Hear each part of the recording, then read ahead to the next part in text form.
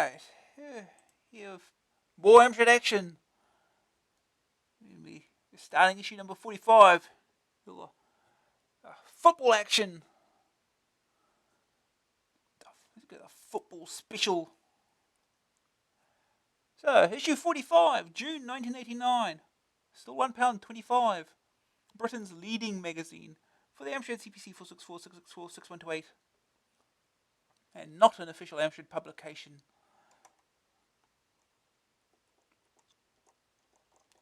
Microprose, Gary Lineker, Emlyn Hughes, and Street Gang Soccer. Who will win the AA Cup? Plus, win best seats at Wembley. MIDI, what's it all about? And hacking, how-to series. We've got this ad again. Again at the same place. The lineup.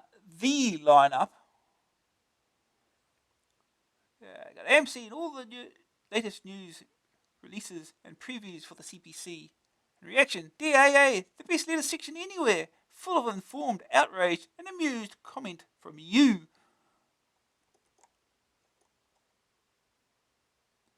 And a massive AA soccer spectacular. There's more text that's difficult to read background. Emlyn Hughes, Crazy Horses here. Gary Lineker. Whatever that says.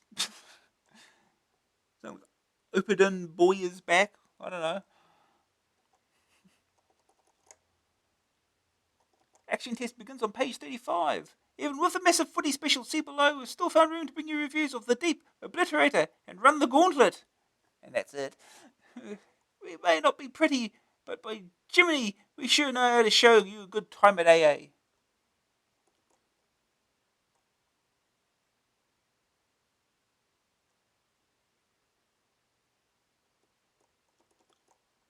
We're all going to Wembley. Well, the lucky winners of a fabulous audiogenic competition are anyway. Yeah. Our simulation's a waste of money. Not so long ago I had a thoughtful letter from a reader, not that this is a rare occurrence, I hasten to add. It just read the review for Chuck Yeager's Advanced Flight Trainer, though almost any issue of AA could have prompted the same response. What on earth do people see in simulations, is the general gist, nub or thrust of this letter. Why bother? The point this gentleman makes is that there's actually precious little real simulation in most computer games, even in the best, such as in Chuck Yeager, or in some of the soccer sims discussed in the soccer special. It begins inside on page 37. After all, he writes, if you've ever been up in a plane, you'll know what a different experience it is from sitting in front of your CPC and waggling a joystick. Fair enough, can't argue with that. The same is true of Emlyn Hughes, Microprose Soccer, and the others. But what that thoughtful gent is forgetting is the power of the human imagination. Books, films, and television are all open to the same superficial logic. There's something about computers that makes people feel very superior, and even if there is any truth in the allegation that playing a football simulation isn't like playing football, it can still be great fun, provided that you choose the right one. And to find out, you'll need to read our football special. Football special. We see a lot of football in this issue.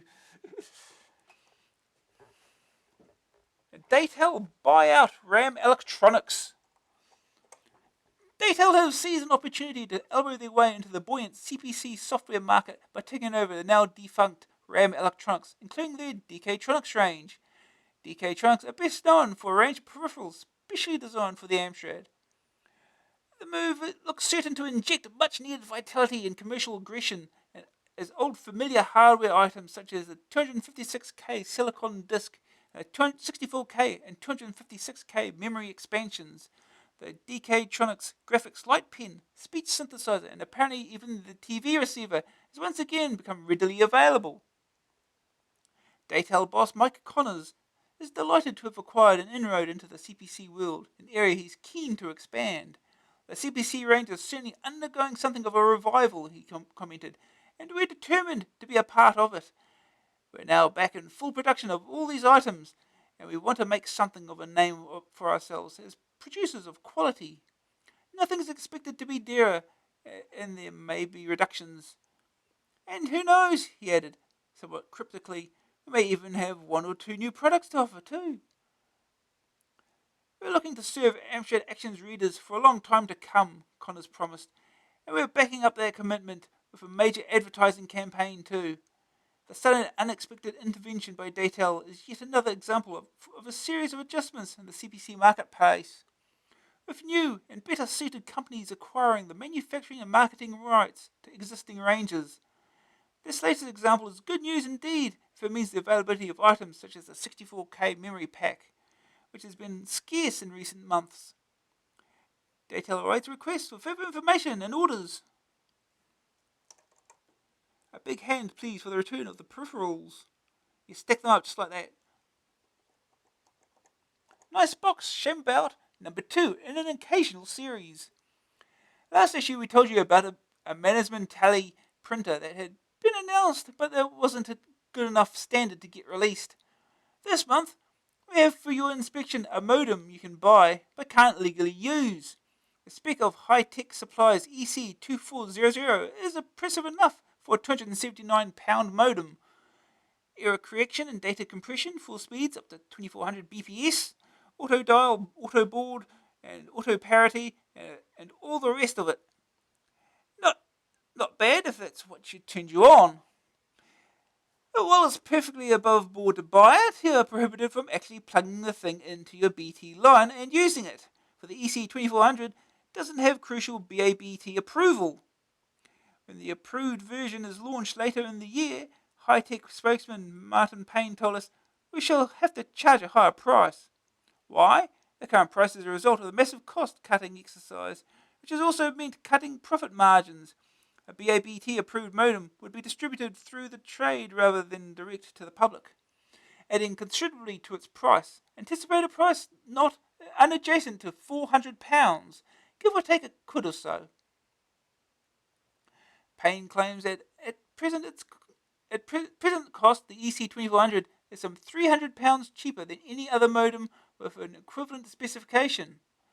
It's really competing against US and Taiwanese imports, which are not of a high enough standard to achieve BABT approval.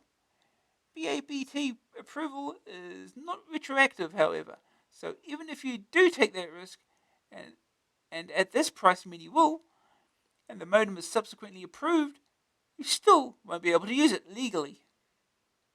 To be fair, it isn't as uncommon as you might expect, and there have been in the past even been kits you assemble yourself, and no one around here can recall anyone actually getting prosecuted for using non-BABT kit, but the legislation exists. If that thought gives you a frisson of excitement rather than the shiver you get when you watch those ads about TV license dodging detective vans, then no doubt you'll be on the dog and bone voice to High-Tech Supplies. The forbidden pleasures of the EC2400. The postman won't thank you. There's never been a better time to subscribe to Amstrad Action, it says here. If you're not completely satisfied, you get back the cost of all unmailed copies. Can't say fairer than that now, can we? Turn quickly to page 30 before it disappears and whip out a writing implement or telephoning digit. Any colour you like. You will excuse us for mentioning a colour dump for the DMP 2000 and other Epson-compatible dot matrix printers, won't you? It works in either mode 0 or 1, offers user-defined shadings and up to 4 colours. The reason why we crave your indulgence on this is, of course, that since these are the news pages, which are black and white, we can actually show you how good the results are. Still, here's what colour dump looks like in black and white. Oh, the shame. Colour dump is expected to cost about £10. For more details, ring Richard Moss and tell him a red-faced AA sent you. Next month in Amscene, a scratch and sniff sound sampler. While we're on the subject of printers, Tenuous Link number 27, SAR have just announced a £30 reduction on the price of their LC10, now with a retail price of £229. Since only fools and horses pay full price for printers, look to pay around £200 or even less. Free publicity is on offer to the company with the lowest price. Ooh. Ex-teacher and cheat row. Chris Price used to be a teacher, not content with the low social standing currently endured by the greatly undervalued section of the community. He went further away from social respectability and opted for the life of a professional cheat. Actually, he's not the lowlife that makes him sound, quite the opposite in fact. CPC Games players will hail him as a hero for Price has set up First Choice Software, a company dedicated to offering gamesters immortality. Two relatively cheap collections of cheats are available, offering immunity in well-known games such as By Fair Means or Foul, Dragon Ninja, Operation Wolf, Joe Blade 2, and Reflex, all on Choice Cheat 1, and Bad Dudes vs. Dragon Ninja. You just mentioned Dragon Ninja. Arkanoids 1 and 2, ATV Simulator, Empire Strikes Back, and Head Over Heels, Choice Cheat 2.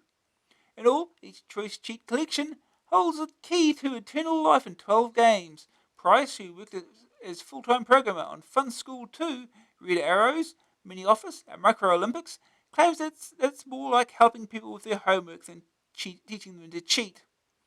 Each Choice Cheat collection costs £2.99 on tape, £4.99 on disc.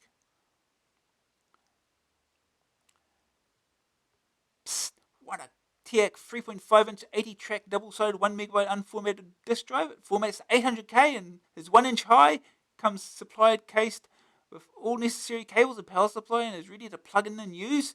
Just needs RODOS and ROMDOS, RAMSDOS. It's yours for £89.95, a whole tenner cheaper than the nearest competitor. Ooh. You'll like this, not a lot, admitted sources close to the editor of AA, i.e. his mum, tells him that one of those CPCs you were always going on about was a prize and that awful little man Paul Daniels, every second counts. How are the mighty have fallen. How are the mighty fallen. The Solent Amstrad Club meets at the Trojans Club, so why not give it a Troy, in Eastleigh. For an altogether better class of joke, ring new letter editor David Gosling. Is Oxfam going soft? Britain's leading overseas aid and development charity Oxfam is launching an important appeal, and your help is required. Oxfam is after your old, unwanted computer software, so dig out that old copy of Psycho Pigs UXB your auntie so kindly bought you. Get together all those other classics that are gathering dust in a cardboard box under your bed and get down to your local Oxfam. By donating your unwanted CPC software, Richard English, Oxfam's appeals manager, says you can help raise money to aid people suffering from hunger, disease and poverty around the world. Yeah, do it now! Executive and charity appeal. Are you a home executive? Are any of your friends or relatives home executives? Many people are unaware that this sad condition is treatable if only it is discovered early enough. Send what you can, however little, well, it is for charity, to Home Executives Anonymous. Hang on a minute. Look, I asked for a perfectly serious story about SD Microsystems' new package, the Home Executive. You know, the one that's really a compilation of household and personal management modules linked by a master menu system. Yes, that Home Executive, which prints information on outrageously expensive organizer stationery as well as standard A4 and computer listing sheets. I suppose, dramatic patient sigh, I'd better mention that SD Microsystems here while I'm at it. Honestly, you want a job doing sound here, you do it yourself. Sometimes I wonder. What the dickens? Electronic Arts has launched a new classic collection. A bunch of fairly recent games going cheap and truly deserving the much abused title Classic.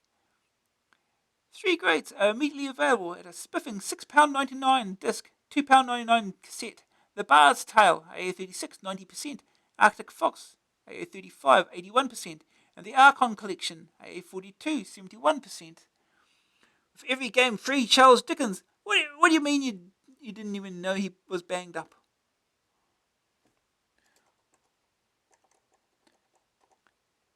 Isn't that just absolutely Freescape typical? Oh, blow flip dash.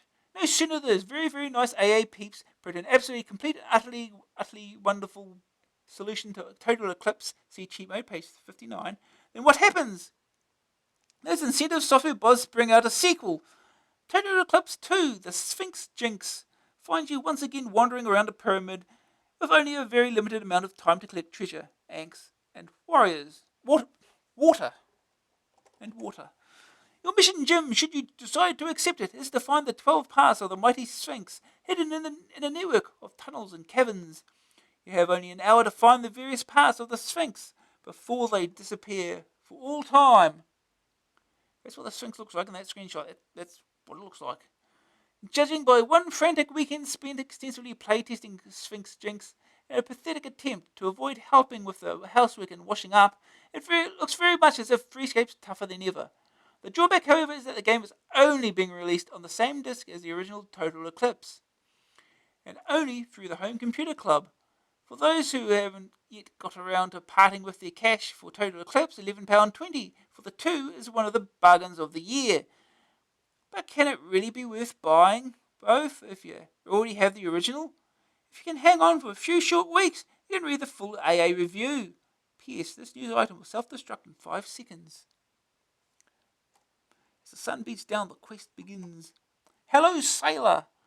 Glittering sequels are in the summer, darlings, and another contender for the double is Navy Moves, long but not especially eagerly awaited follow-up to Army Moves, AA22, 58%. Once again, you're on a suicide mission, but this time it's set in a sub that has to be captured. This all involves a lot of running around and shooting people dead, kidnapping official officers, and looting corpses for ammo. Navy Moves looks good, clean, and military fun with machine guns, flamethrowers, and a nibber suit? Oh, rubber suit.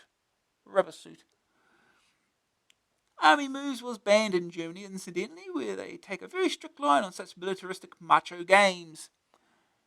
Navy Moves comes from Dynamic, the makers of Game Over 1 and 2, A25, 72%, and Issue 38, 69%. Dynamic are a very pleasant crowd of Spanish people, where the CBC is enormously important, and where, therefore, they ought to know what they're doing. We've seen Navy Moves brought over from Spain, especially for you, and it does indeed look pretty hot. Steve wanted me to mention that he saw last year in Madrid when he visited Dynamic HQ, but I'm not going to, so there. More naval exploration next issue when you get the what? Don't miss the review next month. Price rise. Remember AA21 back in June 1987? Inside Richard Montero was reviewing Advanced Art Studio and Maxam 2, while Action Test was giving the lowdown on Leaderboard, Ranarama, and Grand Prix Simulator. There was something else of note about that issue of AA, all of 2 years ago. It was the last time we had a price rise. But you can guess what's coming next. From next issue, your AA will cost you a measly 20p more. We don't like doing it, but what with the increase in production and printing costs over the last 24 or so issues, we have no choice. If I were you, I'd get my subscription in at the old price, see page 30, before they realise they haven't put the cost up yet. Oh no. Think once, think twice, think tank. Look out, there's a tank attack about. It's grinding its way towards you, courtesy of CDS, which just gives me half a chance, which is all I need, to make a very poor joke along the lines of where Brian Clough's football fortunes led, only an Armoured Division D is followed. No? Oh well, don't say I'm not trying. You are, Webb, you certainly are, Ed. Tank Attack is an interactive computer board game based around 4 countries at war. Surprise, surprise, your aim is not to make peace for our time. No, sirree, your sole aim in life, and death, of course, don't forget death, is to grind your opponents into dirt under the tracks of your war wagon. The war scene is complicated by the alliances between certain countries who fight together, and remember, the countries that fight together, sharing supplies, strategy, and gossip. The ongoing action is reported in the daily newspaper, War News. But just in case you hadn't guessed, the trouble with the tabloid press is they sometimes lie, just a teeny weeny bit, to keep morale up. So when you read that British push bottles up Germans, you have to interpret it in the light of your extensive military knowledge. The battles are fought as artillery duels and tank shootouts, seen through the binoculars of the general staff. Can board games and computers work as a base for good gameplay?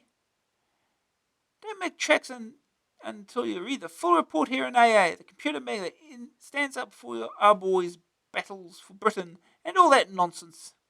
Not quite a free tank with every copy, but look what you get for your cash.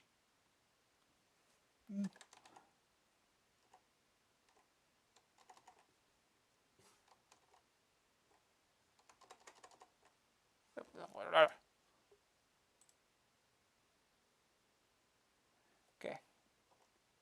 Well, fucky. Unbeatable prices, unbeatable service. I've seen it a lot before. Right, reaction.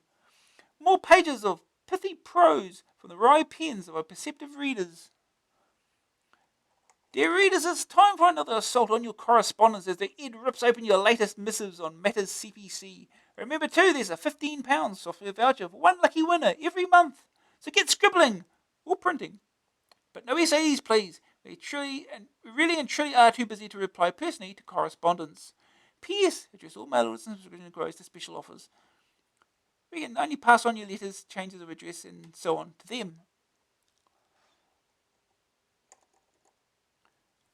Vroom at the top. I was interested to read the review on WEC Le Mans, and am amused at the staying power rating. Having bought the game from a local stockist, I got home, plugged in the joystick, and loaded up the game. With my third go, I'd completed it. The congratulation at the end reads, "Well done, driver. You have shown your courage, skill, and endurance by winning the WEC Le Mans 24-hour race. I would therefore alter the staying power rating to 10%. Into my second point, and I think many other readers of the magazine would like to congratulate Amstrad on the reliability of the computer. I've had my 464 for about 3.5 years, and never has it caused me any troubles. My friend, before upgrading it to an Amiga, had his Commodore 64 replaced 4 times. Simon Pointer, Leeds. Oh dear, Simon, if I tell you you're an exceptionally gifted games player with superb reflexes, the dexterity of a cat, and the intelligence of the combined membership of Mensa, would you go away and stop bothering us? As for the serious side of your letter, I agree entirely. The CPCs have proved themselves to be remarkably robust machines, for which Amstrad deserve credit, except they don't take credit, only cash. Indeed, the recent survey indicated that dealers find them the most reliable of all home computers, which is just as well given the raw deal retailers get at the rough hands of Amstrad.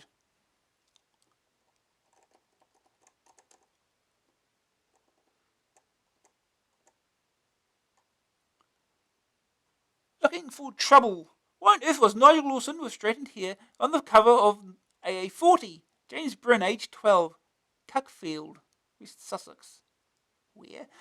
You're looking for trouble, Bryn? Because you're joking, just right way about finding it. That Nigel Lawson with straightened hair, as you so unfairly describe it, was none other than Steve Carey, aged 93, according to the picture. Artist Graham Puckett has been sent to Coventry. A really big mistake made was putting a full address on your letter. Oh no.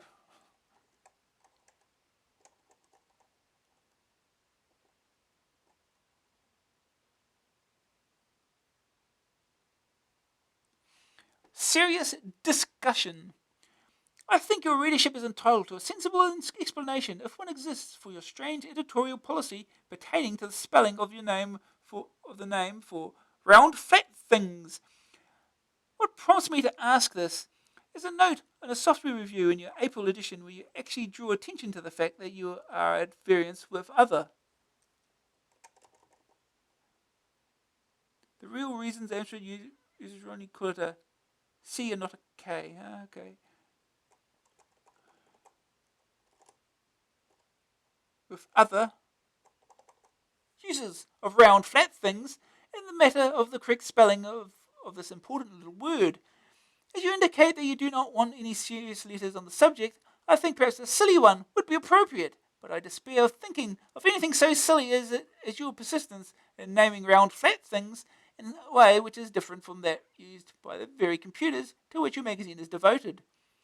I know the OED admits that the existence of two spellings, and even declares the other one the usual, whatever that means, but surely the one relevant to us is the one used by Amstrad CPC machines. Most of the software for them, and most of the literature about them. Many programs which are sold in round flat form are called into action by means of a loader file, which goes by the name of one of those round flat things. And in every case that I've encountered, the spelling is the one used by Amstrad themselves.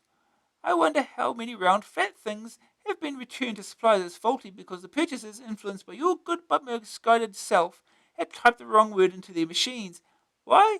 No silly answers, please. RJF Stewart, Hightown, Merseyside. I'm sorry, I had to cut your letter down to approximately 1/14 of its original length, but I think I've preserved some of the original spirit. I offer no explanation, apart from reprinting a snippet from a fairly recent issue of New Computer Express, 48p, every Thursday from all good newsagents. Don't miss out. It is quite clear, incidentally, that Rob Ainsley, editor of NCE and author of this snippet, is unaware that the original English spelling of round flat things is with a K and not a C. Besides, I'm the editor. So there.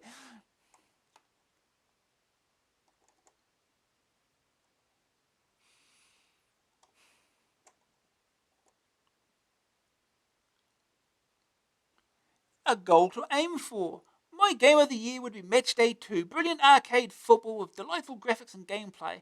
Tell you what though, a cross between Matchday 2 and Football Manager 2 would be an instant and enormous hit. You got to pick your team and then play against the second team controlled by the computer, where the quality of your team will decide the difficulty level. David Hayes, Glasgow, Scotland. You're not soccer by any chance, David. If you are, you won't need to be told to turn to our Soccer Mega Special beginning on page 37. There you'll find, among other things, a review of Emlyn Hughes International Soccer, which would appear to be exactly what you're asking for, and more. Why take my word for it? Turn to page 37 this instant and see for yourself. Really pushing the soccer.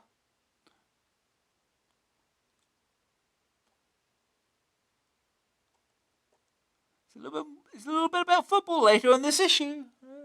Hey, it's time for Sugar Man. Alas, I'm about to be mauled by this lion-type thingy. Grrr. Don't worry, Princess Mariana. I will save you. Huh? 9 out of 10 cats prefer Kitty Chow, trademark. Sugar Man, my thanks, but why did you not use your powers? Gobble. This plane of existence is a neutro-magnetic hyperflux. It nullifies my power. Contrived reason number 35, page 996, volume 4, The Cartoonist's Handbook, 2nd edition, Soccer Publishing Limited. Oh. What is your contention with Drax? His evil magics have opened a hole in the space-time continuum. Chop. Thwack. Swallowing many MP2 modulators, 3-inch discs, and CPC firmware manuals in my world. Contrived plot number 68, page 397, volume 2, The Cartoonist's Handbook, 2nd edition. Drax, you die. Pardon me? Drax Soul Ripper? No, I'm Zog Mindstealer. Drax's dungeon is next level down. Oh. Teach yourself necromancy. Then past the pits of doom, then turn left to the dragon's lair. Wizards all look the same to me.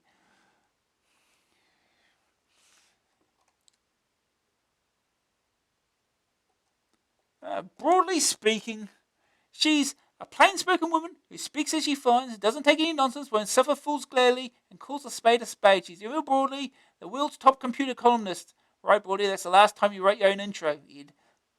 Oh no.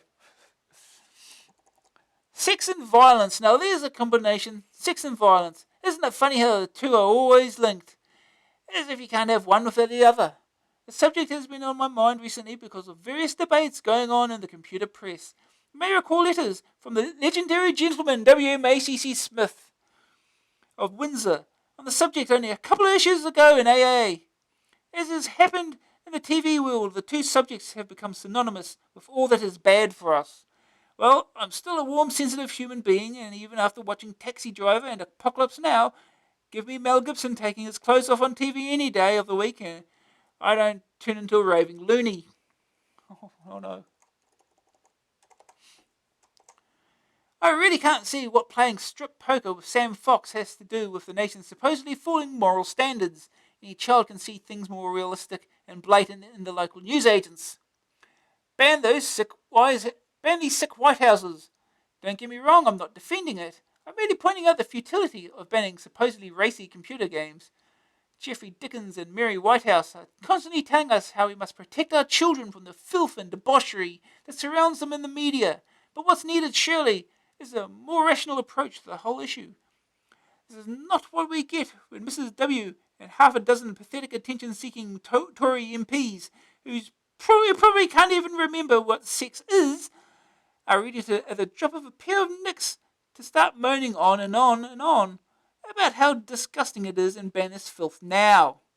How dare these patronising, pompous, pontificating fools try to tell us what's good for us?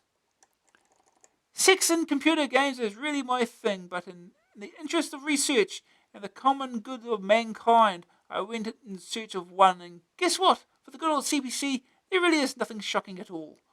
Nothing in any of the games I tried compare with what's readily available on the top shelf. And this is from a girl who's only ever seen the covers of these magazines. My own opinion is that any adolescent male daft enough to shell out £10 or £15 on a strip poker game deserves what he gets. A bad case of sexual frustration and the uncomfortable suspicion that he's been taken for a ride, which he has. The first victim is insomnia. Now, violence is a different matter. There are literally hundreds of games which promise the reality of war and frenzied attacks, as well as offering to make the player a hero. Take, for example, please take Platoon, reviewed in AA32, Operation Wolf in AA40, and Bad Dudes vs. Dragon Ninja in AA42. After hours wasted on this nonsense, I decided that the real heroes are those who actually manage to get through them without falling asleep. I can't imagine how a computer game about Vietnam can turn someone into Rambo. What's infinitely more disturbing are the stupid ads that appear from time to time, such as that appalling Psycho Pigs effort. What on earth were US Gold thinking of? Which only served to feed prejudiced minds with ammunition for their mindless "ban these sick games" campaign. If software companies were only a little more discerning about how they advertise games and not use titillating pictures of scantily dressed, largely breasted women, we might get somewhere. But of course, we all know why they do it. Censorship won't work. But I repeat, banning is no solution, and in fact would only serve to make the whole thing much more attractive. One of the reasons I was thick enough to take up smoking when I was a girl was because I was repeatedly told not to. No, there's no point in banning sex or violence from CPC games. Indeed, I don't think it's even desirable, since both activities have their separate places.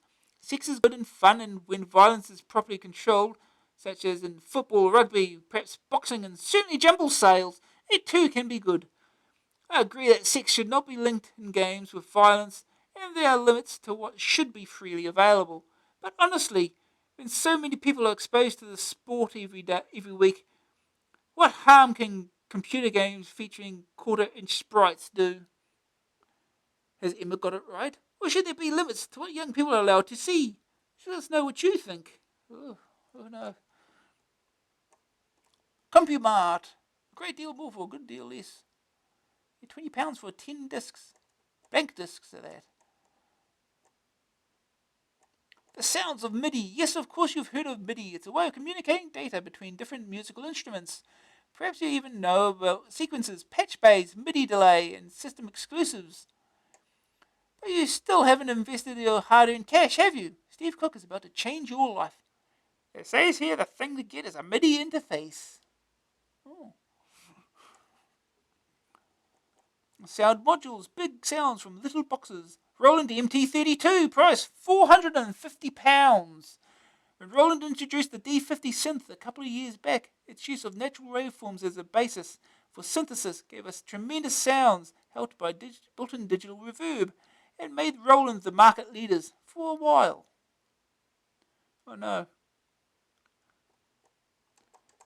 The MT32 has an odd habit of booting up responding to channels 2 to 10 and ignoring channel 1, which tends to be the default on most keyboard controllers. Minor problems like this are not helped by very poor documentation, making the unit frustrating for someone completely MIDI naive. And on the other hand, the purity of the sounds and the powerful control options should make this unit almost irresistible and goes very well with the MK5VA and MK7VA keyboards. If you want a wide selection of sounds and excellent multi-timbrality, go for this one without hesitation. The Cheetah MS6, £299.95.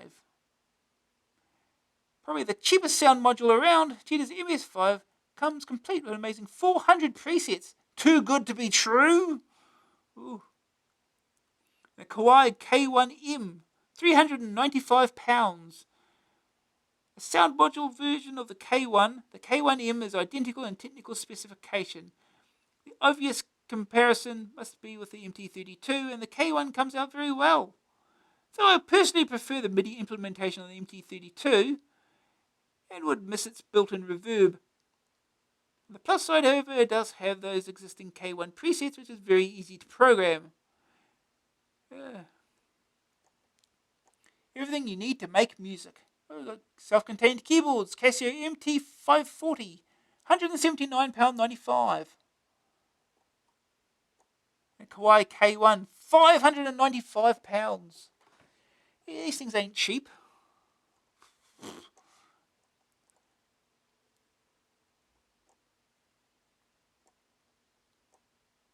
More ads.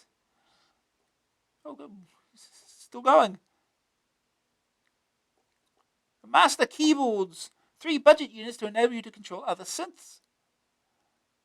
MK7VA, £399.95. MK5VA, £374.95. And the MK5, £149.95. These are budget units.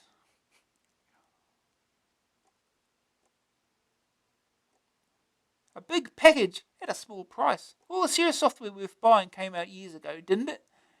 That's what Pat McDonald thought too. Page Publisher, £14.95 disc, 128K only, by Stuart McCall, East Hall, Glasgow. Any home computer with its salt must be able to perform genuinely useful tasks as well as play games. The CPC is well served for the traditional computer tasks of word processing, databases and spreadsheets, but some tasks such as desktop publishing are not too readily available. Stuart McCall of Glasgow has been working on a DTP program for the CPC for 2 years. It's been designed to edit and print out an A4 page and uses icons and pull-down menus to best effect. Though here at AA we've had glimpses of the program since late last year, it's only now that the final program is going on sale. Too narrow a column for justified, i.e. a straight right-hand edge, but you get the idea. Look, the 3D image.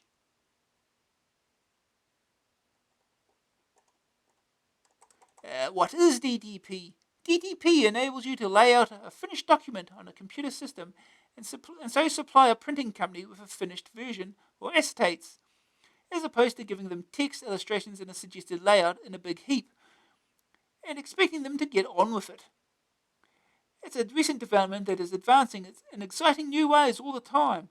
For instance, the first issues of AA were done in a way that an Elizabethan printer would have been able to understand, though he might not have known what CPC stood for.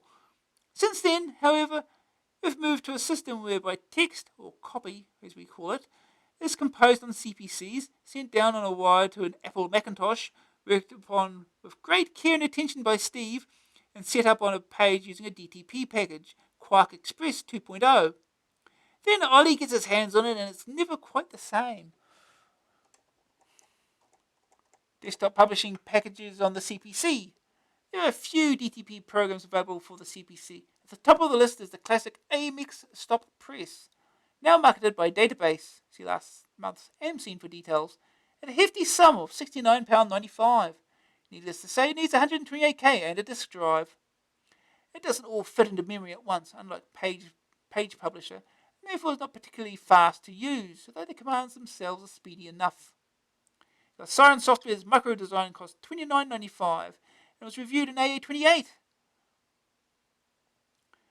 And in AA33, we received a copy of Microsoft's Fleet Street editor. Suffice to say, it featured in our end-of-year Major Turkeys of 88 feature. To round off, a few issues ago, AA41, we reviewed Microdata's tiny desktop publisher. This only costs £6 on disc, 6128 only, and needless to say, at that price, you don't get a whole lot. It is pretty good for teaching fundamentals of theories about DTP, and so it's more learning aid. DTP is possible on it, but only at the expense of time and effort. These are good news for what was it called? Page publisher. Good news. Simple text entry. Attractive price. Reasonably fast to use. Bad news. Distorts screens from the outside. 128k only. Forum. Help is on hand in the shape of large but perfectly formed Pat McDonald. Welcome once more to Forum, where Pat does his level best to answer your questions and pass on your hot tips in all aspects of CPC computing. Don't be too disappointed if your masterpiece isn't in this month. We received heaps and heaps of mail, and it's sometimes 2 or even more months before we can find room for letters.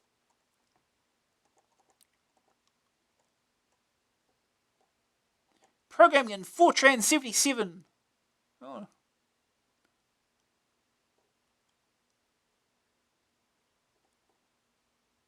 To B drive or not to B drive?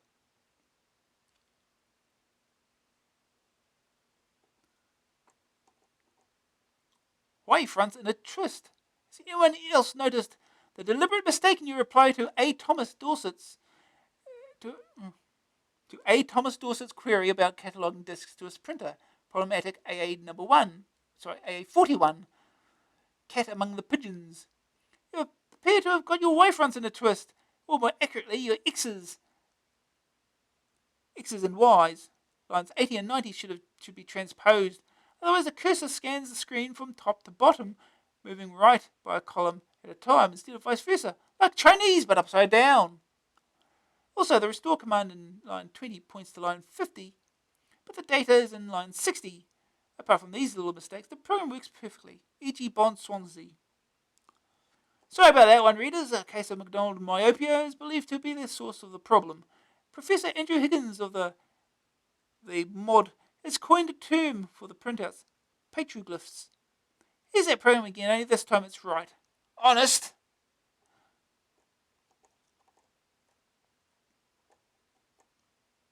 The correct SCART CPC wiring diagram.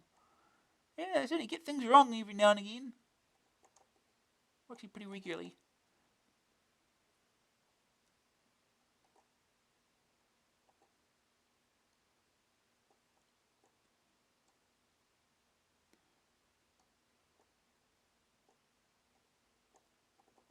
Oh no, Michael Gorge. Could you manage this, Rockstar? Codemasters. Yay. Interesting letter. Is it joystick designer and efficiency that allows for accurate placing of the cursor, or something else? The reason I ask is that we have Steve Davis snooker, and even with a 6 microhertz joystick, it's often impossible to make the cue ball impact at exactly the desired point. The result is a decidedly un-Davis-like missed pot. What's needed is some way of moving the cursor gradually and continuously rather than in short, sharp bursts. Is there one? John Hawkins, Stevenage. All joysticks for the Amstrad work by time of contact. The joystick direction works for the time that the switch is in operation. This means that the faster your reactions, the more accurate your joystick control will be. What you need is some sort of intervention device for precision control, something that like a fire button for each direction, which will give a short, precise shove. I've never seen anything like that. Hardware project, anyone? These are small ads.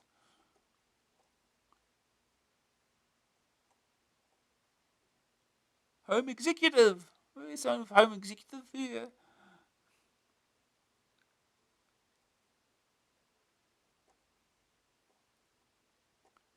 $25% off all non-budget software.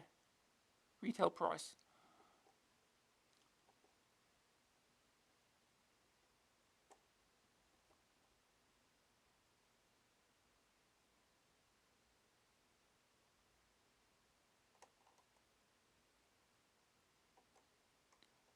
Helpline. All things people need help with. Or offering help with, even. A small selection from our warehouse. Ooh.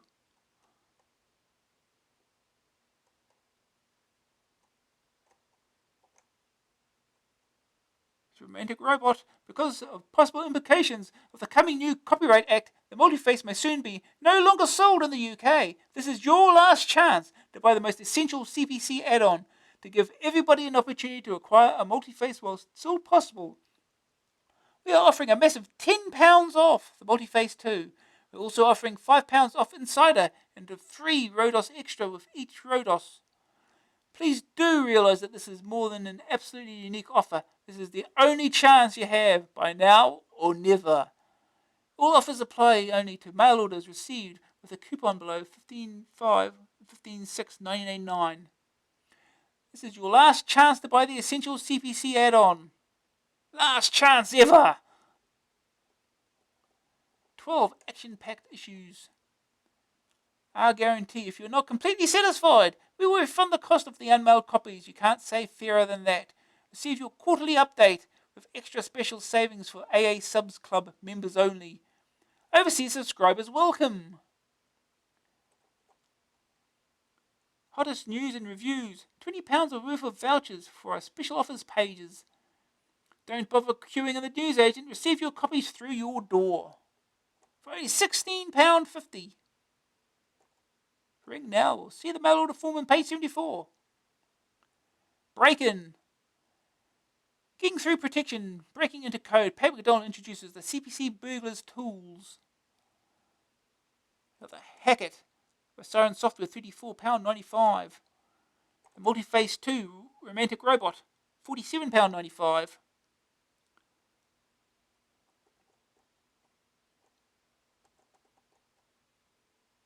Important notes. 1. Use of either hardware device featured here requires some knowledge of machine code. If Richard Montero's first bytes didn't mean much to you, then you have little hope of hacking games successfully. 2. No, we're not encouraging piracy. 3. If you want to learn to drive, I won't stand in your way, but if you break both your legs, don't come crawling to me. Let me translate. If you screw up your computer or software, don't blame McDonald, Ed. New feature, Insider Dealings. You've seen his work dozens of times in cheat mode now. After months of delicate negotiations, we've finally persuaded Phil Howard to come clean and spill his secrets. He crank open the back side of the monitor and all the cheats come wafting out. Apparently you've got to be Bagman to do it. Or something. Listen, you're either in or you're out. Insider dealer and corporate trader Gordon Gekko, as portrayed by Kirk's Boy in Wall Street, lays it on the line. The hacker's equipment, sunglasses optional. Zach's programming the Z80 has the Z80 instruction set. The Multiface 2, which has spurred programmers on to make greater efforts to protect their code. A word to the wise, or at least a message to the hacker inserted by a miffed and foul-mouthed programmer. We've cut some of the choice of phrases. Oh no.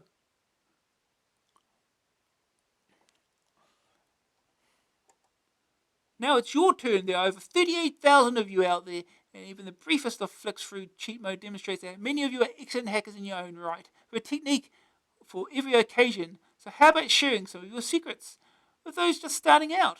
If you need some help, perhaps we know the very thing to get you going. And if you're just starting, perhaps you didn't reinvent the same old wheel as the rest of us have had to. Right to Insider Trading. Rockstar, Wacky Jacko, could you manage this, Rockstar? Yeah. Maybe not.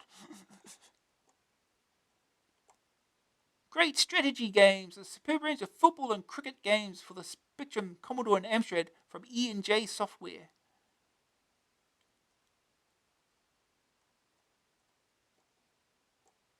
There we go, action test. We're at the games, finally. Stand aside, move over, make way. It's his wickedness, Trenton Webb. A different look to action test this month for a massive soccer special beginning on page 37 and featuring reviews of Emlyn Hughes, page 38. Gary Lineker, page 41. Street Gang Soccer, page 43. The long and eagerly awaited Microprose Soccer, page 48. At stake is not only the Master Game Award, but the AA Cup previously held by Ocean's almighty Matchday 2. Move over Matchday, your time is up. But that's not all this month, for we've squeezed in reviews of The Deep this page, Obliterator, Overleaf, and Run the Gauntlet, page 50. Let's go! First game tonight is The Deep by US Gold, $9.95 cassette, $14.95 disc. Choice to cookies. I should look at chat more often. Right. There you are, bobbing along the beautiful briny blue sea, making like Miami Vice, when what happens? A submarine decides to take a pot shot at you with a heat-seeking missile. Shaken but not stirred, you check the emergency supplies. A life jacket, flares, you little trendy, the observer book of fish spotting, and oh yes, a crate of depth charges. What a stroke of luck. Mine's a large one. The only thing to do is start hauling them over the side and kick some serious sub-rudder. These depth charges can be made to sink faster or slower to catch out those sneaky ships, which have some strange aversion to high explosives and salt water. These, though, are the only weapons you get, and only a limited number at that, so prudence is required when using them. So go get prudence and off we jolly well go. You are sailing over what looks like Egypt in the monsoon season, when you see subs starting to sail around beneath you. There are three types: nice bright red ones, camouflaged ones, why? And big silver ones that look like jellyfish with a weight problem. The first two are no hassle, apart from the fact that they try to launch mines at you. The jellyfish are really nasty as they chase you, even on the surface. The nice submariners do their best to help you out of this situation by sending up supply boys, and when you send them to Davy Jones's there's enough S's, Ed, locker, you have to race along and collect the marker flags, which alerts the Coast Guard to your predicament, and along comes his chopper to give a helping hand. Aid comes in the form of extra weapons, sometimes a smart bomb, no scruffy bombs around here, and sometimes a guided torpedo or hydrofoil power to help you sail from side to side of the screen much faster. That's about it really. There's no gameplay to speak of. All there is to do is use your limited arsenal. Sorry, the football special is getting to me. To waste as many subs as possible. It is, however, a strangely enjoyable game to play, especially as you develop techniques for catching even the sneakiest subs with your charges. The graphics are limited by the subject matter. After all, what can you do with a boat made to look sexy? To make it look sexy, don't answer that. But the sprites are detailed and there's good use of colour. The game itself seems to be a bit of a throwback to earlier styles, but this doesn't stop it from being fun. Controls are simple to use and objectives clear. Only the guided torpedo is awkward. And what's the point of having a special weapon that makes you more likely to get killed? If you fancy a life in the ocean, US Gold, wave, and some mindless fun, you could do a lot worse than taking a dip in the deep. First aid target scores apparently nothing because there's nothing there. Was it after there? No. There's no first aid target score. Whale meet again. The Deep was the none too original title of a novel by Peter Benchley, following his worldwide bestseller Jaws. The book, which was subsequently filmed, featured a notably daft plot that involved a giant eel, wrecked ships, and morphine. It featured Robert Shaw doing his over-the-top crusty old sea dog bit. The Deep was worth watching, some would say, if at all, only for the first 10 minutes, which featured Ms. Jacqueline Bisset in a wet t-shirt. Second opinion. Looks simple and is simple. The Deep is not a game for Sims fans. It's not a game for any fans really. It's just too little here to interest the serious gamer for more than 5 minutes. Green screen. A beautiful pea green boat, but just about everything is the same colour too. The verdict: graphics 71%. Good little sprites, not much variety. Sonic's 54%, just explosions and the occasional helicopter sound. Grab factor 63%, easily picked up. Staying power 55%, easily put down too. Reasonable blow 'em up. AA rating 62%, fun but limited life expectancy. Okay. Now we can get to play it.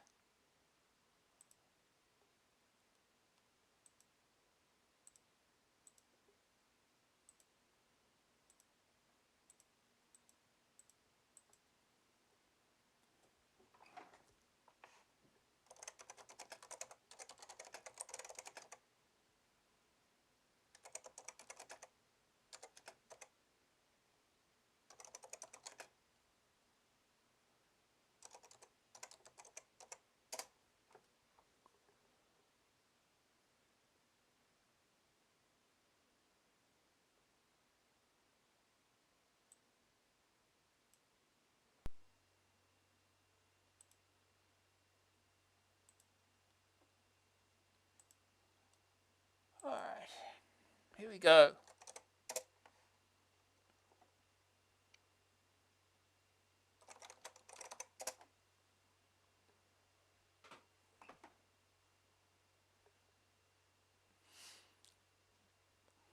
The Deep trademark.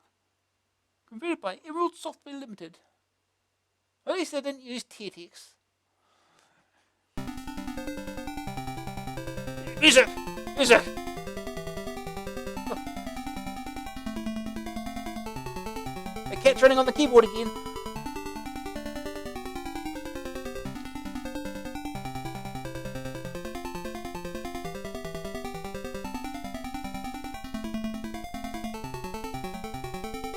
Licensed by Cream Corp. Let's stop all that. High score 111,500.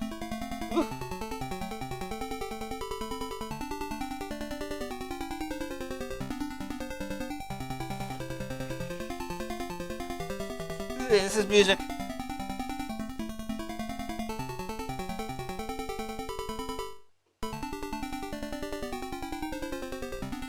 Right, let's go.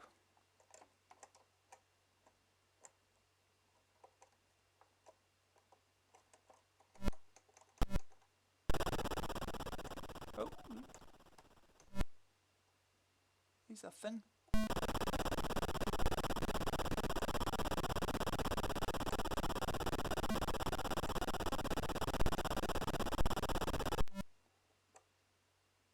Missed.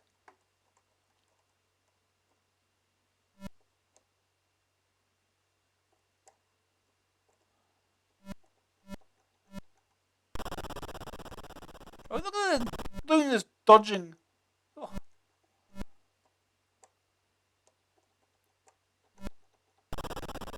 It'll come up for you eventually.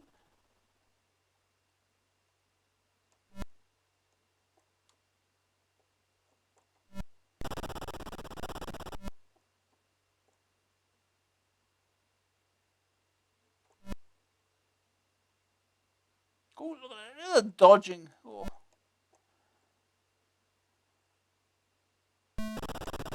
Oh. Golly. Oh, killed everything. You get no points for that. Oh no, he's going for me. Still that too late.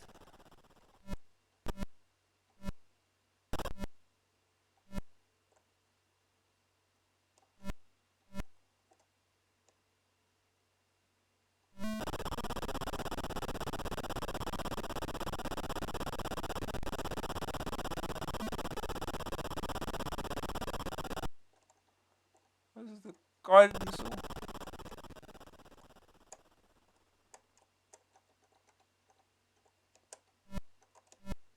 Ah! Oh, it goes back down. Oh, geez, this thing's shooting back up. Oh no! Oh. How long is it going to take to get 111,000? Ah! Not going anywhere.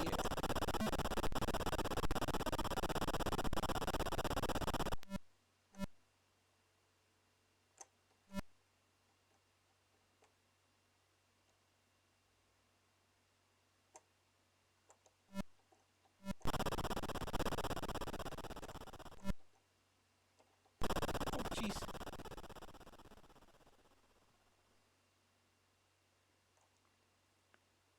Ooh.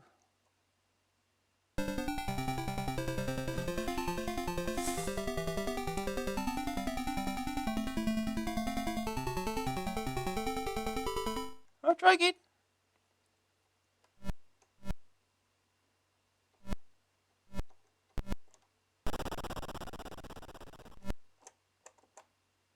It's stuck here now.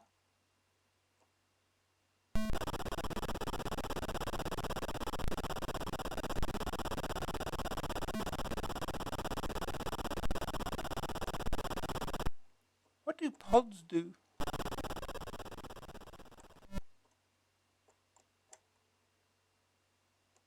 I'll wait for him to go. Oh, the plate disappears.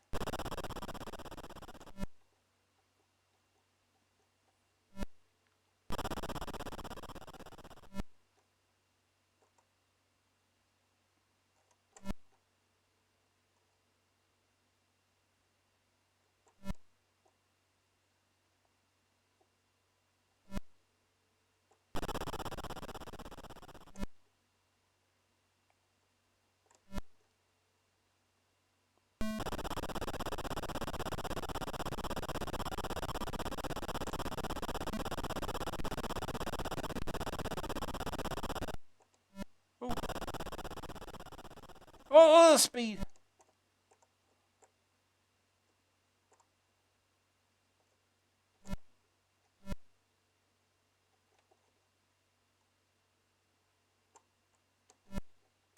Alright, out of the way.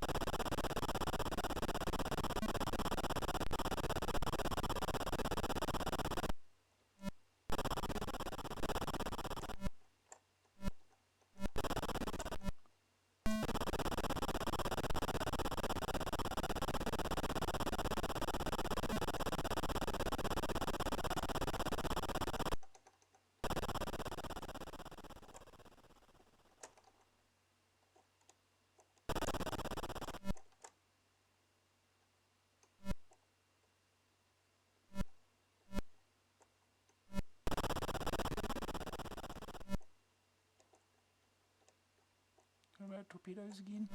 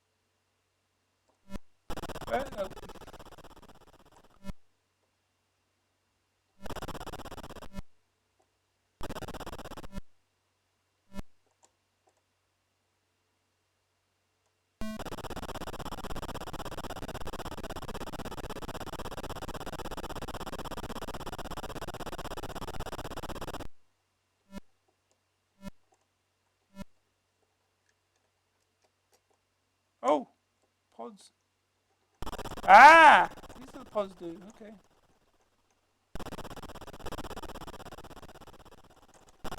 Oh.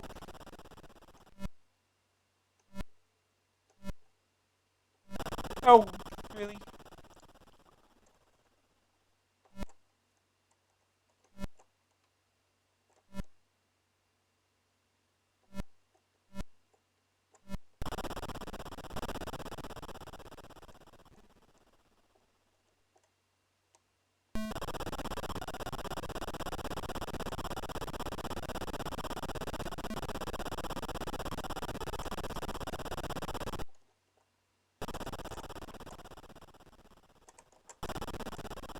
Oh, God, it came back up for me.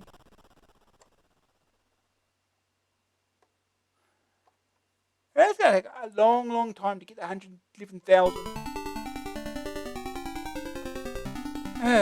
We'll give it one more go. One more go. Oh, jeez, get out of here. Can we quit? Do we have a quit option? Apparently not.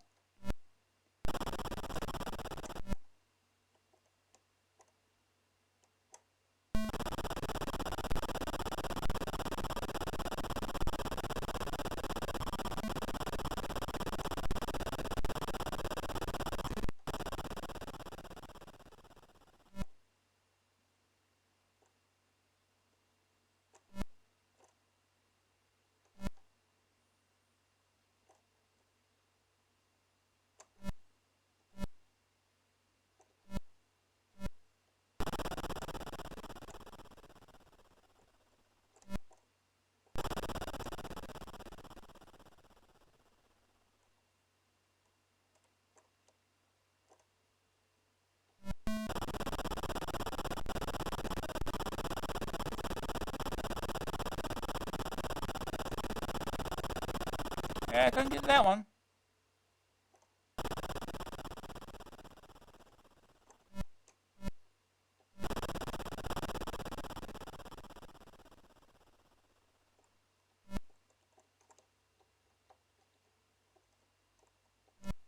Go. Let me get out of here.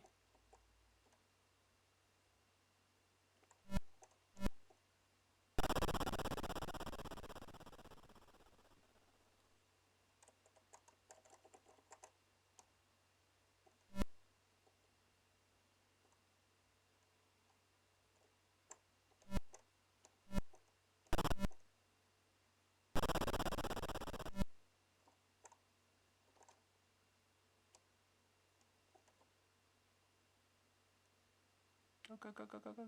Oh.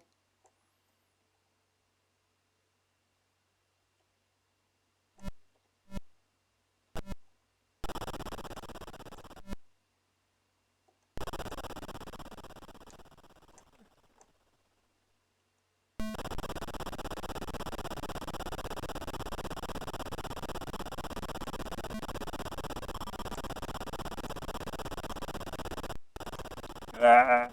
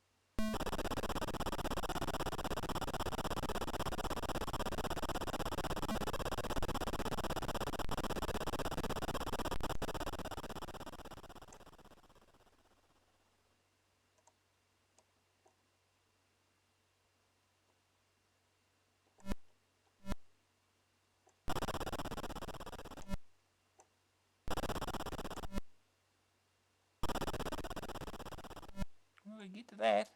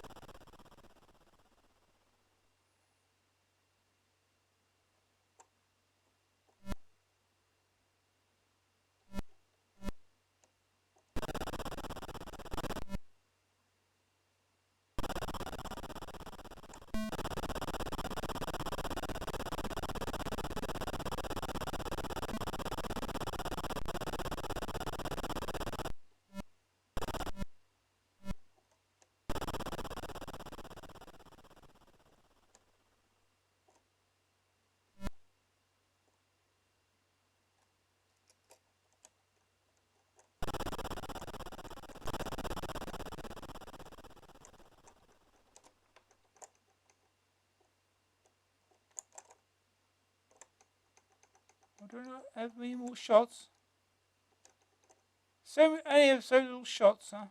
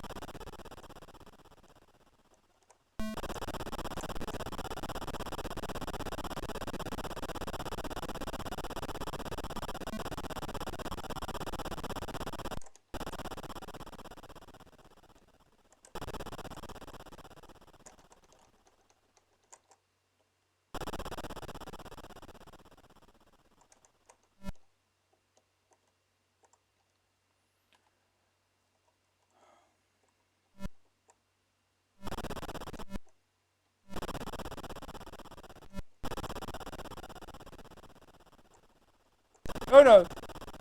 Oops.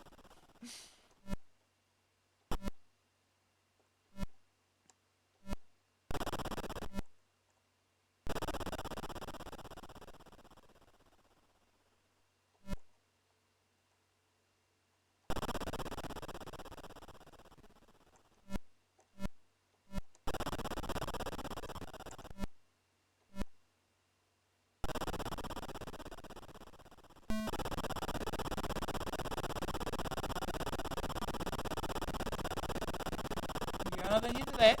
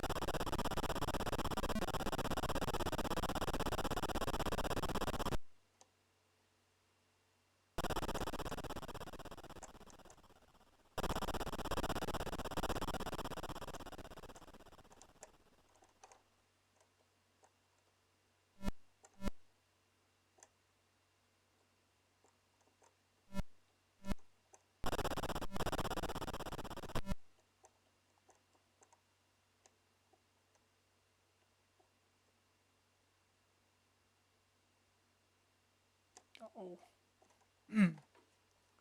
Huh? I'm getting the hang of this now.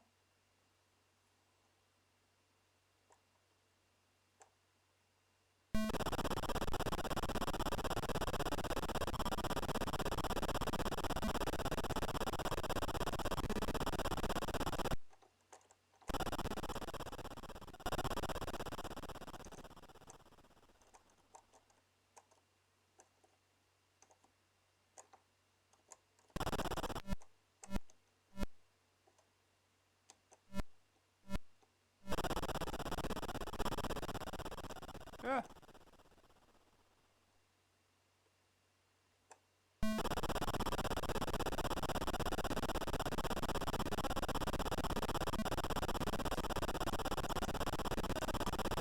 Oh. That doesn't... That loses your life. That gets hit by something, so...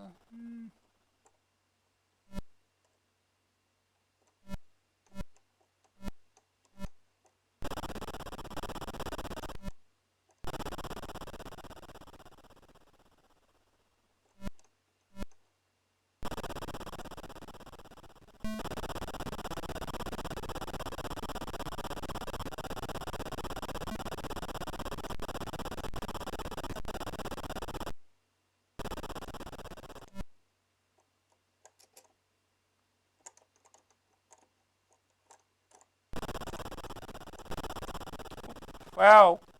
Hitboxes.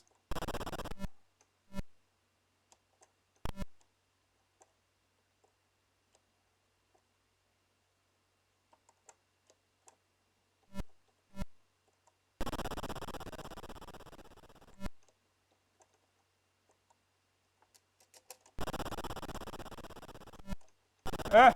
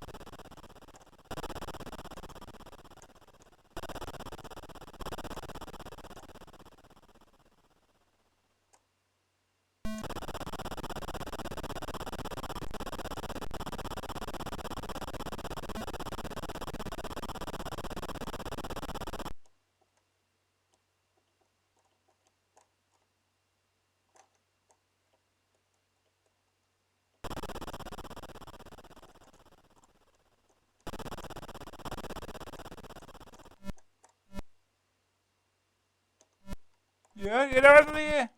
Oh, oh.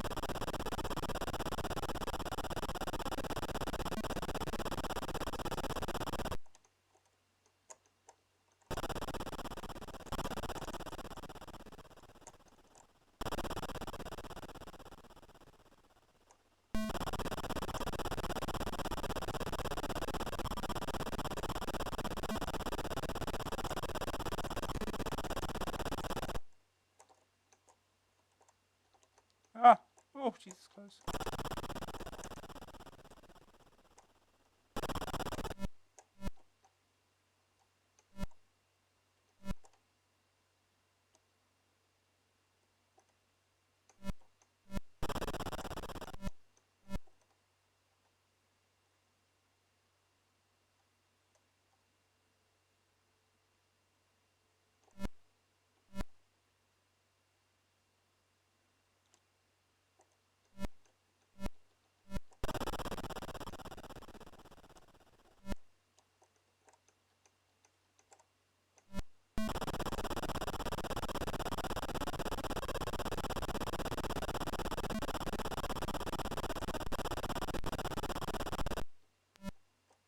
Yeah, look at that.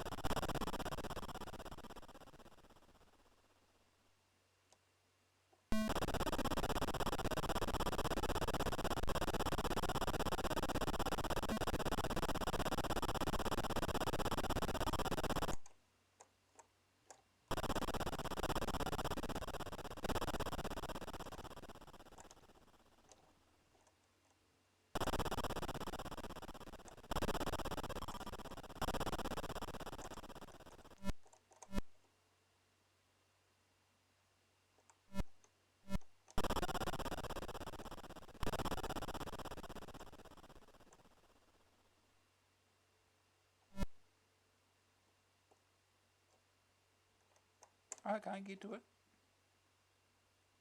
Can't get to it.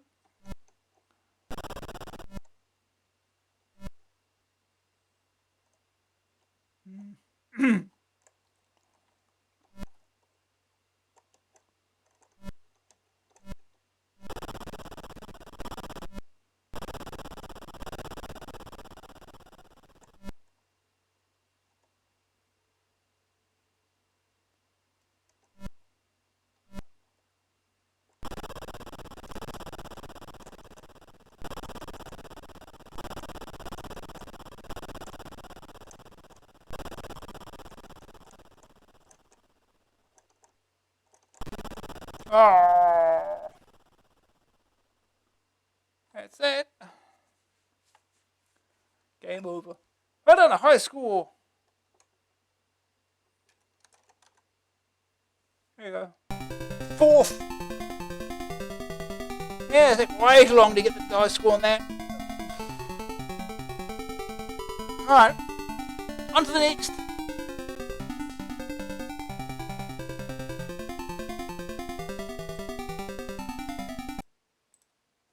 Alright, next game was Obliterator by Signosis. 999 cassette, 1499 disc, joystick keys. Oh dear, I was afraid this would happen. It's my personal communicator again. The Federation of Council of Elders, no doubt. And guess what? Yep, a nucleonic interstellar shuttle is on its way to collect me. Oh goody! I can scarcely contain my excitement.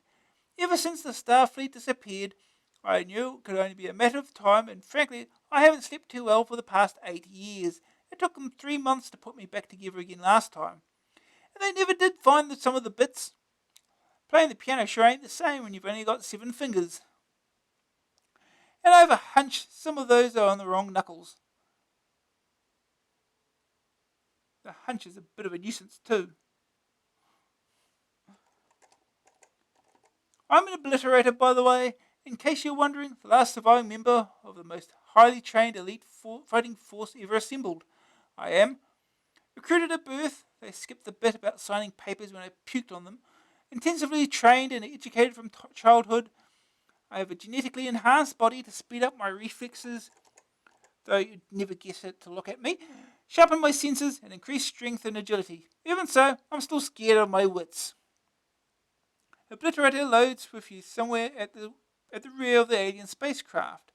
The action takes place on a fixed screen playing area, with you, the last Obliterator in person, on a mission to kill monsters and collect stuff, guns, bazookas, blasters, and ammo for all of these. Along the way, you'll come across many bloody-minded enemies who just won't move out of the way, even if you say pretty please and promise them a copy of AA1.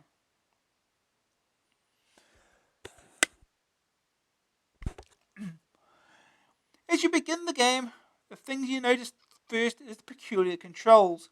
Using a joystick, for instance, left and right do what you expect them to do, but up and down don't. Across the bottom of the screen, there's a row of 8 icons that represent your chosen activity. Push up or down on the joystick, and you start to flip through and highlight each of these icons in turn. So stop at the shoot icon, for instance, and return to the regular left and right movement of the joystick. Now when you press the fire button, the chosen activity occurs. In this case, stop and fire weapon.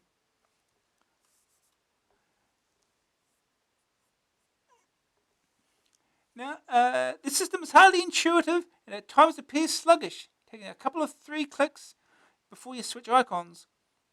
On the other hand, you're unlikely to go rushing past the icon you're really after. The same old system was used, as you may recall, in Psygnosis' Barbarian, not the Palace Maria Whittaker effort, the other one. It takes some getting used to. There's no denying that after a while you gain the knack. It gives you a range of activities you couldn't get from the usual arrangement. The setup is not the most logical. Bullets, for instance, don't follow you from one screen to another, but that is balanced by the fact that if you leave a screen before your own bullet hits home, you don't get the result from it. Even less true to life is what happens if you fire just before a monster shoots back.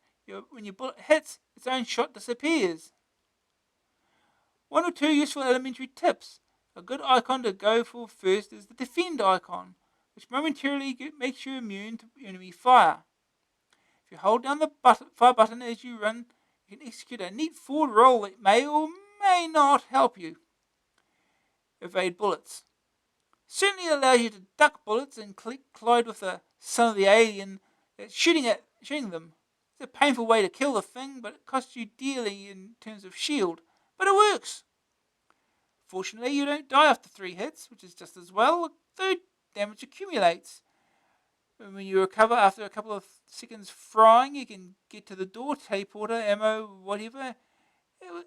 And whatever it was the wee beastie was protecting, at least at the beginning, the suicidal kamikaze mentality actually pays off.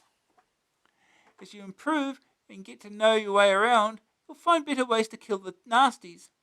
Graphics aren't stunning, and the background is kind of a dark background, minimalist girder and floor ceiling affair interspersed with occasional props. There's a haunting tune playing throughout, and that somehow reminds me that bit in Alien when John Hurt made the unfortunate mistake of leaning over to take a closer look. Though it doesn't sound anything like that at all. Atmospheric, but limited. Obliterator is going to keep you occupied for some considerable time. There's a lot to explore, and it takes ages to learn how to do things. To be more accurate, it took me ages to learn how to do things if you're a dead hard gamester who finds Obliterator just too easy to be worth playing. Well, good luck to you, pal. But remember that not everyone's as tough as you. Use your controls, your icons, which are actually wrong. Left and up, down are correct. Into is correct. Jump is not. Jump is the next one over, the one that's dimmed. Is not halt. Shoot. Yeah, that's shoot, I think. Action, it's not action, I think that's defend. No, it's pick up. I suppose it could be an action, I guess. And defend there. Well, close enough, I guess. Second opinion. The peculiar icon system may work fine on 16-bit machines where you can use a mouse, but it doesn't feel too comfortable on the CPC. Still, I really like the scenario. Huge spaceship to explore, which should help you keep you busy for hours if you can maintain the interest. Well, hard players only, I fear. Green screen, dark but fine. The verdict: graphics 67%, chunky and fairly smooth large sprites, dark and blocky at times. Sonic 64%, odd haunting tune, plays constantly, but other effects aren't too bad. Grab factor 47%, the odd controls are a big turn off. Staying power 66%, you'll need to give it time. Run, shoot, find, pick up, explore, a little repetitive. AA rating 59%, not as much fun as Barbarian, and no more meat to it. Okay.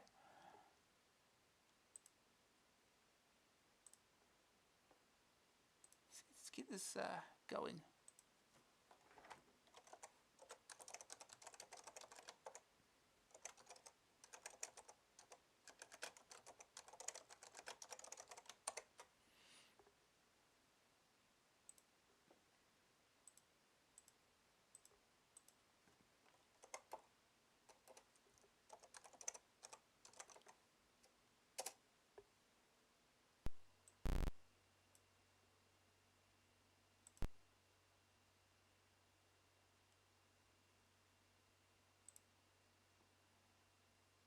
Okay.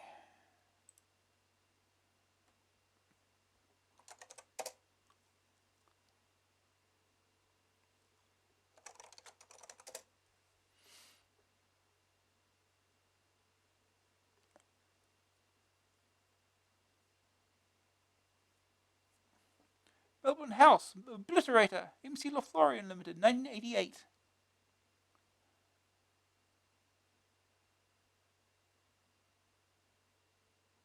Welcome to the world of Obliterator. Joystick. Copyright Melbourne House, 1989. Coding by MC Lothlorien Limited. Programmed by Paul Murray. Graphics by Ed Knight. MC Lothlorien, who also did Barbarian 2. The Palace one. Go figure. Alright. Nothing happening on this title screen. Let's go. Okay, yeah, left and right. Move left and right. How about that?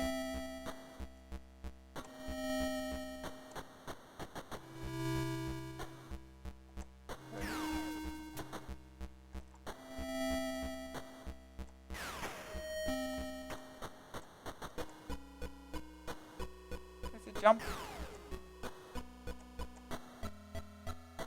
That's a shoot. He shoots up into the ceiling for some reason.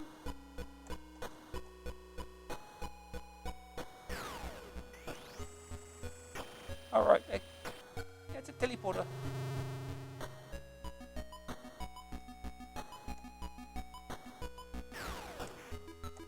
Oh, ow.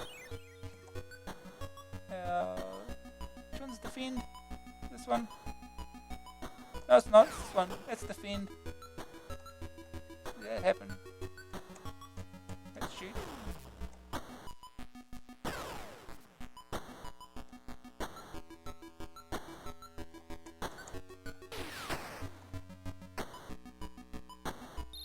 Oh, it's really...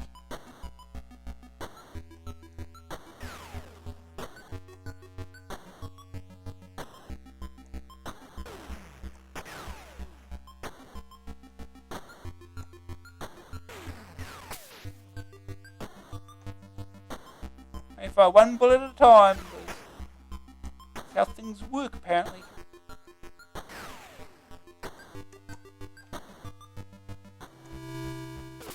I'm sure I'm doing some sort of damage here.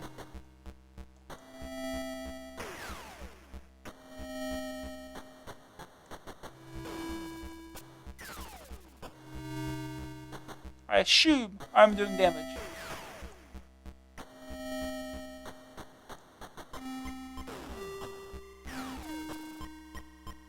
I assume I'm doing damage. Oh, that's too early again.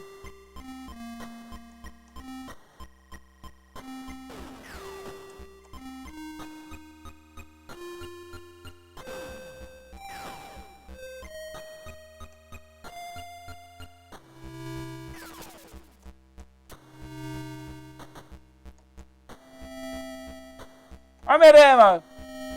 Never mind.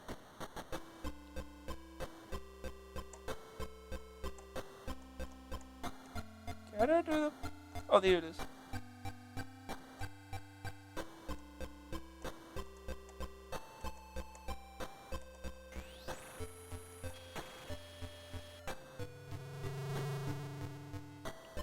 So how well does doing this go? And hey, oh, never mind.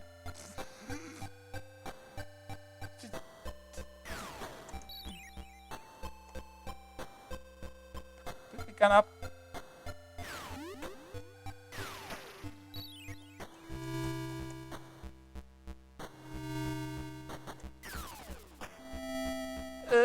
Oh.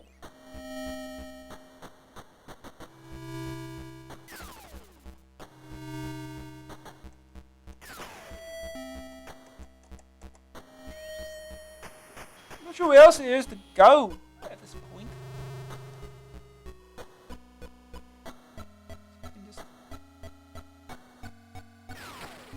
Oh. I was in the wrong thing.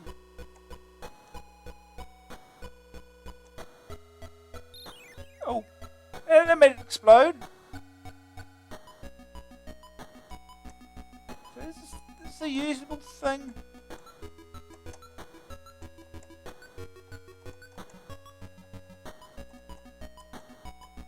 Does it appear not?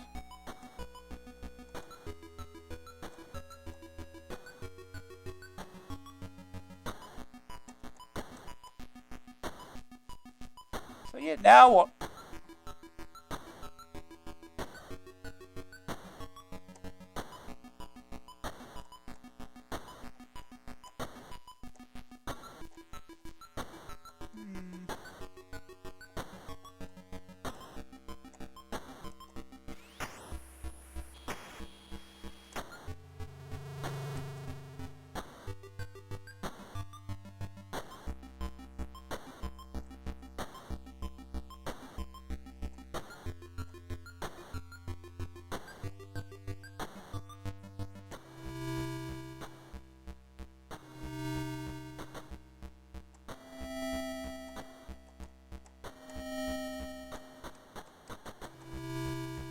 I have no idea what I'm doing now. Can't shoot downwards at the thing.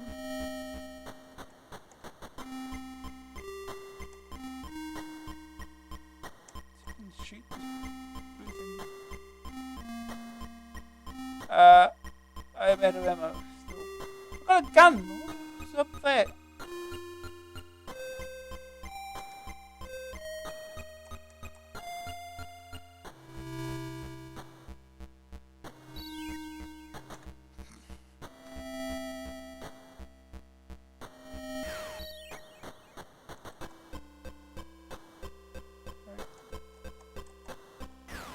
Ah! Downwards for these. Obviously!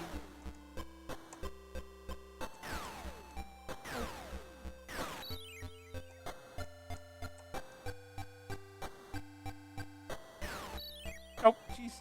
Just give me a chance, why don't you? Roll out of here. Whee!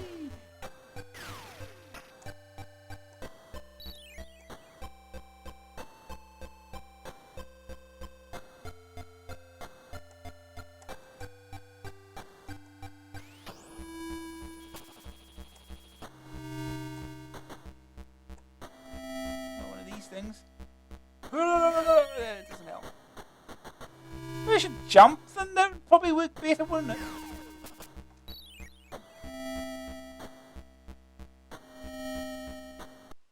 And we did. You failed in your mission. You are dead, and the Earth is doomed. And so ends the last mission of the last Obliterator. Your score is 400 points. Okay, I got a bit more idea. Let's try again.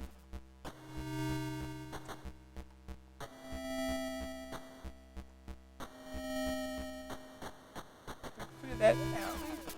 Let's go over this way.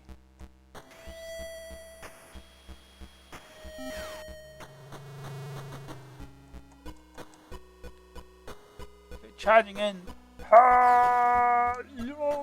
Oh.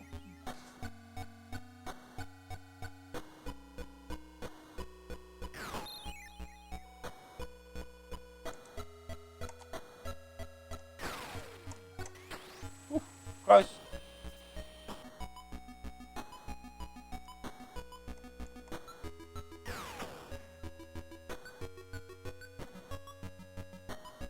Okay, now what?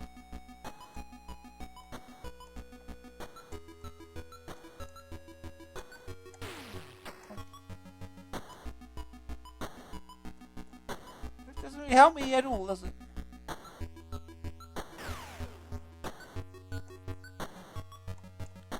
It's not going to work, is it now?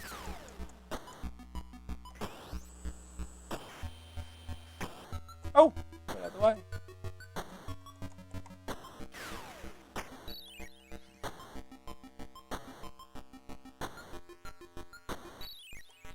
I exploded. Eventually.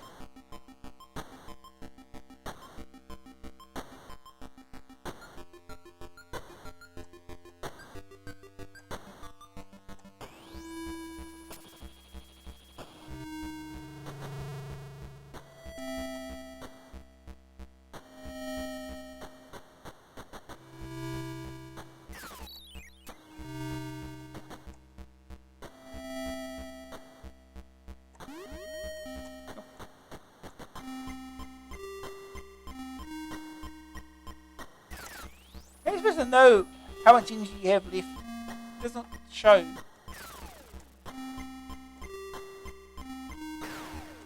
How much shooting will this take? Shoot.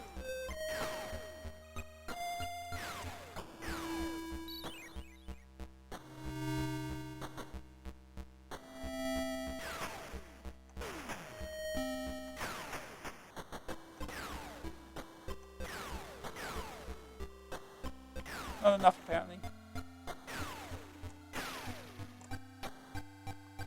What have we got here? It's a thing.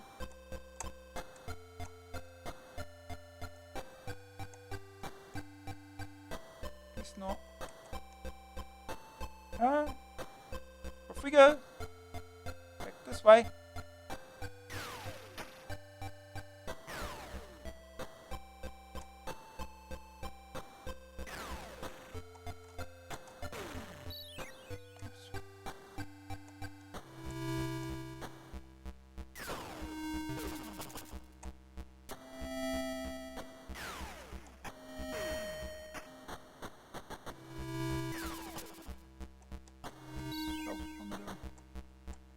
What? Let's do it this way.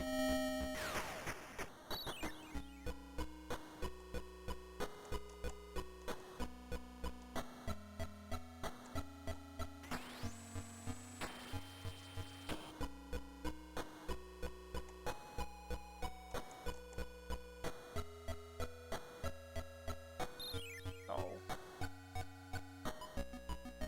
Even closer, huh?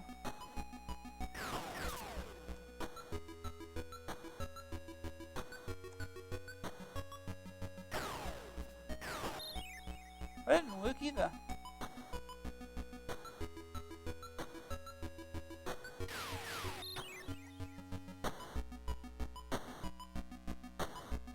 Run! Oh, no, never mind.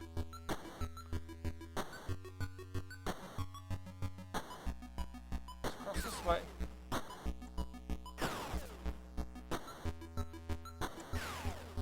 Can you shoot this? Hey, one shot! There's a change.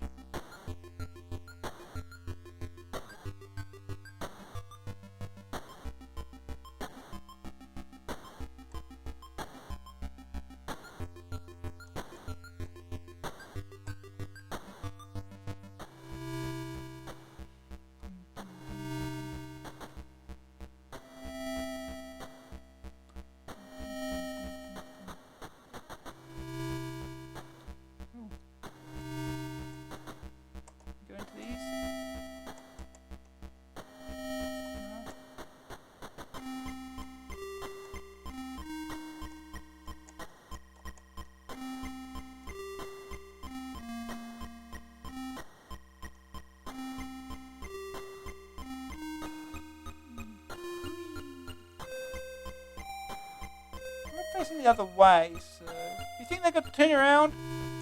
go down.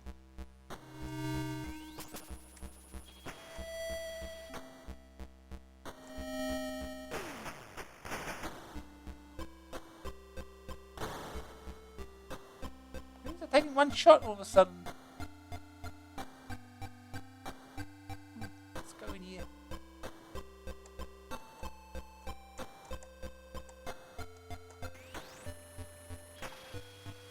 Where will this take us? No, wait, down.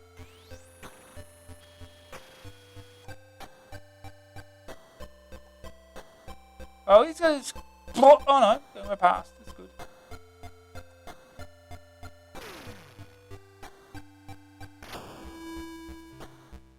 Good.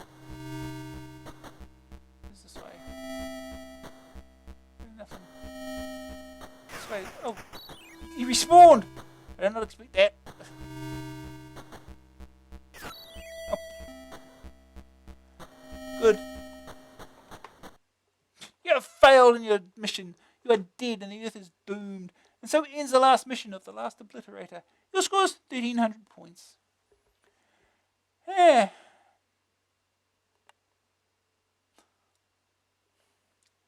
Okay, so could get a little bit further than we did in Barbarian. Jeez. Very fiddly, that sort of control scheme is. Alright, we'll move on.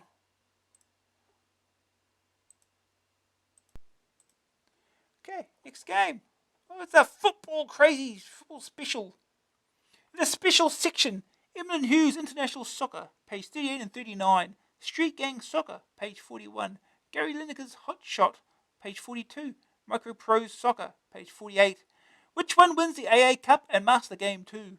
Look out too for the AA All-Time League Table of Soccer Simulations, page 45. A report on a rather extraordinary soccer game, page 40. And a special competition, page 47. It's all in a Super Soccer Soiree AA. For reasons no one around here seems to be able to explain, there's been a dramatic resurgence of interest all of a sudden in the football simulator. In this massive special souvenir cutout and throwaway section, Trenton Webb, talented left back in the dressing room, checks out all the latest challenges, among them efforts from Audiogenic, Codemasters and Microprose, and questions the notion that there's no such thing as an original sim. Just what is it about soccer that so many software houses find irresistible? Obviously, it's an enormously popular pastime. But so is fishing. There haven't been shoals of mackerel fishing simulators.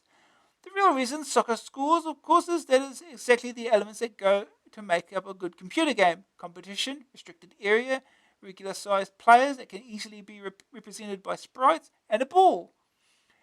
Add to that the fact that most people claim to be supporters of one team or another. Not for long, though. The government will soon fix that. And you have the perfect recipe, a license to print money. Couldn't be easier. But what's so remarkable about the history of soccer sims on the CPC is not that there's been many a mediocre game. There's no more than you'd expect. What really surprises us is just how many fit into the two extreme categories of all-time faves and total dogs. The successes have come about when the combination of enthusiasm and skill have been harnessed by a thorough and talented software development manager. The matchday phenomenon demonstrates this neatly.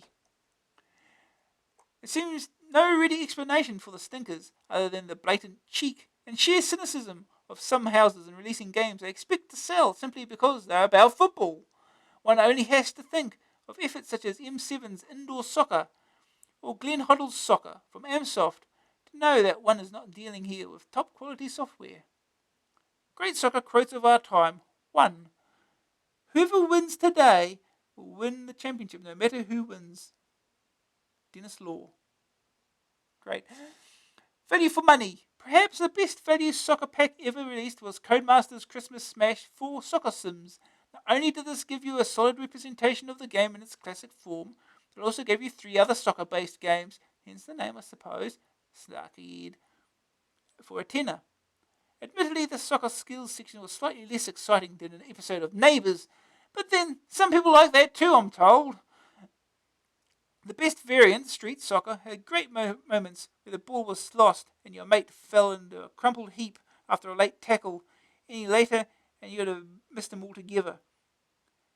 Graham Roberts, eat your opponent's heart out. Here we go, dear, dear, dear.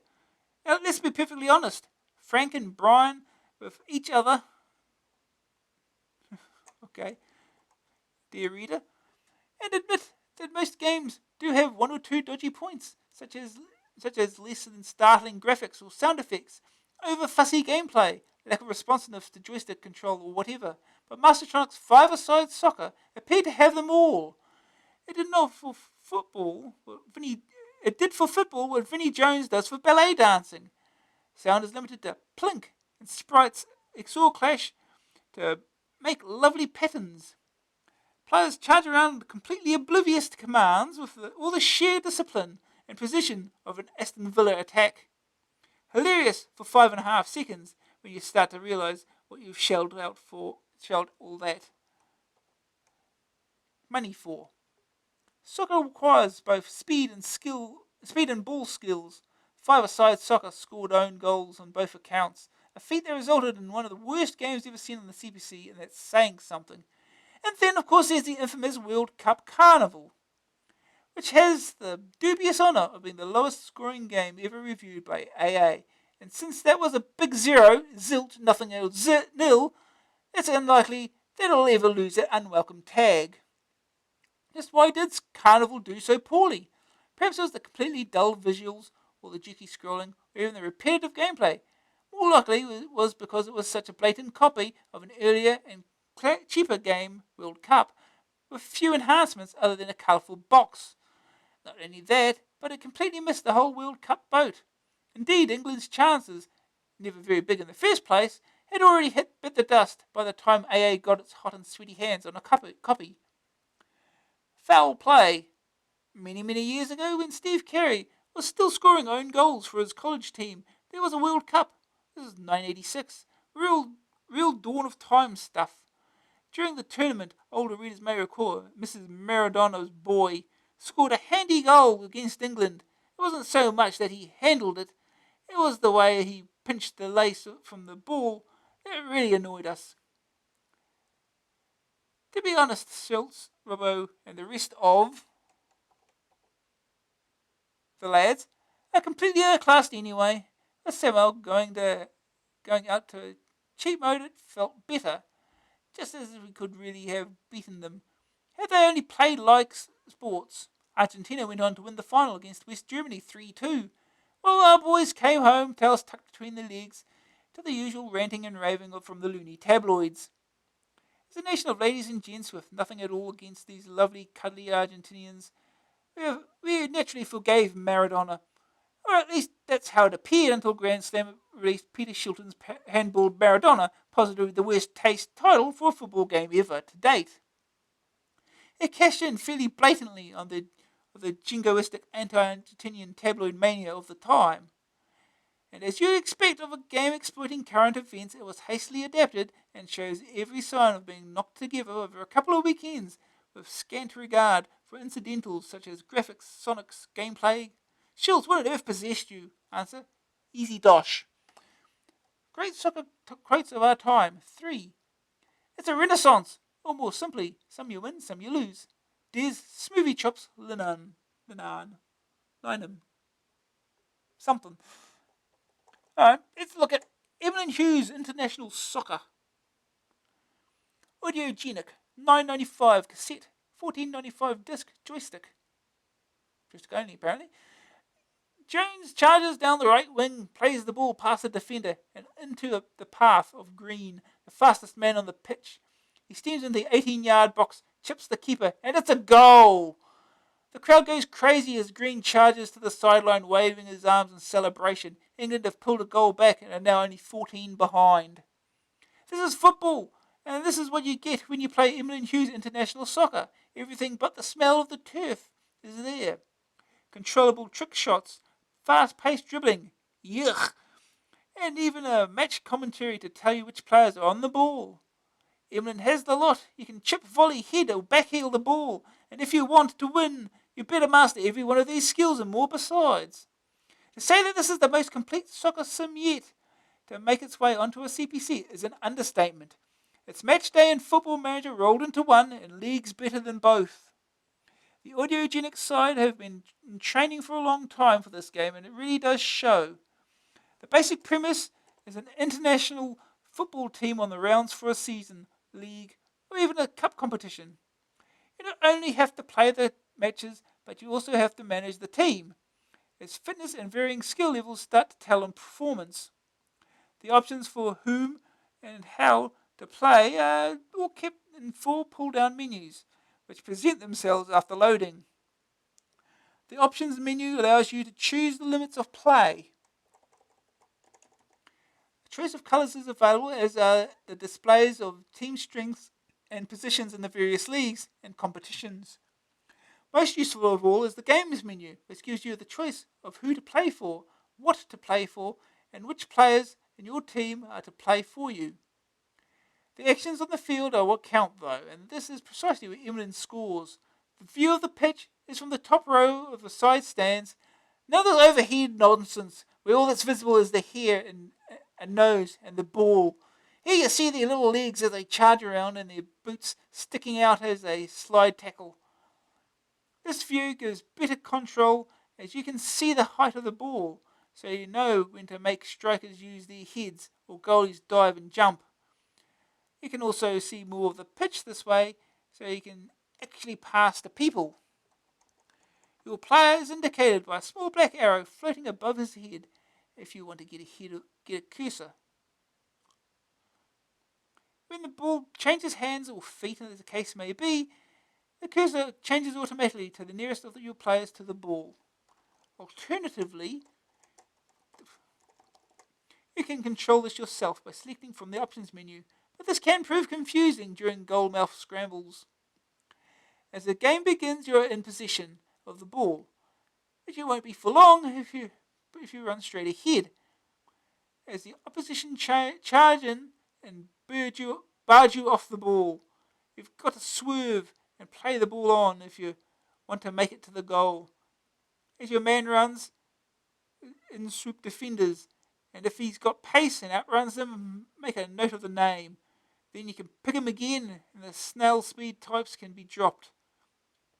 You can sidestep people, turn on the ball, and encourage defenders to go away with a dip of his shoulder. It's a physical sport, and injuries can only be expected if you're on the other team. It's not unknown for a tackle to result in a crumpled player and a free kick. Nearing the goal mouth, and it's time to choose your shot, where you try to lob one over the head of the keeper, get in close and volley it, dribble it across the line, or deliver across to the head of the teammate. All are difficult, but the tougher the shotter, the more likely you are to wrong foot the goalkeeper. If the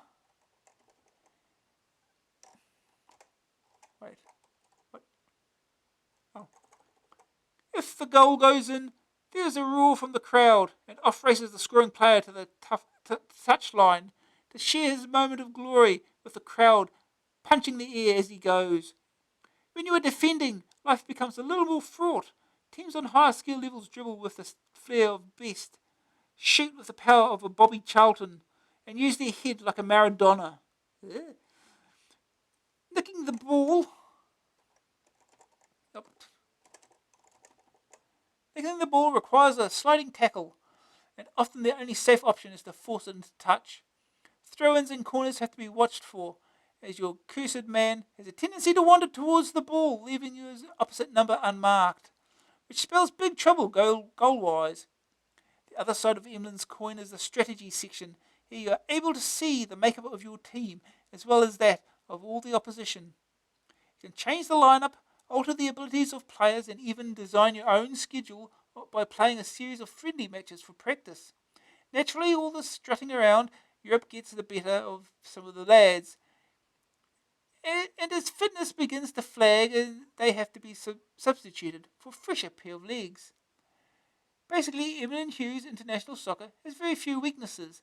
Only a very faint lack of pace inhibits the atmosphere. However, This does not detract from the incredibly addictive appeal the game has. Play against a low-skilled team and celebrate as you score your 10th goal with incredible flair. Pick on a harder team level and cheer with jubilation but cry in despair as the goals you score are equalled by the computer's even better play.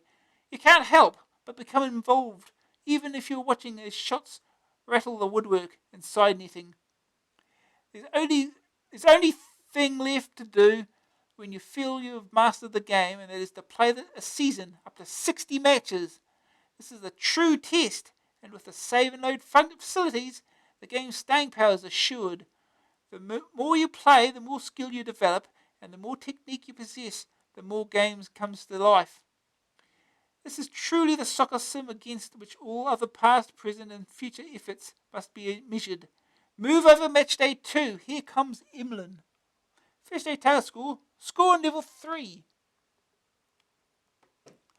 Second opinion. Here I sit, munching my hat. Once upon a time I boldly stated that match day 2 would never be equalled, let alone bettered. And now, it's history. You ain't played footy on your CPC till you've mastered Emlyn. Green screen. Absolutely no worries.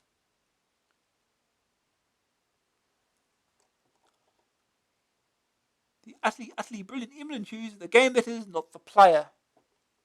Oh. The verdict, graphics, 91%. Great player sprites. Smooth movers, great control. Sonics, 85%. All the obligatory cheers and whistles are here as you expect. Still no new ideas for soccer sounds? Grab factor, 88%. Level 1 is easy enough to hook you straight away. You feel an instant need to win. Staying power, 94%. 10 levels of difficulty are enough for anyone. Season feature guarantees long-term interest. AA rating, 93%. Move over match day 2, your time is up. Ooh. Okay. Let's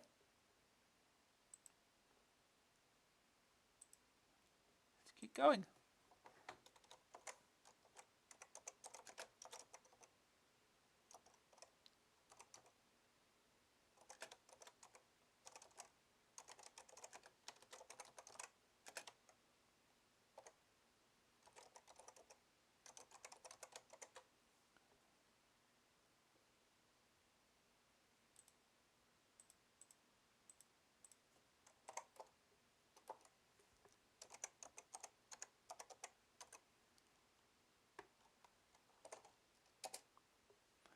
Ah.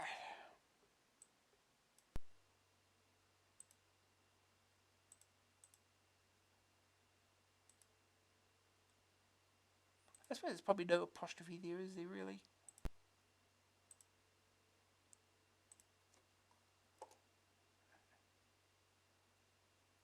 Okay.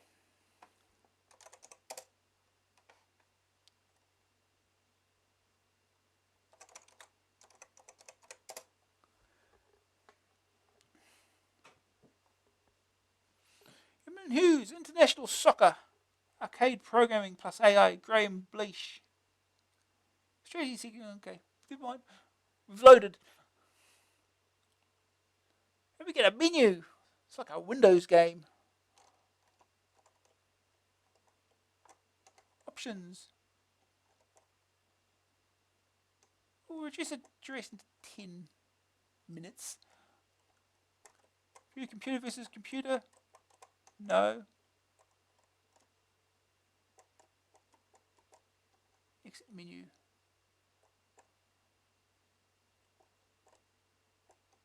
Colors.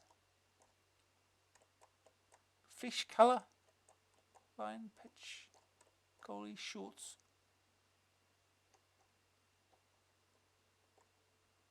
Make them green. Or match the like a blue. Yeah, that'll do for the goalie. Fish. Yellow fish. We make them the Simpsons. There we go. Perfect.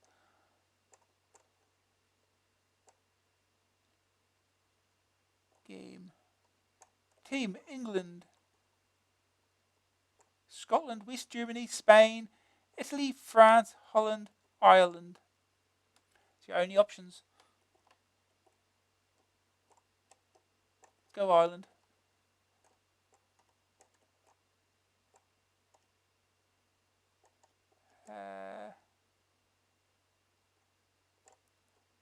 Displays. Show the teams.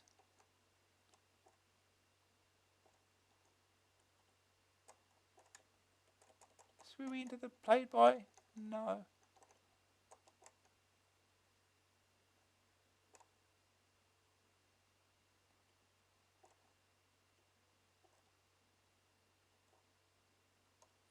I gotta be with this. Edit team. That's it, yeah.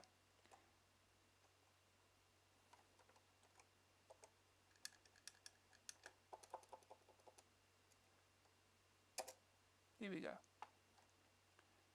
That signals that this is a... Oh, yeah. Confirm. New. Show the teams. Okay. We won't bother with setting up the anything. We'll just play the match. Play the game. Alright. Holland versus England. Skip that.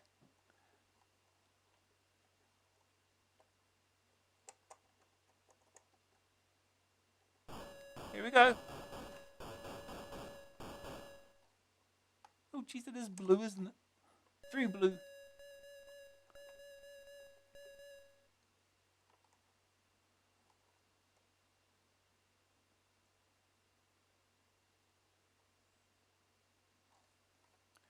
Alright.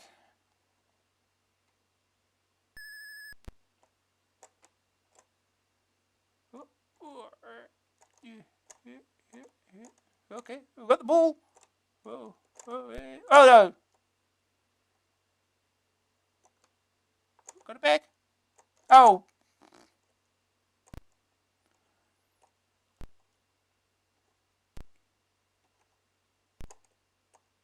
Oh, he kicked the ball. Goal kick. Good. That text is hard to read. White on yellow is not a good idea. At least it's configurable, I guess. Oh, we got it. We got the ball. Oh.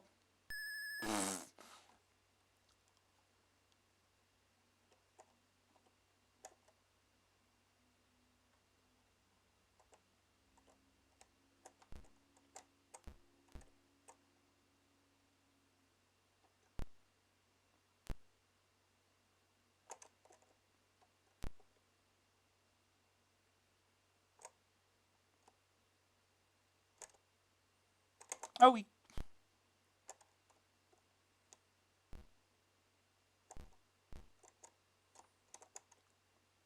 Hey. Okay.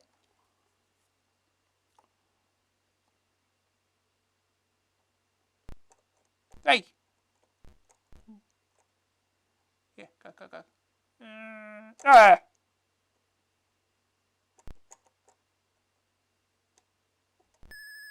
Throw it.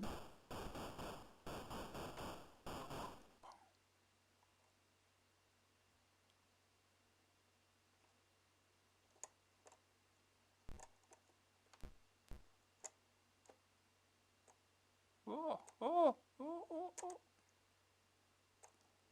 Oh, damn it.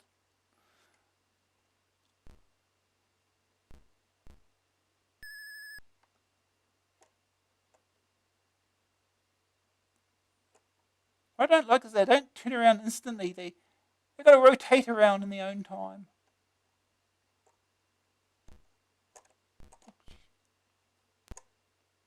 Where was everyone?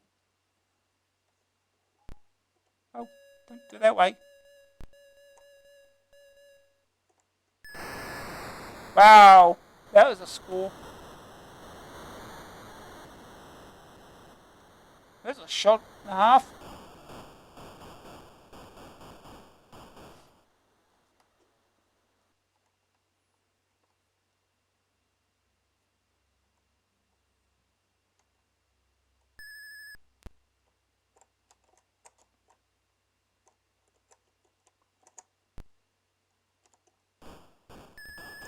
You know what that sort of kick was? Unless we just pass to another player on your team, that would be handy.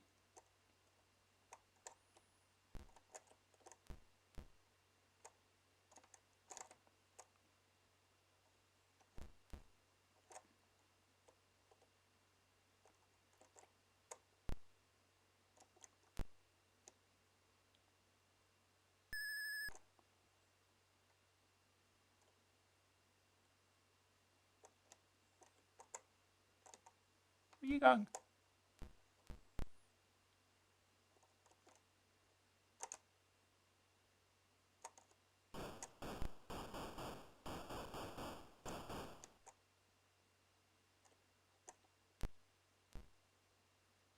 Go, go, go. Yeah, run, run, run, man, run.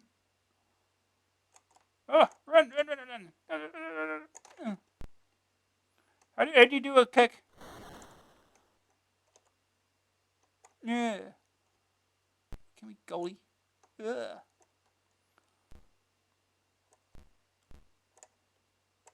How do you do a big old kick?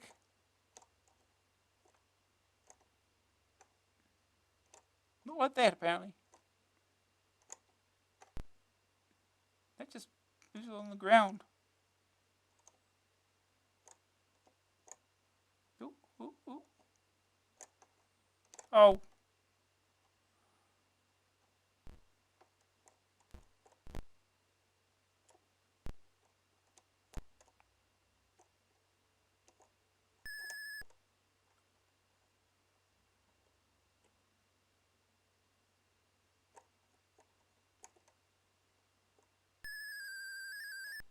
Ooh. Well, it's half time.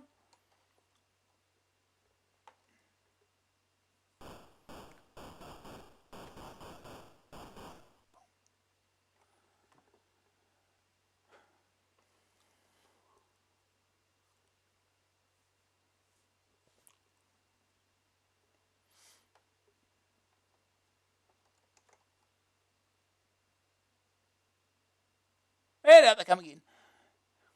That was quick. Let's go. Come on, faster. Run faster.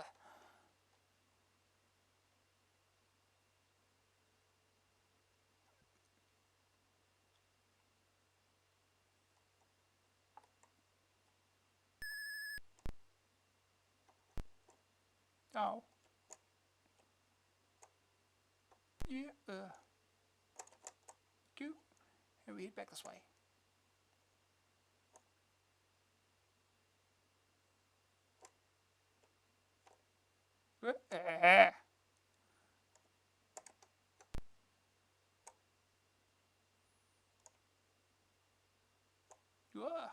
Ooh.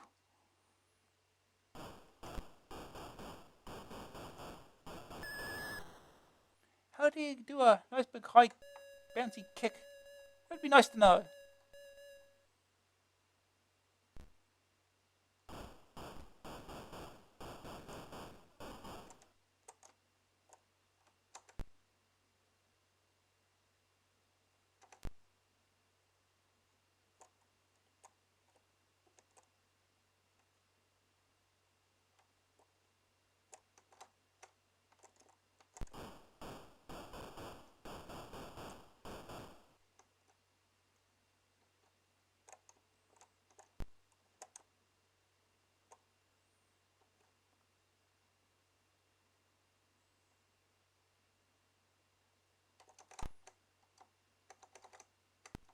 Hey!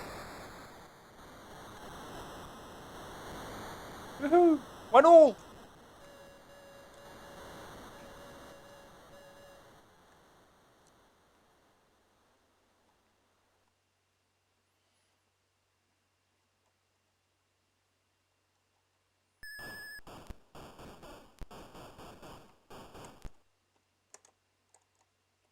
Thank you. Hey, get back here. Oops.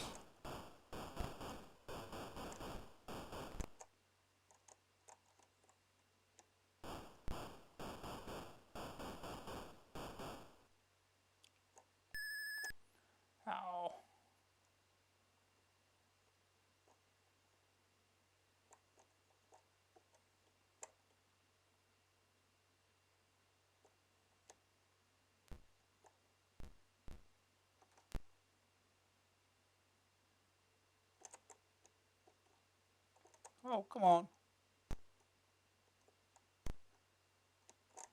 Really?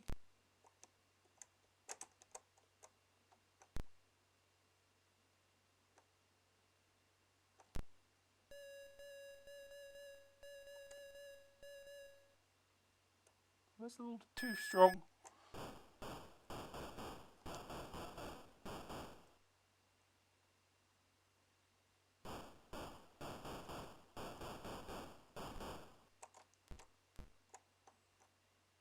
Oh, come on.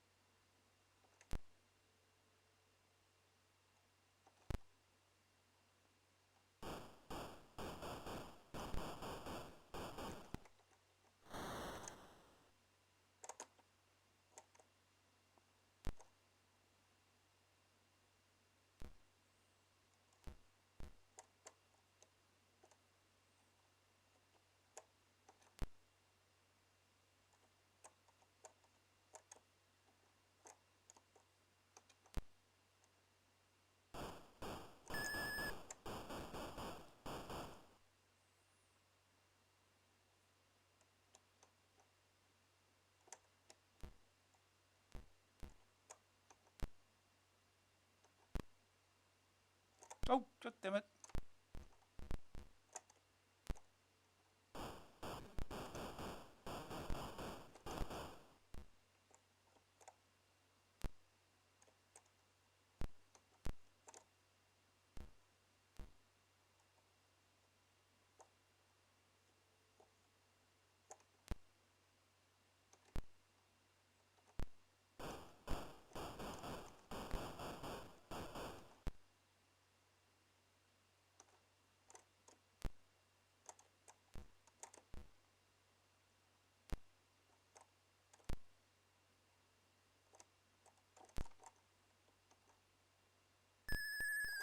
Penalty. Oh, full time. Oh, a draw. I think we'll take that. If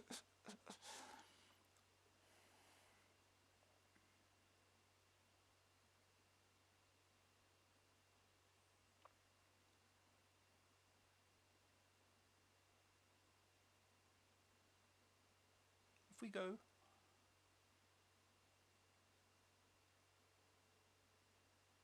Yeah. Then you just go through the other matches of the week.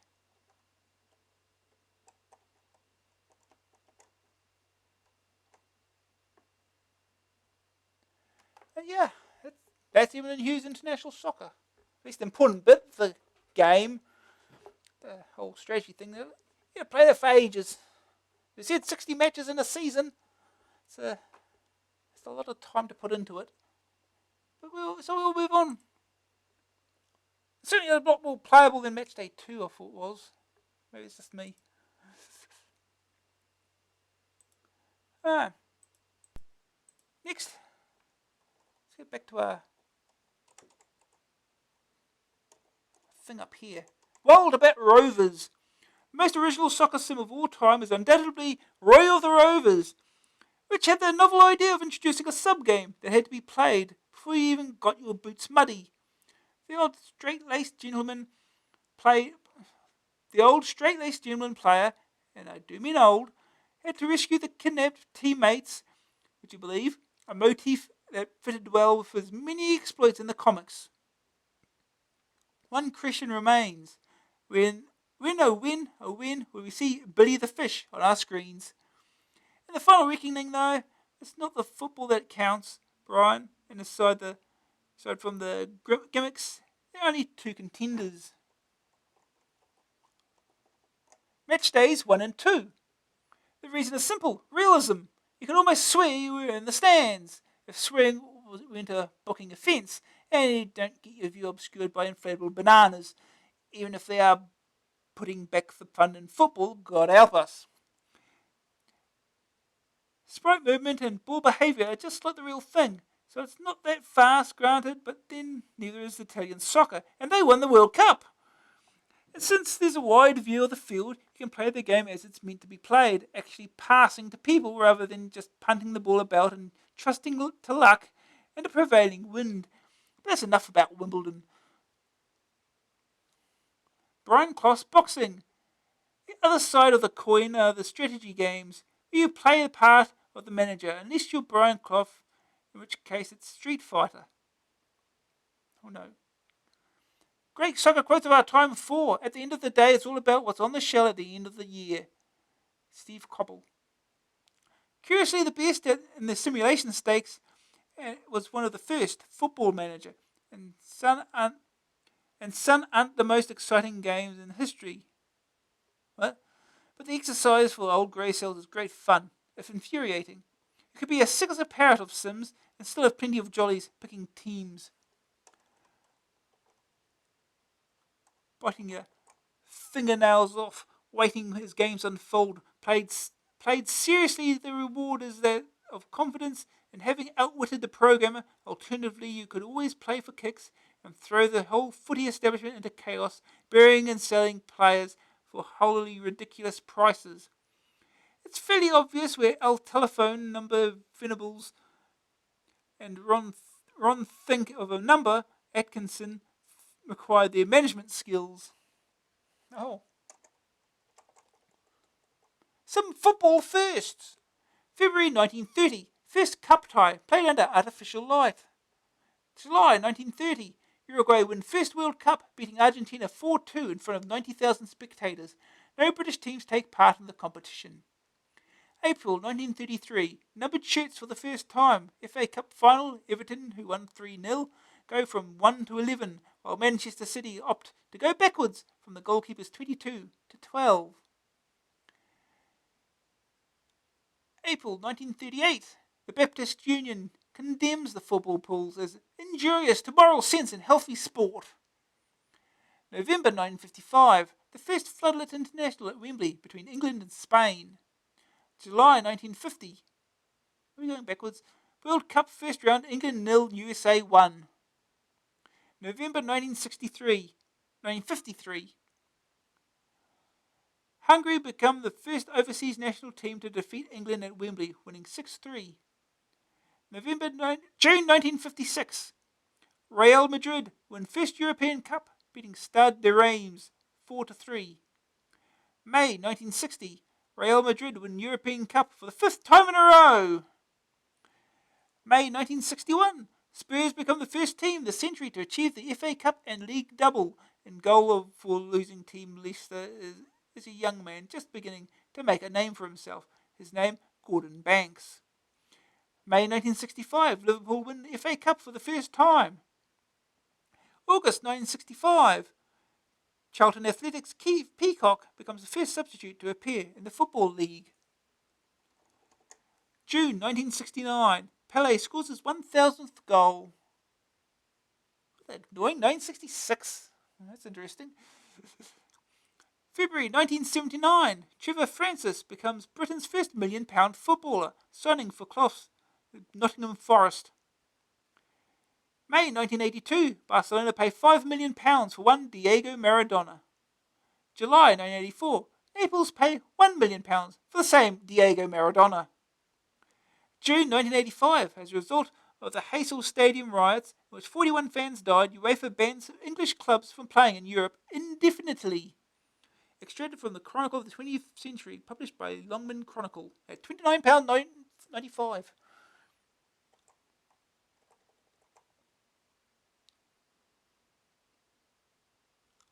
Not a lot of people know that, and even fewer care.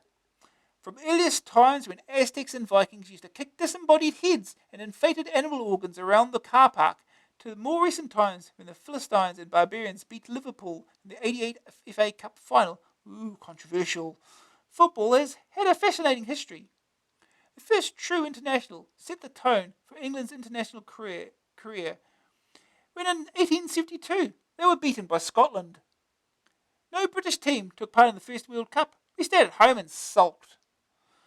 Uruguay won, beating Argentina 4-2, and got attacked by a stone-throwing mob. Understandably, they stayed away in World Cup 34, which therefore began without the defending nation. Italy, the host nation, won in their absence, which pleased Mussolini no end. Italy won 1938 too. The next World Cup was not held until 1950, so Italy held on to it for 16 years. You could probably win a few bets on that one.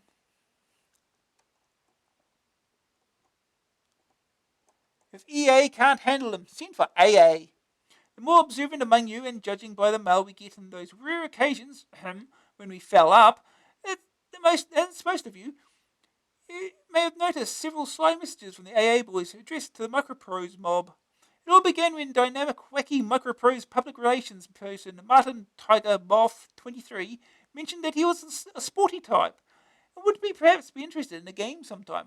Would we? Is the Pope a Catholic? And so the plan was formed. Playing in goal was AA art editor Ollie the Cat Alderton, while up front there was Steve Carey, owner of the whitest leagues in the business. Others involved came from Future Mags, Ace, and New Computer Express.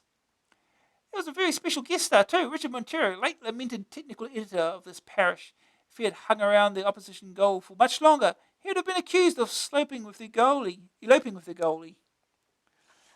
The Microprose team was an intensely trained and highly motivated crack team led by old Martian Mouth in person. Highlight of the game perhaps was Colin Campbell, news editor on New Computer Express, scored what may rank as the best own goal of the season. Even Ollie didn't stand a chance. In the end, the AA team scraped home by the narrowest of margins, 13-3. One dejected microproser was heard to say, "Perhaps we should stick to beating electronic arts at war games." Kerry somehow flicked 6 of the goals, and yes, they were all for the AA team. Microprose have not yet confirmed availability for a rematch. The Future boys gave Microprose a lesson they won't forget in a hurry.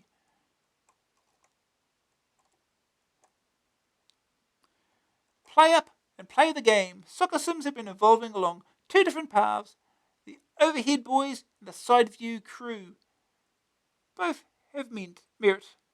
The stand view is realistic and panoramic, while the bird's eye Goodyear blimp angle gives you a better chance to see and control what your player does. The matchday style has the edge. Soccer is all about position and passing, and how you can do that when you can't see the players you want to pass to, or the goal you're aiming at. Then there's the problem with the player control. Joystick is far from ideal, but it's better than keys. There are limitations. Not everyone has a joystick splitter, and it's just not cricket. Harry? It's just not cricket, Harry. The player mate at a footy sim when one of you has to try to get a flying motion and smooth control out of a keypad. Not only is it impractical and unfair, but it's also a cop-out. Having said that, I know 2 or 3 gamesters who claim they prefer the keyboard to the joystick any day of the week. What other qualities make a sim special? Speed, graphic quality, variable skill levels all go together to enhance the overall package. Most importantly, though, the game must be competitive and fun. World Cup Carnival fails to do it so many because to score all you have to do is get the ball and run. Regardless of defenders, straight at the goal, scoring as you cross the line. It may be a fine tactic for the likes of John Barnes, but as he so brilliantly demonstrated against Brazil, a goal he's never really recovered from, but it's not really a go project for the rest of us mere footballing mortals. Great soccer quotes of our time, 5. Football's football. If that weren't the case, it wouldn't be the game that it is. Garth Crooks. Alright, we've got another game. Gary Lineker's Hot Shot. The Gremlin. $9.99 cassette, $14.99 disc. Joystick or keys. Once upon a time, in a land far, far away, a personable young man by the name of Gary Lineker packed his belongings in his red-spotted handkerchief and bravely set out to seek his fortune in Barcelona, where streets are paved with goals. The fairy tale turned into a horror story, however, when Gazza failed to score for his new club. Tired of the jet-setting life, he got completely pixelated and ran away to a CPC at Gremlin HQ. First fruits was Gary Lineker's Superstar Soccer, AA29, 66%. Rapidly succeeded by Gary Lineker's Super Skills, AA40, 64%. Now comes the conclusion to the trilogy. To say nothing at all is different about hot shot may be awkward, may be unkind, but it's true. The game is viewed from directly overhead with an arrow to indicate the player nearest the ball. Yawn, yawn. There's been countless similar games. So why are you asking at the top of your voice, review it and why give it a rave? Because it's done with a deft precision. It gives the game a quality lacking in its previous outings. That's why. So shut up and listen for a minute, will you? You begin by choosing your team, and then the players dutifully don the appropriate national strip: yellow for brilliant Brazil, green for the idiosyncratic Irish, or white for wimpish England. There's a one or two player option, as is the various time limits and tournament standings. After this, it's to the dressing room and get changed, and now it's time for football. You really appreciate the difference when you get on the pitch.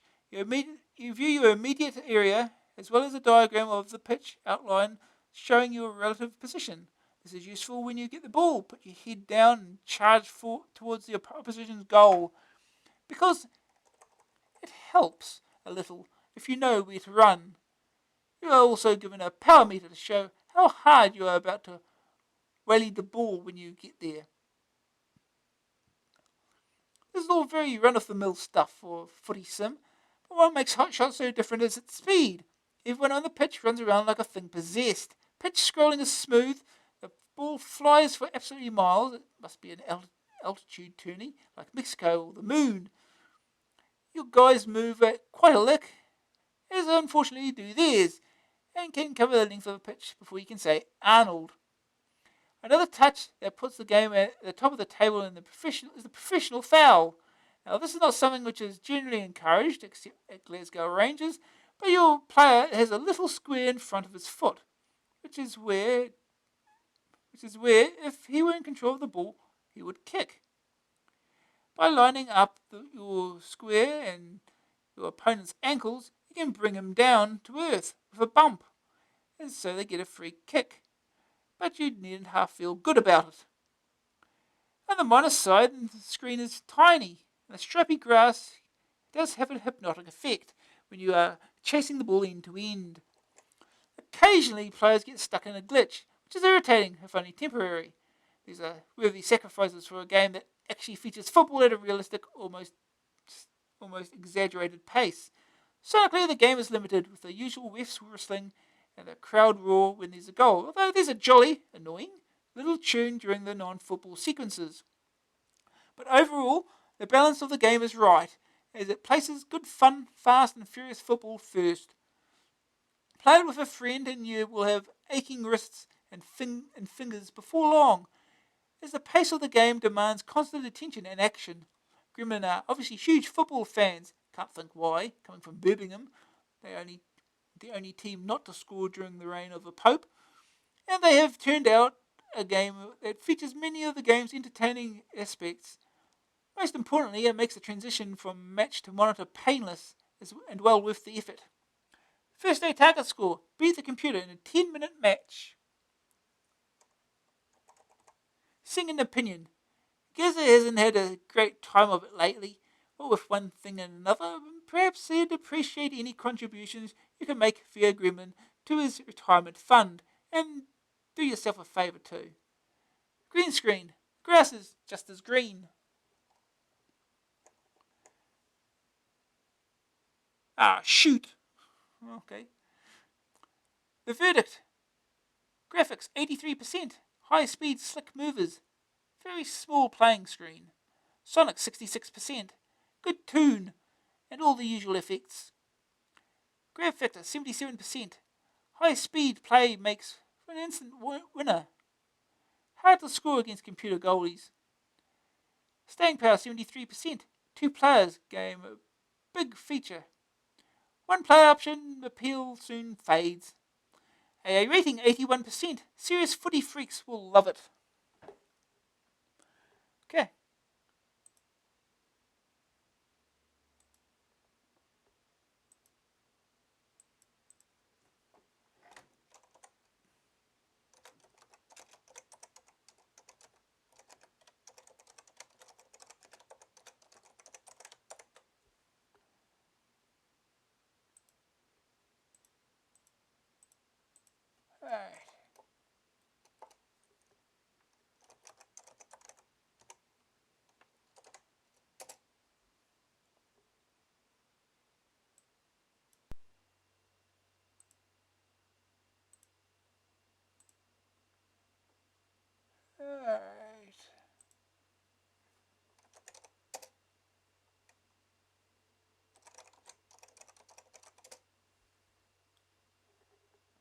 Very Lineker's shot. Yeah, there is a dude himself. I'm sure that's exactly what he looks like.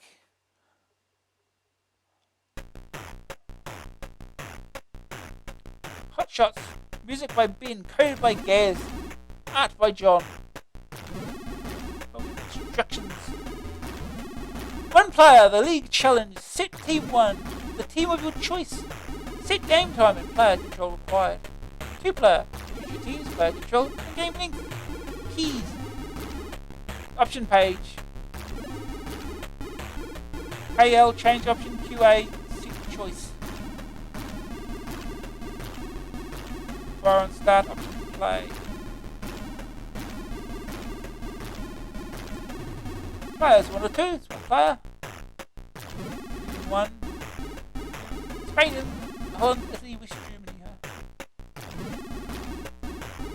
Alright, set up and down. 4. Republic of Ireland, Northern Ireland, Denmark and England. Right.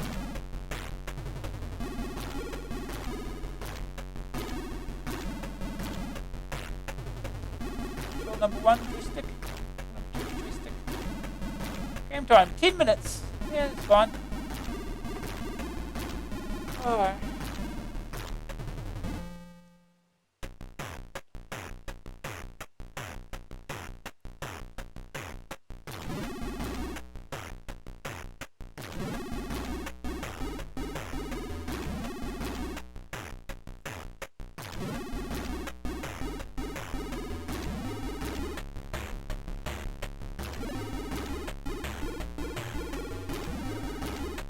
Let's go. League challenge. England versus Scotland.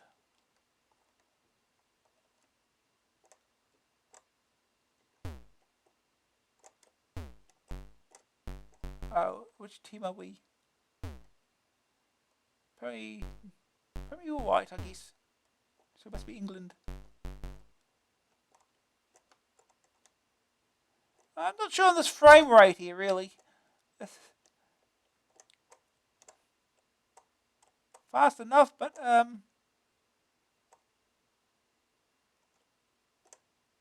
god, you turn around and he just drops the ball.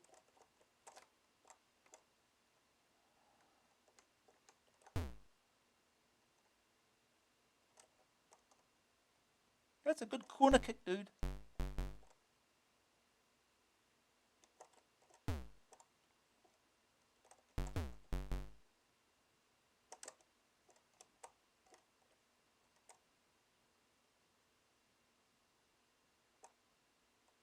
Okay, we actually got the ball. Hey, none of that. None of that. None of that. Whatever he's trying to do, I don't know what he's trying to do.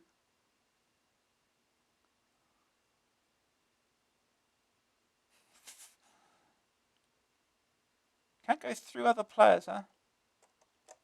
Oh, damn it.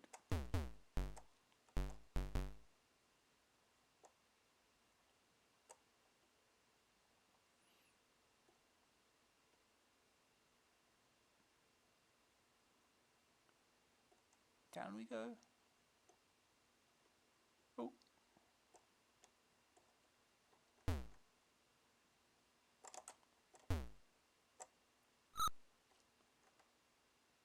Half time.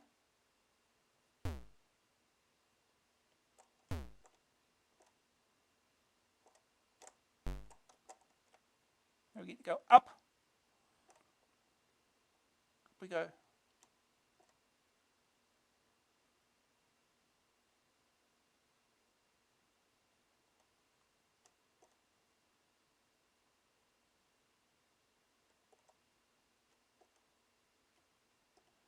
Yeah, this is perfectly normal footy game. This is perfectly normal.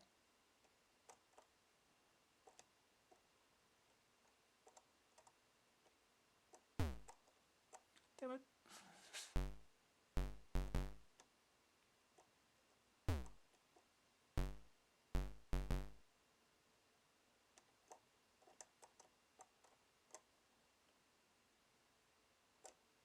Oh god, he just leaves it behind when you turn around. It's stupid.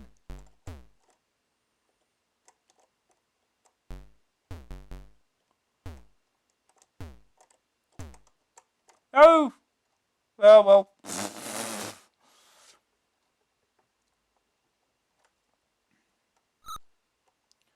Yeah, the timer goes pretty quick.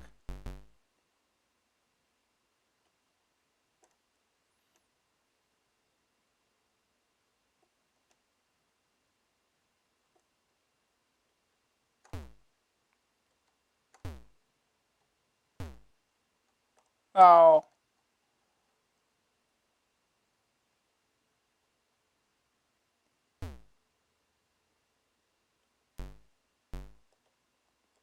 Well.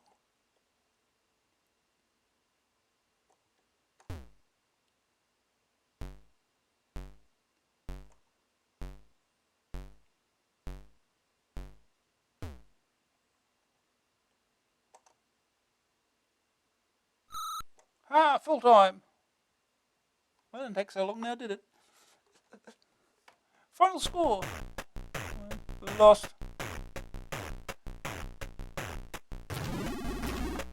You play again? Sure. It's quick.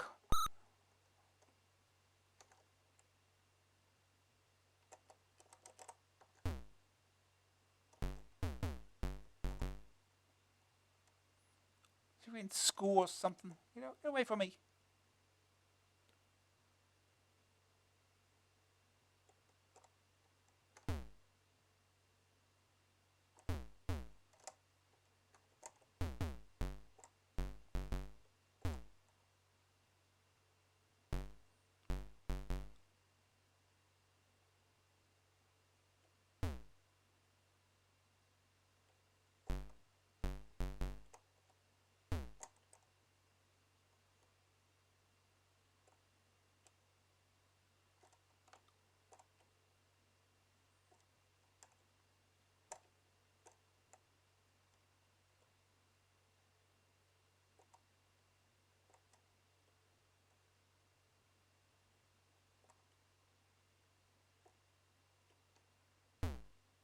Oh. Jeez.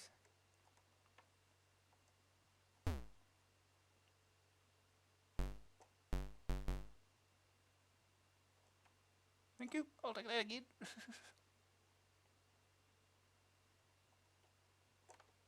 Oh, God, he just leaves it behind again. Oh, God, stop that.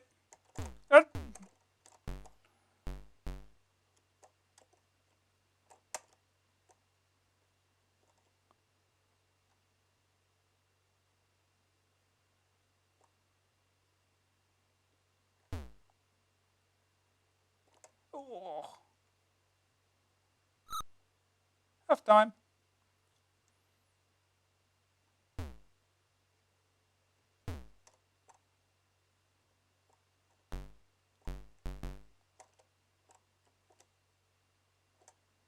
Oh, because he just leaves it behind again. Idiot. Give me the ball back. Thank you. No.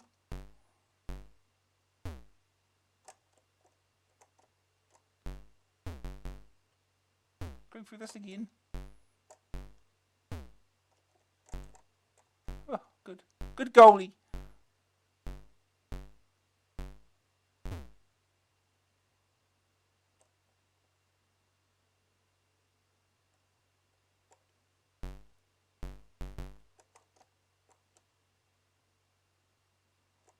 Oh, because he just leaves it behind again, you idiot.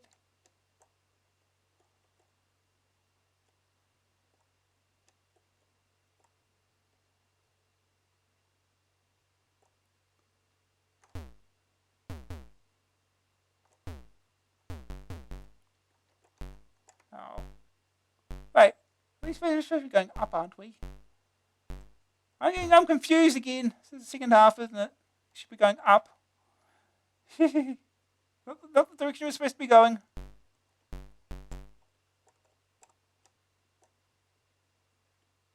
Should be going up.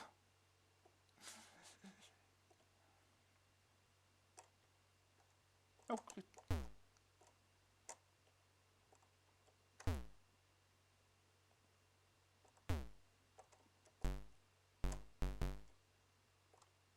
Oh, stop that.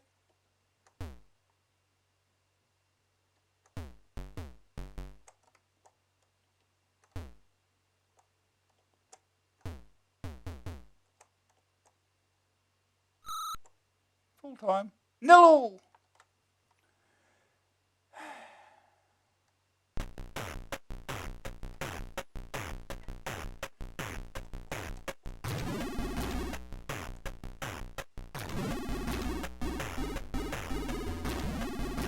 Yeah, we suck. England sucks. Oh well. On to the next.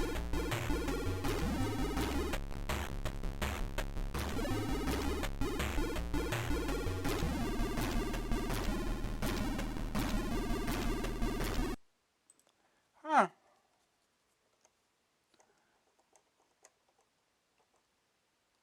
Oh boy. Get more info. This is the last little bit of a piece here. 11-a-side soccer on 4 soccer sims is nearer the mark for a straight run of more than 10 yards being punished with a tackle, and the ability to spin 180 degrees instantly and retain possession of the ball is not on. Frustrating but realistic. Oh. But then, as all the commentators are fond of pointing out, football's a funny old game. Man, Street Gang Football by Codemasters. $2.99 cassette, joystick or keys. Scene: the back streets of a decaying urban jungle where vicious street gangs face each other in Britain's traditional combat sport, soccer. This could end in glory, disgrace, or serious physical injury. These boys stop at nothing to win, and scoring a goal is no guarantee that it will count. Footballing ability must be backed up with aggro. Here, nice guys don't finish first. In fact, they're lucky to finish at all. This is the continuing scenario of street gang football, an adaptation from the childhood memories of millions of would-be Maradonas, Vinnie Jones, and Tommy Smiths, the Liverpool hatchet man, not the Glaswegian saxophonist. Most of us have played footy in between parked cars, breaking windows and doing a runner. This blast from the past has also the advantage of exploring an established concept, i.e. street soccer and for soccer sims, as well as a fertile ground for humour. Is that what we get? No chance. Street Gang Soccer features graphics borrowed very nearly straight from the original. They are a little smoother, admitted and the colours are a little better, but not enough to justify nearly 4 months' work. Everything is too small and too indistinct to be any fun to play. When your players run up screen to score, for example, they obscure the ball, an unwelcome bit of realism that helps to ruin gameplay. The whole premise of off-pitch football is that the surrounding area makes ball control difficult. Difficulties can be coped with, impossibilities cannot.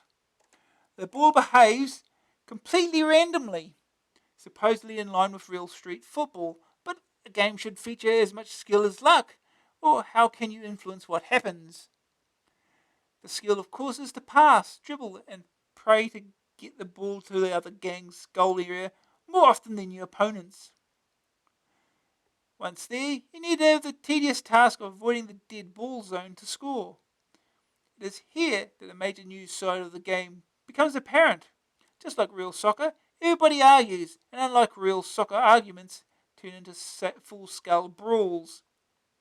The arguments appear as speech bubbles from mugshots of some pretty unsavoury characters, nothing like the players, by the way. The row escalates until they come to blows, and again the scene shifts, this time to a brawl scene. This element could have been exploited to the full, Renegade meets Matchday style. Once again, however, the full potential of the game is missed, and all the fight consists of is a high-speed waggling contest. Is this how disputes are settled in the roughest gangs this side of the Bronx? Call me a vulture. You're a vulture, Ed. But you don't even get a chance to see the blows getting landed, just a comic book cloud of dust. Even more irritating is the waste of another good concept. When the ball bursts, you get to play with a tin can. Now, here was an ideal comic opportunity to introduce a whole host of unsuitable ball substitutes. But no, there's always a tin can, and the joke very soon falls as flat as the ball. The final nail in the coffin comes when the opposition gets fed up and storm off in a show of expletives. What can one say about a game so dull even the sprites want to go home? The violence promised on the cover is never delivered, and the tongue-in-cheek tone of the concept is never around for long. Street Gang Soccer takes you straight back to the bad old days of football sims, where the appearance of man-shaped sprites and an interesting backdrop were more important than gameplay. To be perfectly frank, now that genre has matured with Gary, Emlyn and Microprose, this all looks rather amateurish. A good idea and hard work have been squandered, and the disappointing result is a monstrously boring and needlessly fiddly game. First day target score. Stay interested. Second opinion. With terrible timing, Street Gang Soccer makes an appearance alongside Emlyn, Gaza and Microprose, and just can't live with the opposition. Forget it. Green screen. No better. Great soccer quotes of our time. 6. Hodge scored for Forest after only 22 seconds, totally against the run of play. Peter Lorenzo. Great soccer quotes of our time. 7. Please don't tell those coming in now the result of that fantastic match. Now let's have another look at Italy's winning goal. David Coleman. The verdict. Graphics 54%. Good comic book treatment of fights. Playing screen is too small and sprites too ill-defined. Sonic's 35%. Okay tune. Pity it's the same as street football. Grab factor 44%. Some mildly amusing moments, but the fun won't last. Staying power 39%. Crushing boredom sets in soon. AA rating 43%. A cynical rehash of an old idea. No fun. Why bother? Okay. Something to look forward to.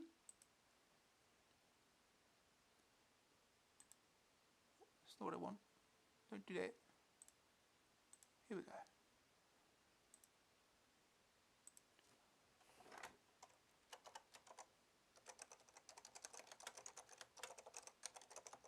What's the street game? Football or soccer? Football. Street game football. Good. I always thought it was called Street Gang Soccer for some reason.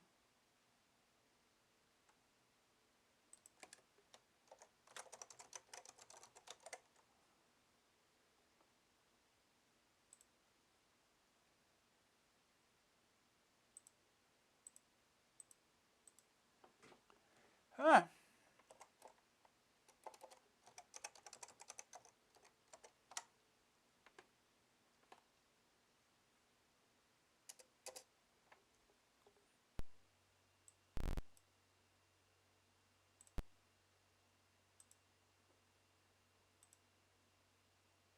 Alright.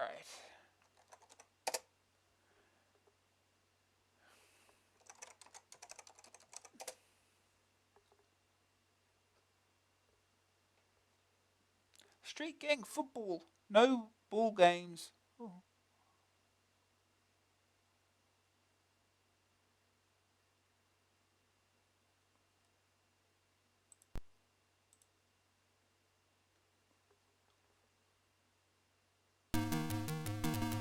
Here's that music again.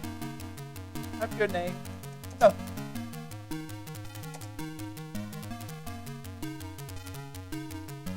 Space move into select. Look, we've got instructions. It's rough, it's tough, it's crazy, it's street gang football. Dribble and kick your way around your own backyard. But be careful, there are no rules. Fights or a lost ball can easily stop the game. That's all. That's all the instructions you get. Credits list. Written by Peter Williamson. Music by D. Whittaker. Graphics by Neil, Pete and John. With the same author, Super Stuntman. 4 soccer simulators. BMX Freestyle. Options menu. Game length. 1 minute. Super medium. Game length. We'll make it 5 minutes. We're going to kick off.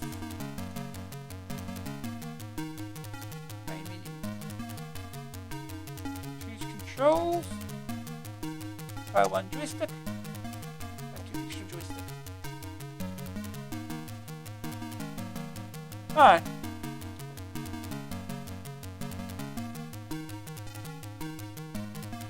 Alright, let's go. Game on! Let's play this little tiny window on this. Whee!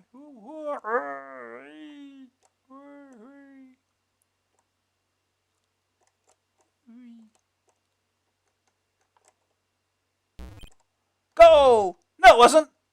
Yes, it was. Not even near. I'll get you. Arr! Wanna fight over it? Yeah, let's go. Fight! So it's just waggling.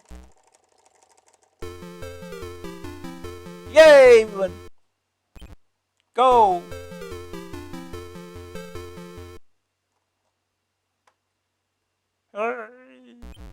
Let's go then.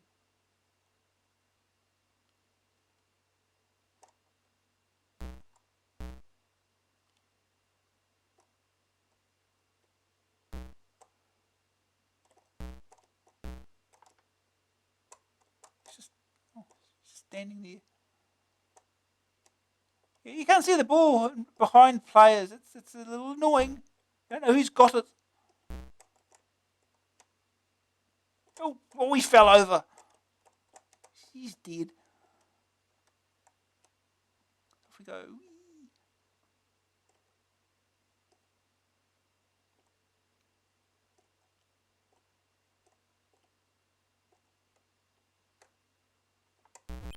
Go!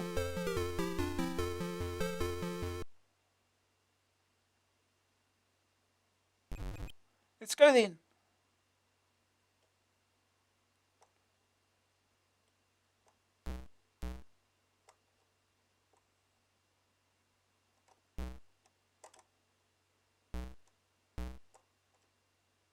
Go. Go back again. This is not an easy. This is on medium difficulty.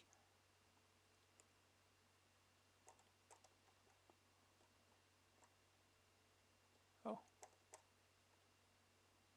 Oh. Oh, we didn't get that one.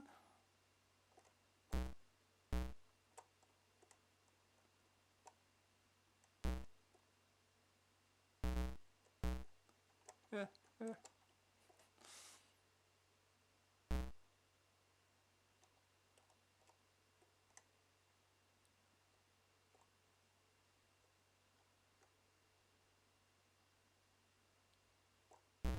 Go.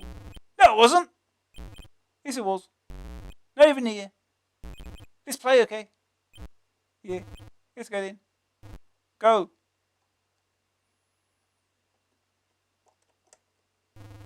Let's go then.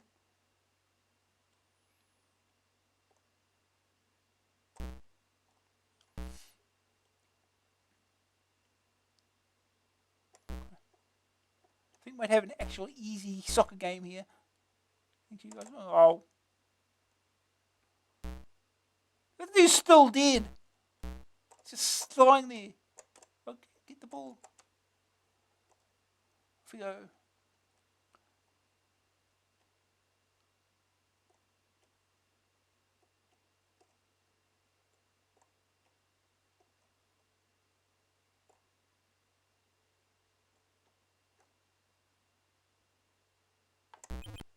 Go! No, it wasn't. Yes, it was. Not even near. Oh no. Wanna fight over it? Yeah, let's go. Fight.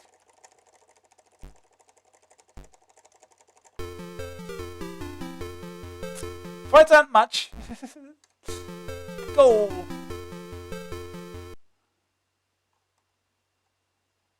It's only the first half. Let's go then.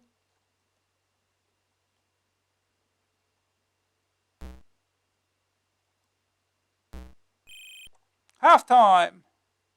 What happens at half time?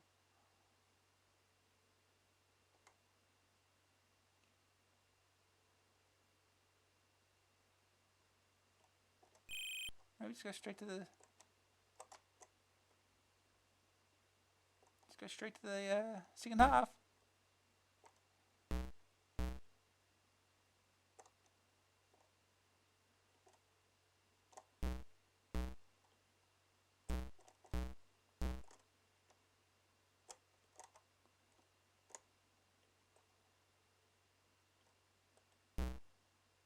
Okay, off we go. Off we go. Yeah. Run all the way across. 3. Excuse me, out of my way.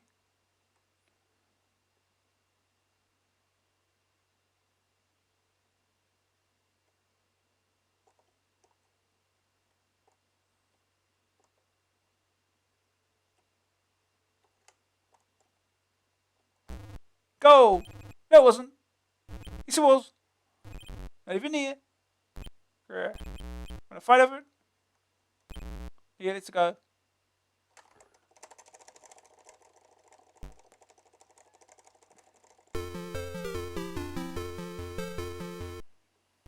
Go.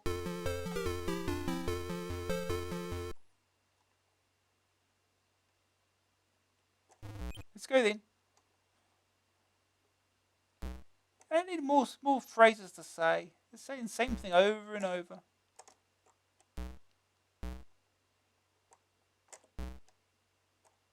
Thank you. I'll take the ball again. Thank you. Bye. Okay, this game might be a little easy. Go!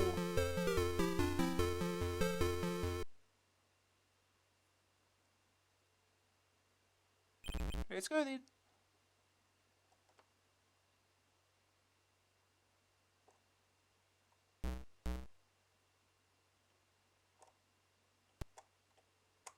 Oh, just... The ball's burst. What are we gonna do? Play for tin can? Yeah. There we go. We're playing with tin can. Oh, jeez. It's a bounce.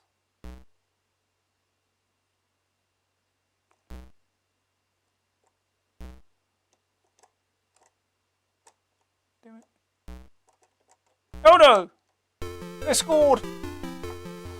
I was going to get this little silly now. Let's go then.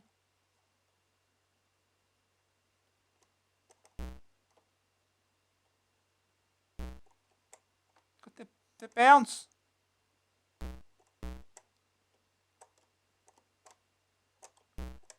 Oh, this dude's... Oh, I think that's me. I'm dead.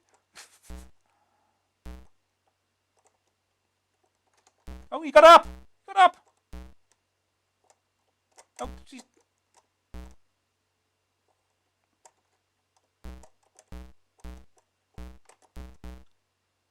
Oh, Jesus. Hard to get the hang of the tin can. Jeez.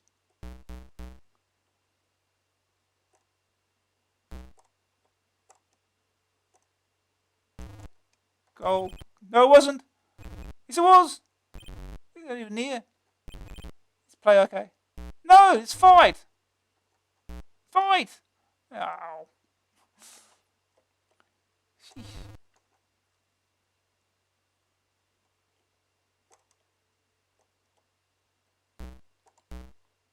Can we get a goal in 10 seconds? Probably not. This is the tin can. But I'm dead again. Handball. No, it wasn't. Yes, it was. Not even near. Let's play, okay? Yeah. Let's go then. Go.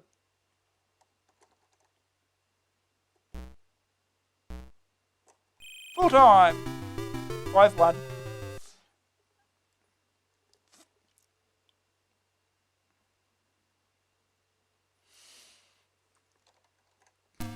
Yeah, that's Street Gangs football.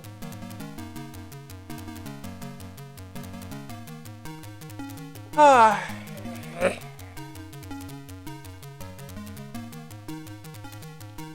Ah.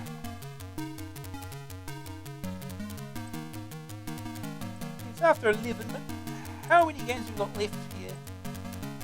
We got 2, I think. This list. On your way to Wembley, Microprose Soccer. And we've got Run the Gauntlet. Run the Gauntlet's got multiple events.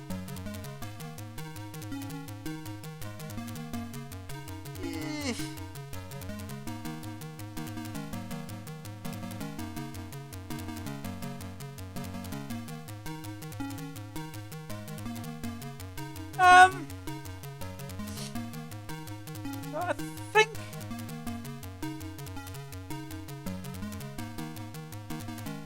I don't know how long I'll be going if I play these two games. Yeah, you know what? Let's keep going. What are we going to do? Alright, let's do these.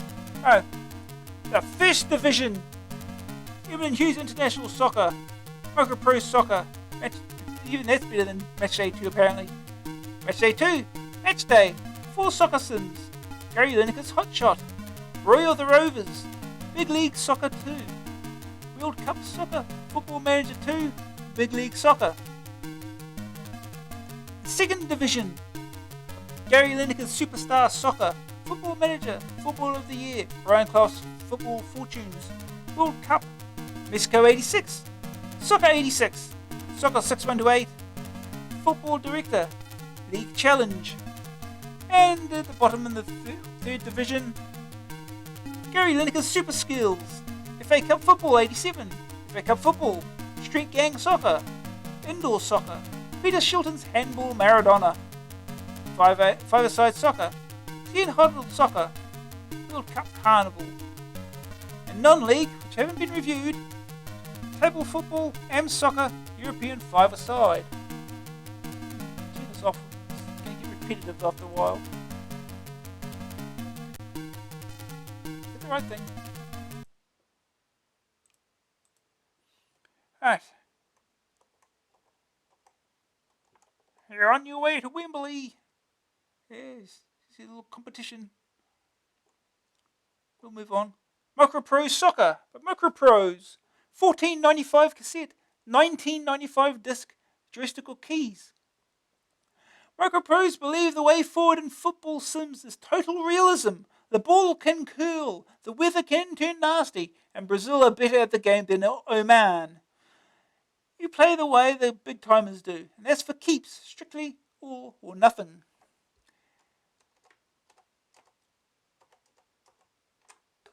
The choice when playing the Microprose game, should you play in the warmth of an indoor stadium to American rules like a wimp, or outside,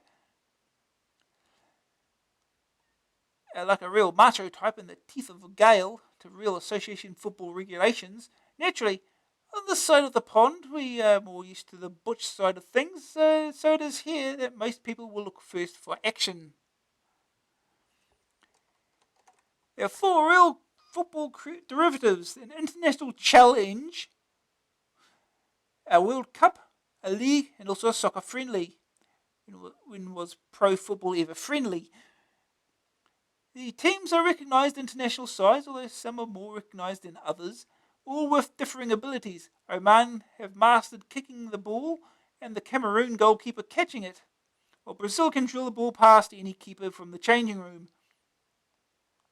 In the challenge, you play against successfully better teams until you're knocked out. Rough game, this soccer. While in the league, you play friends and neighbours in round-robin fashion. The World Cup is the tournament to win, though. You flick through the results screen, watching the tale of the championship unfold until the day comes for your match. Waiting to play sounds as dull as ditch water, though it's worth watching the results as upsets occur and give an indication of who the next round opponent may be, if you get there, that is. So the footy begins, and it's time to put your ball where your mouth is. The view is from overhead, which is fine. What is off-putting, however, is the lack of colour. One team wears light shirts, the other wears dark. And the shirt of the nearest player to the ball on your side flashes. It's quick and the players are easy to direct, although the lack of colour means that it's sometimes hard to tell who's who. Even playing against the infernal machine, life is not as simple as it has been in the many sims before. Kick-off rules must be obeyed, and you must pass the ball to one of your own men before touching it again. True to form, Microprose give a list of basic rules of soccer in the handbook, and most of them apply to the game on screen. The only exception to this is the offside rule, on the grounds that even 128k can't work that one out. Dribbling the ball is no problem. Just keep your joystick pressed in the right direction, and off goes your man. Kicking is a real pain in the foot though, because the controls are dead sensitive. If you try and wally the ball by keeping the fire button depressed, it's likely to send the ball sailing over the nets. Too short a press and it grinds to an embarrassing halt, just feet from you. The variety of kicks is a great bonus for the game, with both forward and back heel kicks present, but so are some interesting and quirky trick shots. Firstly, there is the whoa backward somersault kick, which generally occurs when you're attempting a hard back heel. Suddenly you see a pair of boots facing upwards and the ball racing back down the pitch. Most fun though is the wah whoosh, otherwise known as the variable power banana shot. You can choose the strength of the curl at the start of the game, and it's much easier to score with the ball almost turning 90 degrees on high power. Unfortunately, the other side get the ability too, and they don't hesitate to plug shots in them from obscure angles for hours on end. Sliding tackles are another feature that can catch you unawares. Generally, the opposition slide in taking your feet and the ball from under you. If it's raining, however, then watch out. If they try to slide in on someone, you're liable to not only get them, but also end up on the other side of the field, as the grass gets more slippery by the second. The rain effects, which are accompanied by rumbling thunder and lightning flashes, can affect all the outside games. As the ground gets soaked, the slides get longer and the ball ceases to roll well. You can see the rain hit the waterlogged pitch, and occasionally a flash of lightning highlights the game's border. Occasionally the US rules six-a-side escapes such a cold and miserable fate, unless they've leaky roofs. Ostensibly, the game is the five-a-side that we all knew and loved in the school playground, with an extra man, you don't say, and rebound walls. The game is much faster and features wandering goalies who have a tendency to try and shame the opposite number by scoring. As an extra game, it's great fun, and it too features a variety of different competitions, all basically the same as their outdoor counterparts, but with 4 quarters and a smaller playing surface. Everything seems a little more frantic than before. You can't help getting drawn into the pace of the game, whether you're holding on to a lead or chasing goals to sneak a draw in the dying seconds. It would be a real nail-biter if your fingers weren't too busy on the keypad. Microprose Soccer is a fun footy sim, but it does have limitations. Graphically, it's no high flyer. It's competent, but needs more colour. A little more brightness may have limited in other areas, but it would have come in handy when trying to discover which man that pile of slide tacklers is yours. On the other hand of the coin, though, the accompanying music is good, and the effects inject fresh fire into a sim for the first time since match day. The thunder and lightning may be totally peripheral, but they greatly enhance the game and reveal the care that went into the original design. So while it's not the best looking game in the history of football, Microprose have done its thorough and professional job as always. Still, par for their course, it's more than a single game, and complexity ensures a long and enjoyable game life. Its dual format gives it great instant appeal, and extra variety prevents overexposure from one form of gaming. First day talent score, beat a 3rd seed team.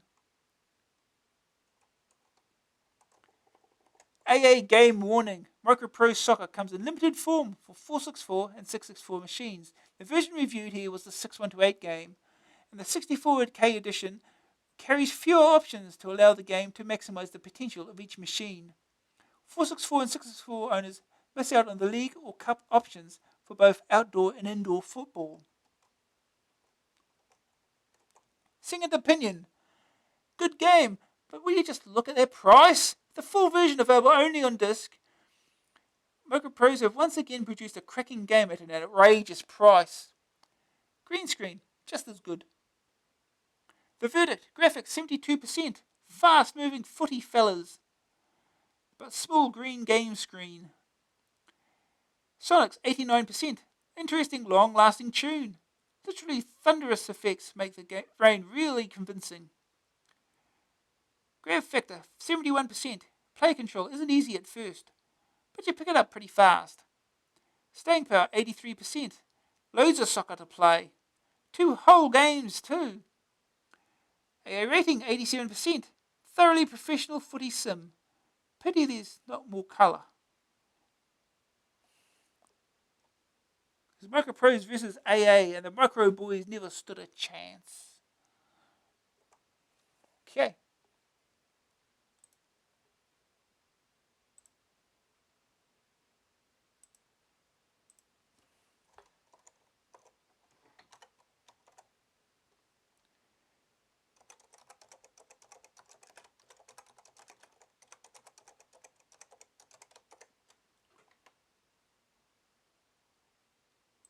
Okay.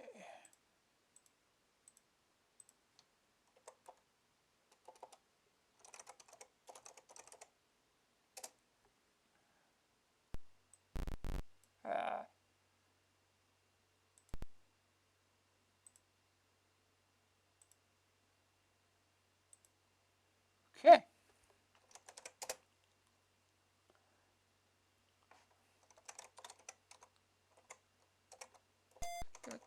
Type correctly. Here you go. Microprose Soccer. 6 aside, 11 aside. We'll go the 11 aside as usual. Make it normal. Oh, cracked. It's a cracked version. Microprose Soccer by Sensible Software. Programmed by Smart Egg Software. Copyright 1989 Microprose.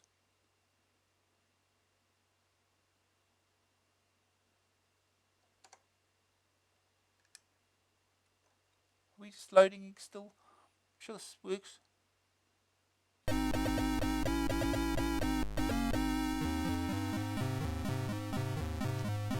Please select your favorite option.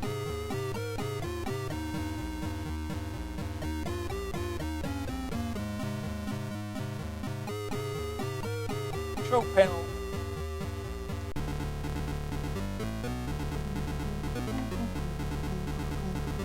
Weather. Oh, turn the weather on. Banana power, we'll leave that off. Section mode auto. Match length 2 minutes. Make it 4 minutes. I presume that's half length. I don't know. We'll find out. Anyway, either way, we quick. Controls. Oh, joystick. Save load.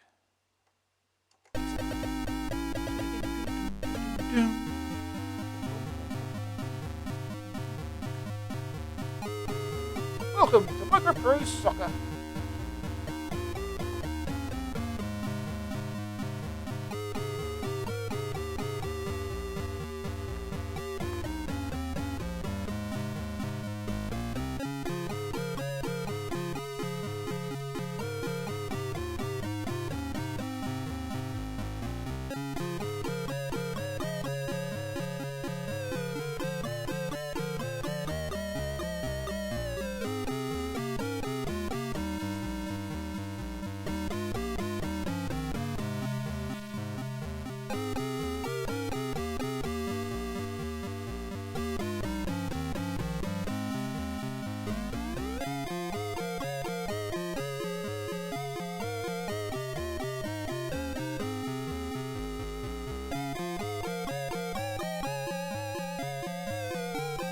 Alright.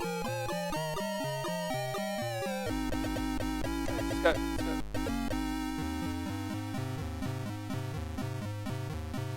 Kevin versus level 1.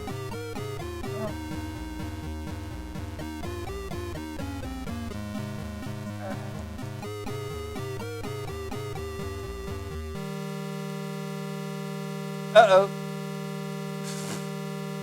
Can't go back at the control panel? Well, that was wonderful. Try it again. Speed this up.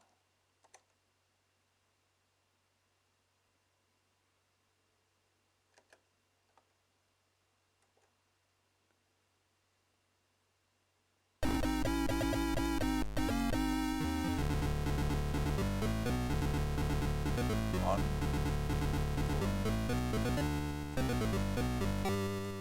Joystick.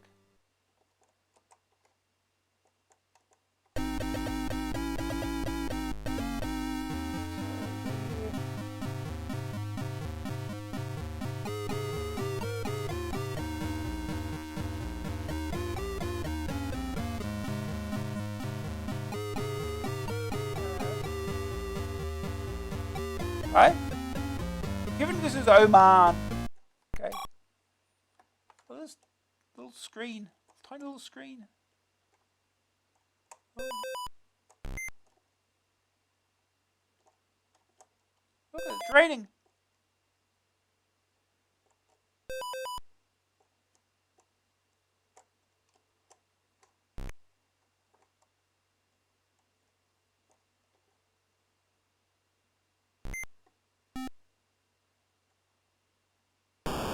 Oh, lightning.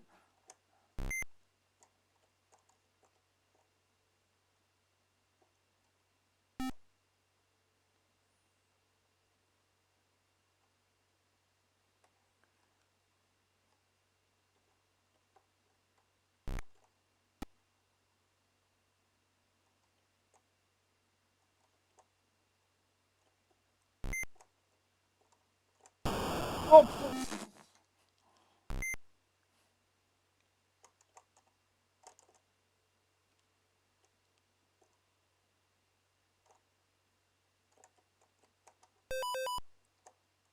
Where's it? Where's one of my guys? Come on. There we go. Got one.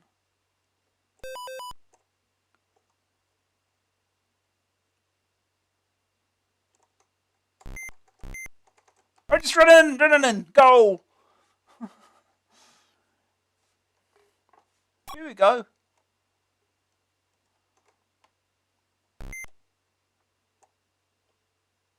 Ball back.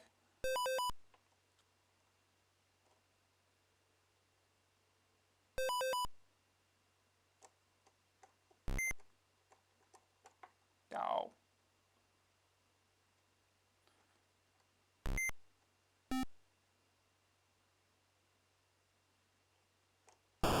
Oh.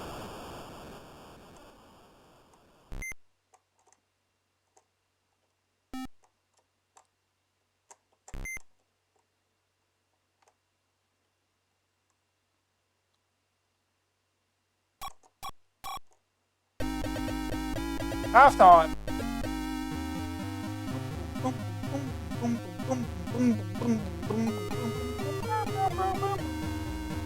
Off we go.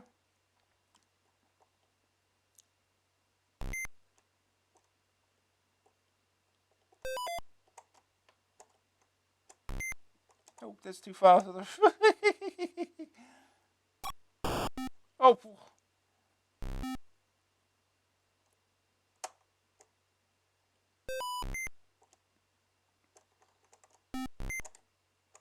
Oh wait, we're supposed to be going down, aren't we?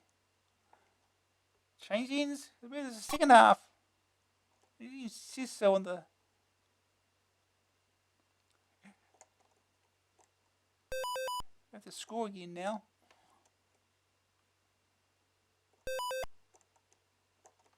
Okay, just run around him. There we go. Easy. Just run around the goalie.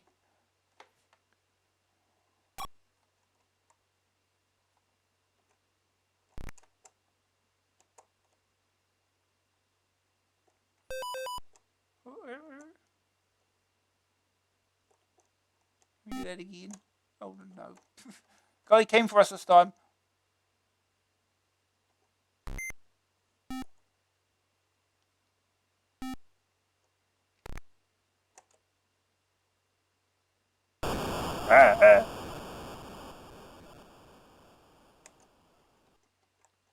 Kick it back.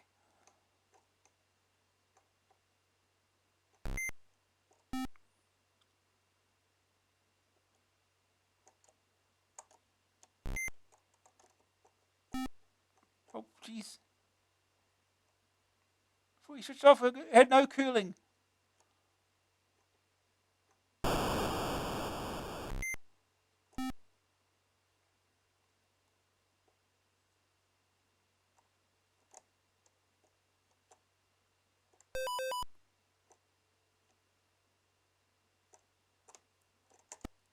Goal! Pivot. Is that how it works?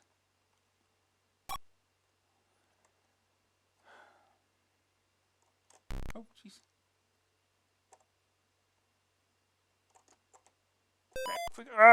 Go. Lightning. run that ball. Here we run around the goalie again. Yeah. Here we go. He's just standing there. Idiot.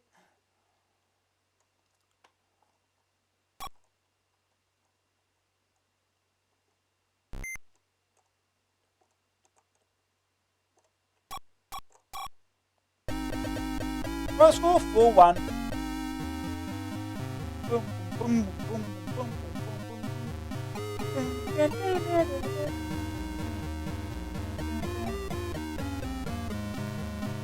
This level 2 is going to be harder, right?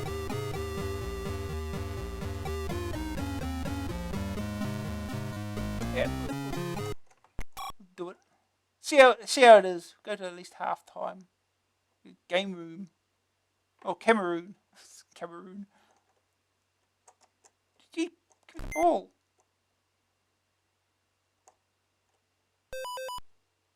Right, upwards.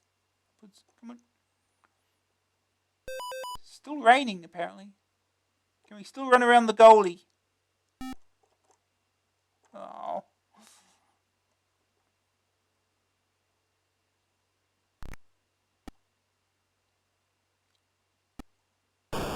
Oh.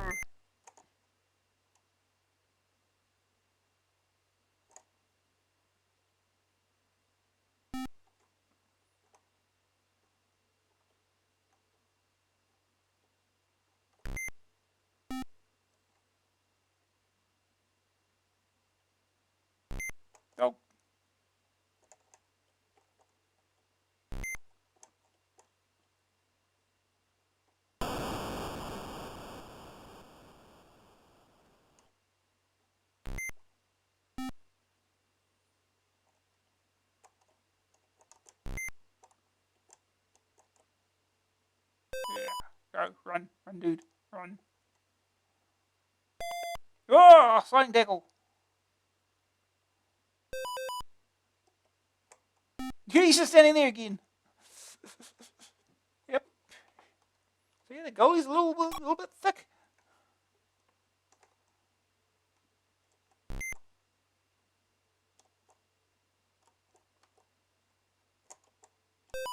Off he goes. Yeah, they're doing sliding tackles a lot more often.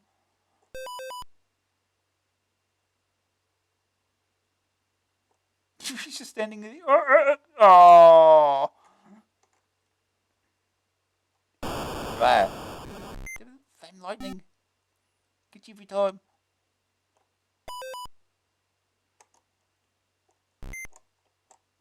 Thank you. I'll take that. Bye. Oh, that's it. Oh. Hi. Since we're a little short on time, we'll leave it at that. Get the idea? Let's move on.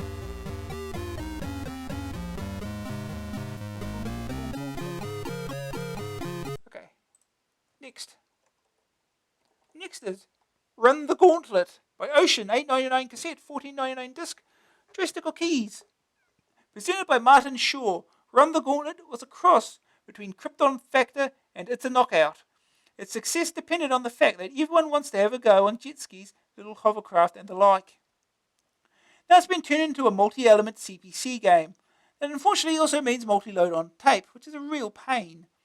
You're presented with a randomly chosen set of events, each of which you complete 3 times in 3 different craft. Really, Run the Gauntlet is no more and no less than a theme-controlled compilation, and as such fails or succeeds on the quality of its components, and it's great fun. It'll take very little time getting used to the controls, though becoming acquainted with the different behaviour of the different craft takes some time. What's good about it is that you can compete against up to 3 others, not at the same time, and whoever is last gets disqualified. You have failed to reach the standard needed for Run the Gauntlet, you're told. Leave a happy message, and back you go to the beginning to try again.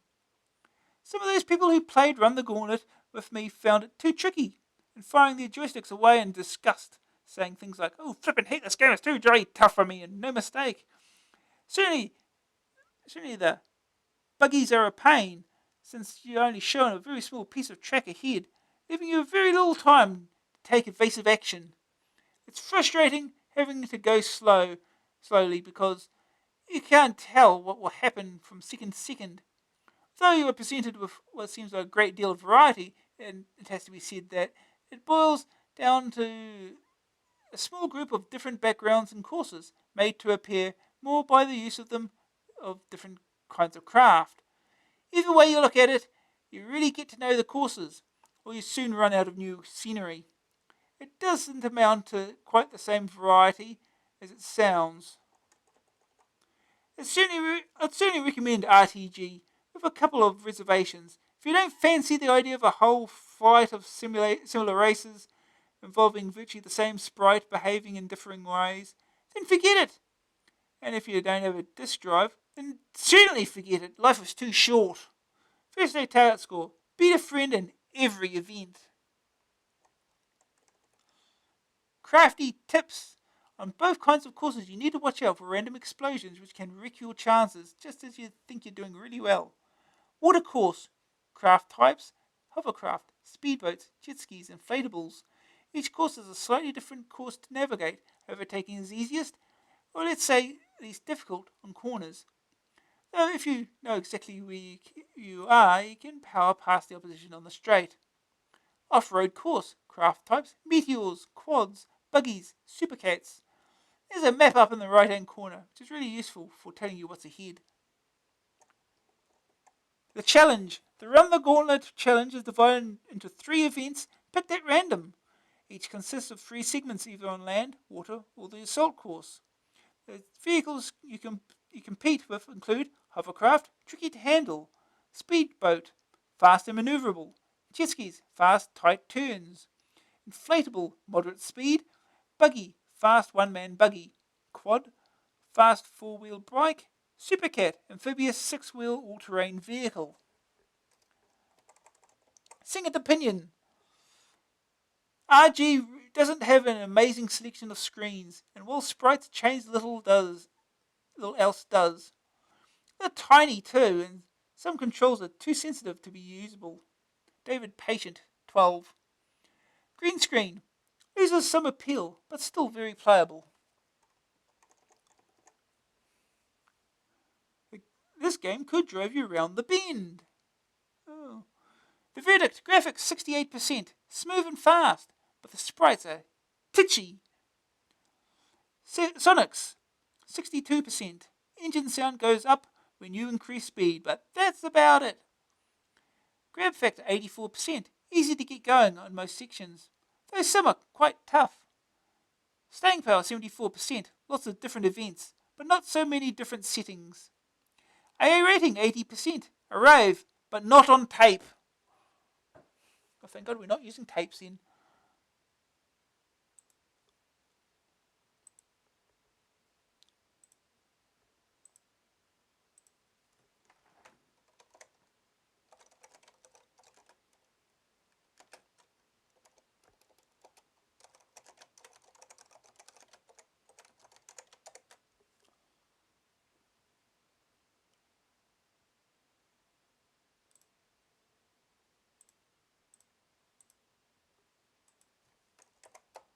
Right.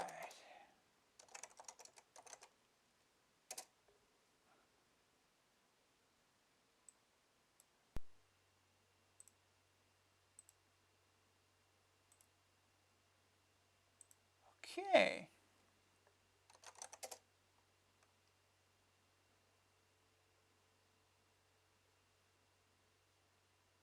So these are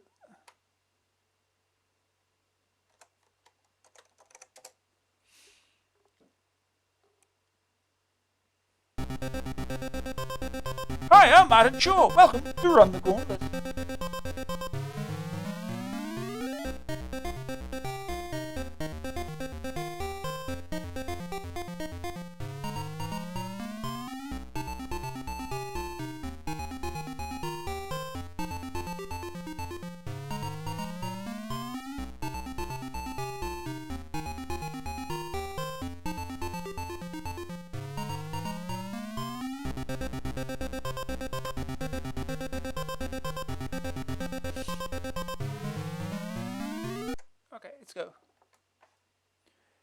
1. Select your team. Great Britain, USA, Holland, Australasia.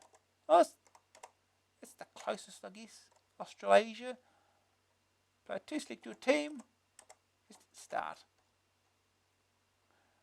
The program we have for you is a barrage, water endurance, assault course.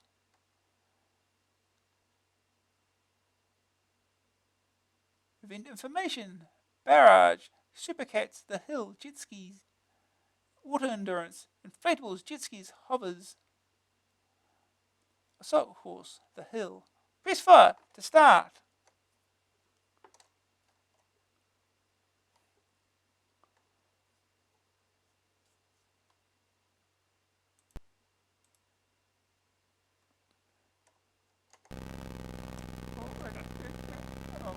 Up to go forward. Oh no, it doesn't scroll. Uh-oh. TV camera.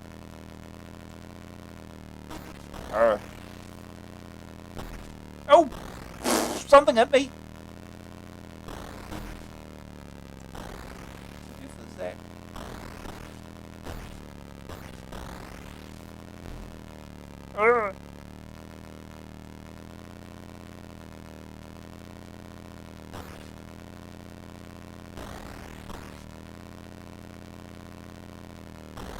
Oh, jeez, explosions. Why are they just random explosions? What game show is this?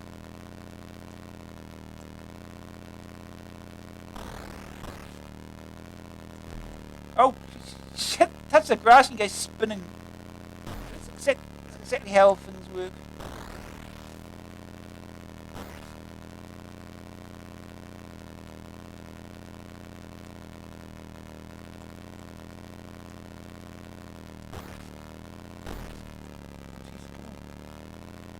Past them.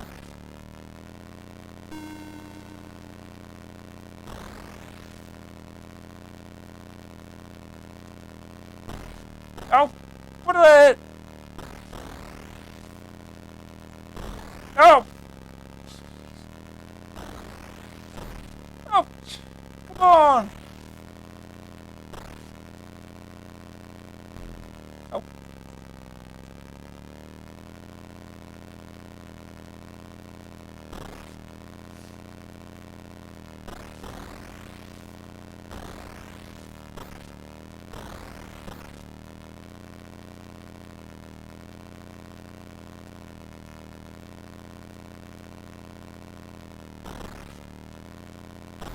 Oh, I couldn't get through that gap, huh? Oh! Getting past anything's difficult with these.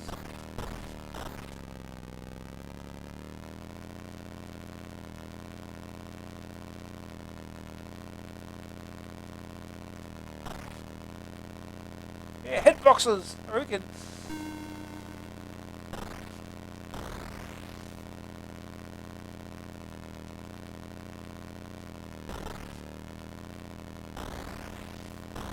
I got past one.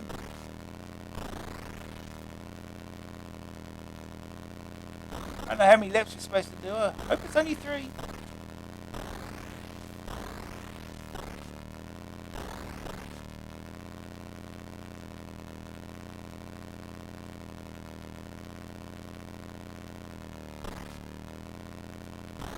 Oh, fuck! Got exploded.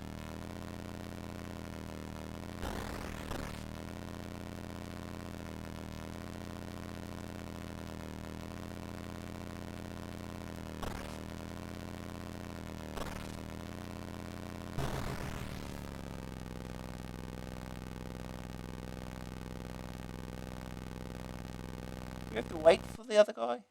Yeah, guess so. Total time, 2:49. And now onto the hill.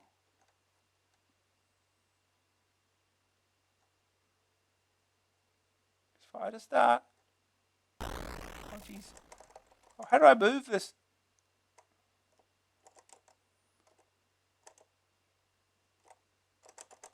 Oh, okay.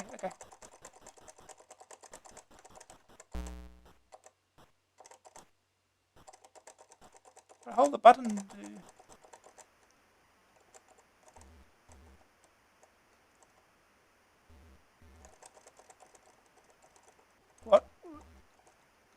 What do I do now? He's sprayed with, well, I guess, water. I hope that's water. What now?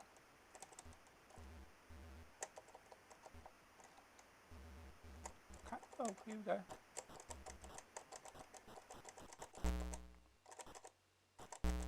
Oh,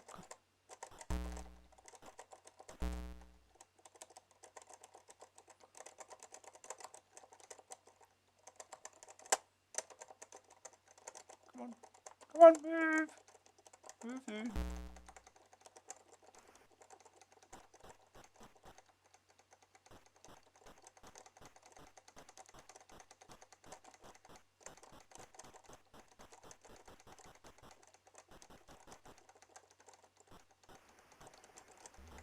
Swim. Swim, damn you, swim. Oh, never mind.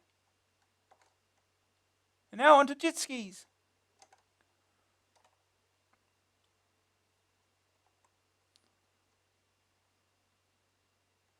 Just fire to start.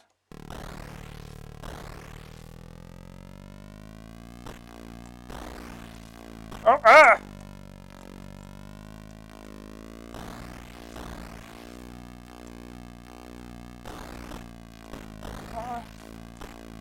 Ah. Stop turning around when you hit something. That's awful. Oh, God. Explosions again. Oh.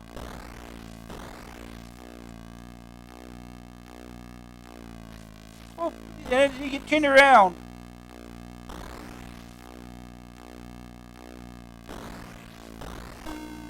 Oh.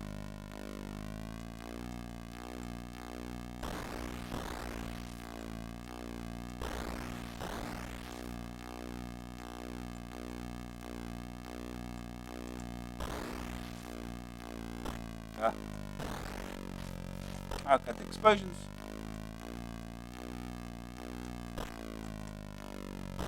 I know I'm going to get lapped.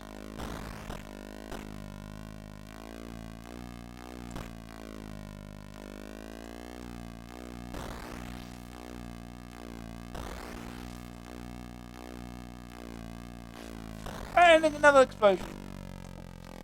And I'm lapped. And I'm lapped.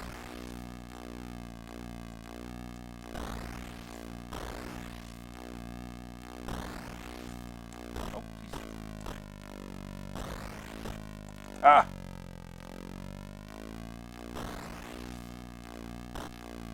And again! Explosions!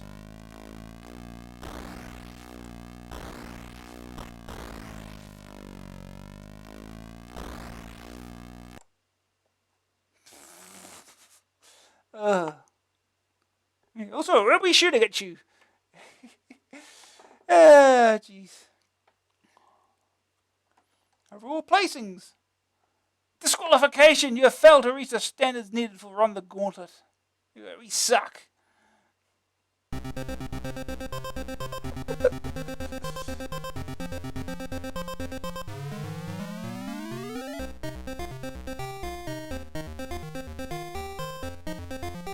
Okay, we'll give it one more try. Hopefully you get different events.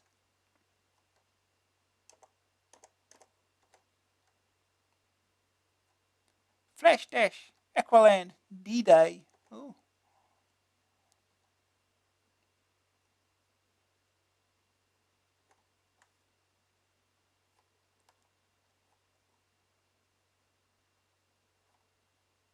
Got the jet skis again. Oh, it's not jet skis, it's something else. Same course as before. Oh no, it's a different course. Speedboats.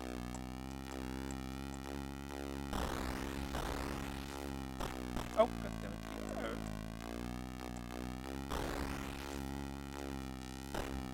Oh.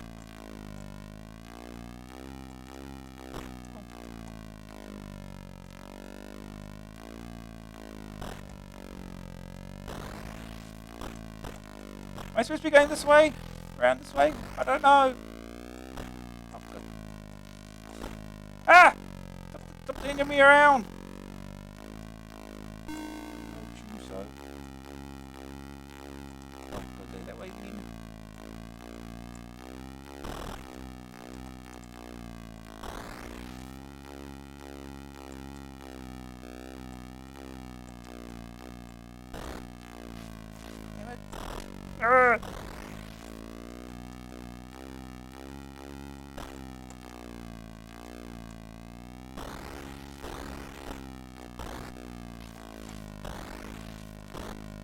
Ah! Ah! This dude's already finished. We've got another lap to do.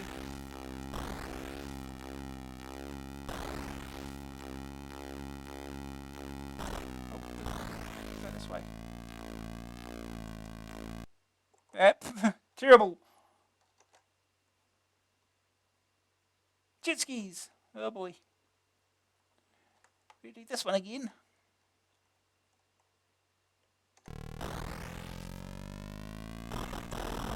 Out of the way.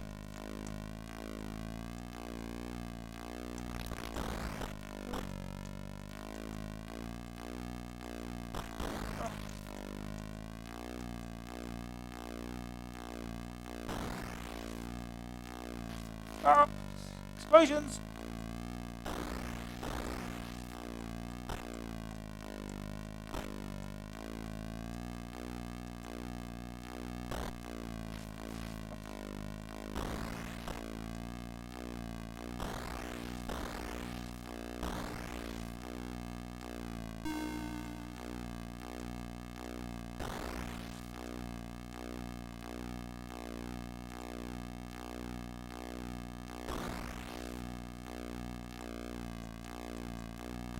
Oh, almost caught up.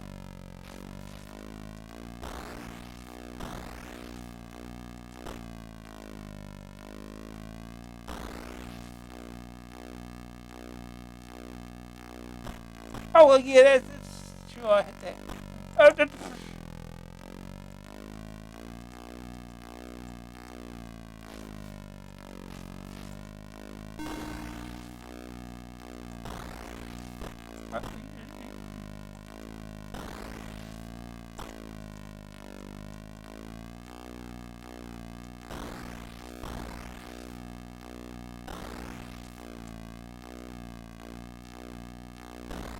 oh.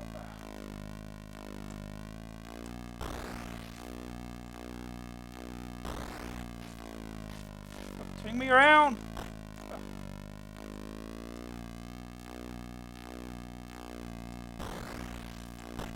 Oh, look, we get between them. We did it, I think. I want to buggies.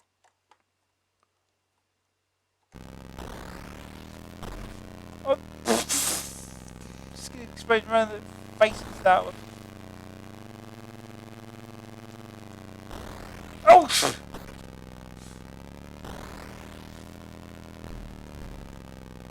a real TV show like this with little explosions?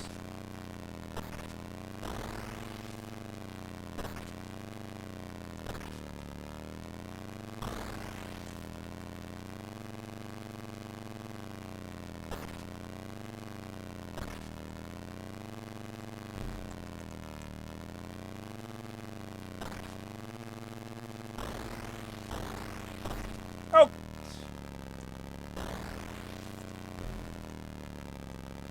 Going the wrong way.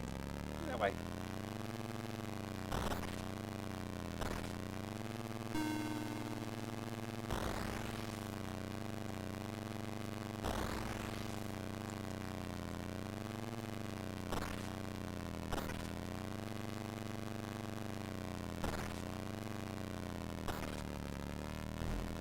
Oh.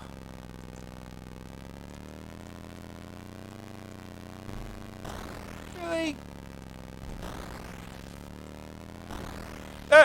Stop that!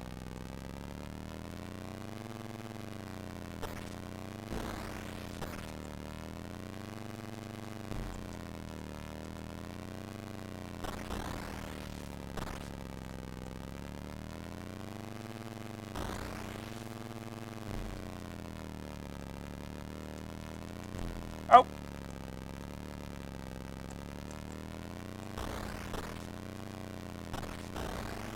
I'm going left again.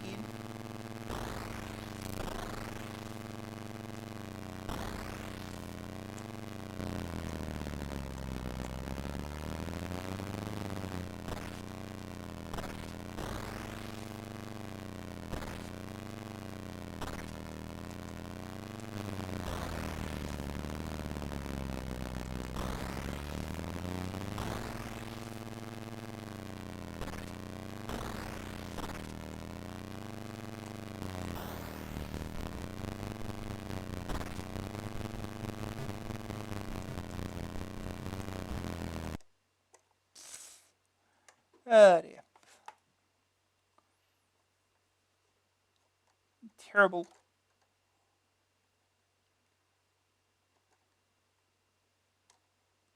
Disqualified. You failed to reach the standards needed for Run the Gauntlet.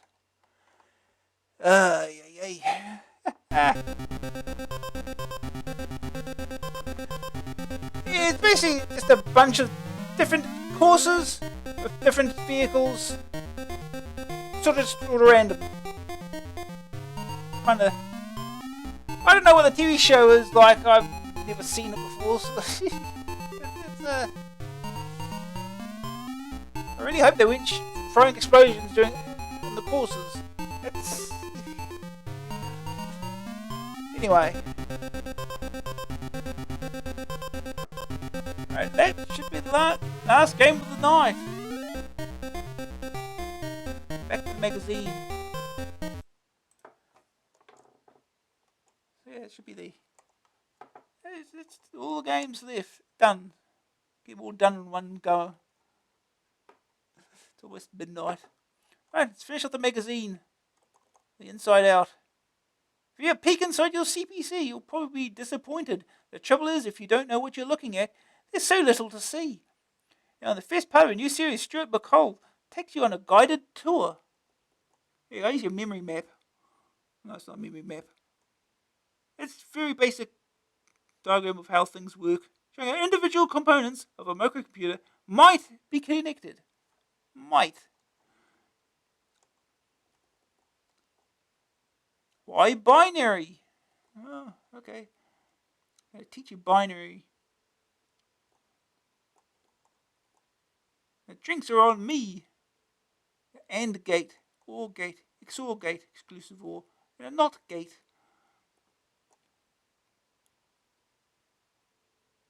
I need everything here. Next month on Inside Out, Stuart McCall moves on to memory devices, flip-flops, and number crunching. Stay tuned for education from your information station. Oh, this Stiff Pilchard is back. Did you manage this, Rockstar?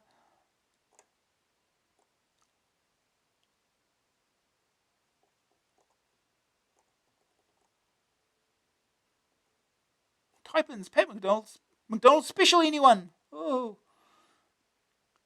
Typewriter. The newcomers to type-ins complain that because they don't understand what the lines do, they don't know how to debug or correct their programs. What's needed is a means to ensure that absolutely anybody can put in a listing and be sure it's right. Hence, AA Typewriter. Start typing in the program now. Don't bother running it until you've read the page. Once it has worked, 2 interception routines are set up to intercept printing to the screen and printer. Every time the computer notices a carriage return, it adds up all the characters it has printed since the carriage return and produces a checksum figure. This always starts with a capital, then a lowercase, and this is repeated. So every time you type in a line for a type-in, don't forget to enter new to get rid of typewriter. You can compare the checksum figure with what's printed in the magazine.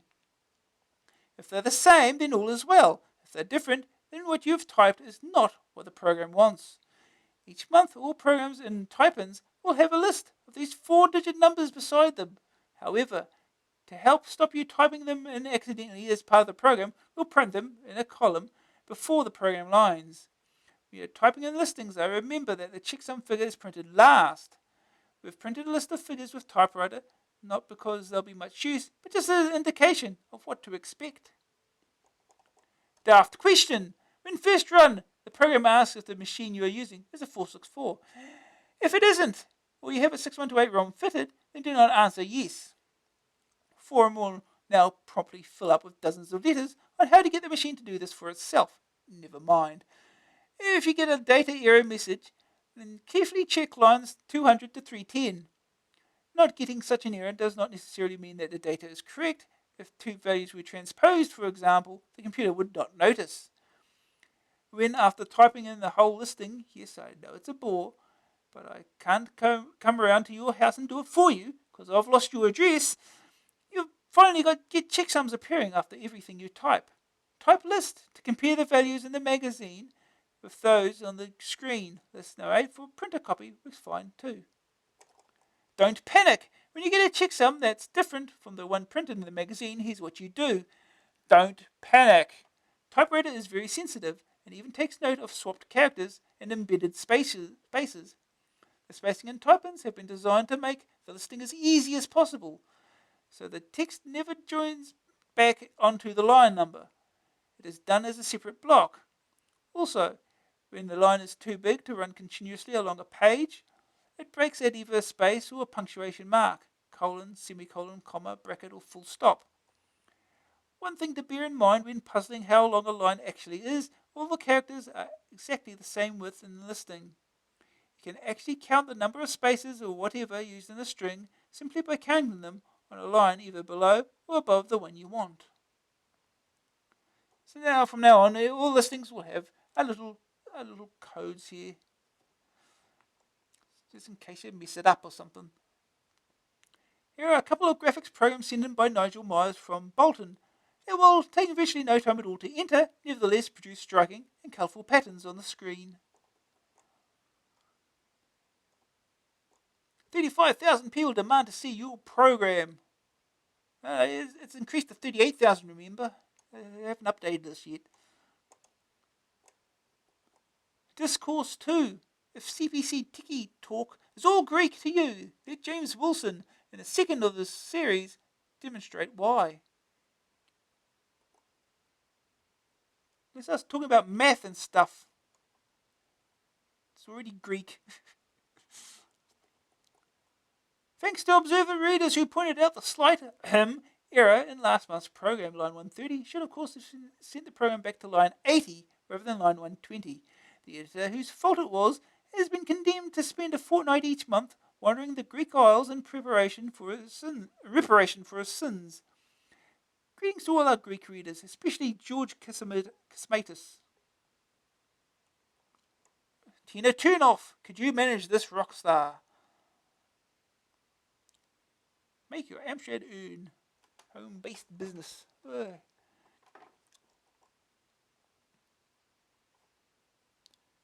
3.5-inch disc drive, £89.95. Cheat mode, Freescape Heaven, this page, Dark Side, Overleaf, Total Eclipse, then Driller. You do them all, get them all over with.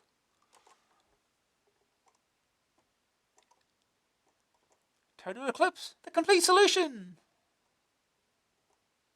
Here at last is the complete, absolute, and utterly ultimate solution to Incentive's Freescape 3D master game, Total Eclipse. Now, there's more than one way to save the world, and you'll know if you've tried. But we chose this joint effort from Graham Wilkin and Jason Highfield because it's the most complete, explores the pyramid very thoroughly indeed, and shows you almost all the tricks and traps. For accompanied it with a brilliant exclusive, completely, especially commissioned map from Ian Thompson. So even if you don't do it quite our way, you should still find Graham and Jason's playing guide helps a great deal. We did. Remember that as soon as you've done a tricky bit to press I, which pauses the game. If you're really clever, you'll also save the game by following the instructions there. It only takes a few seconds and you'll be ever so glad you did.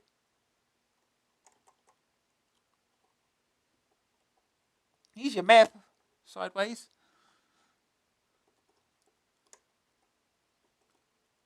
Oh, 2 pages worth. The journey ends, finally.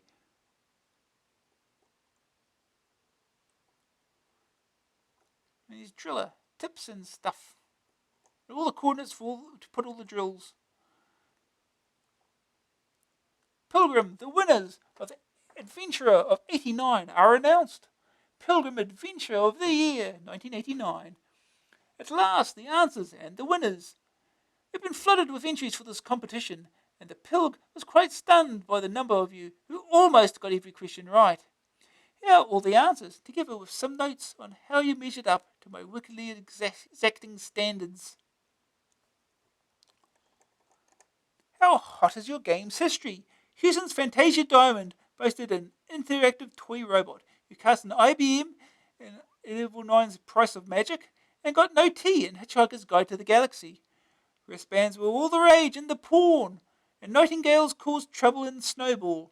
Snowball was also notable, by the way, for being the first UK adventure game to be given its own adventure column. The now defunct Personal Computer News actually ran a series in which various journalists played the game in turn. Steamed Rat was on the menu in lurking horror.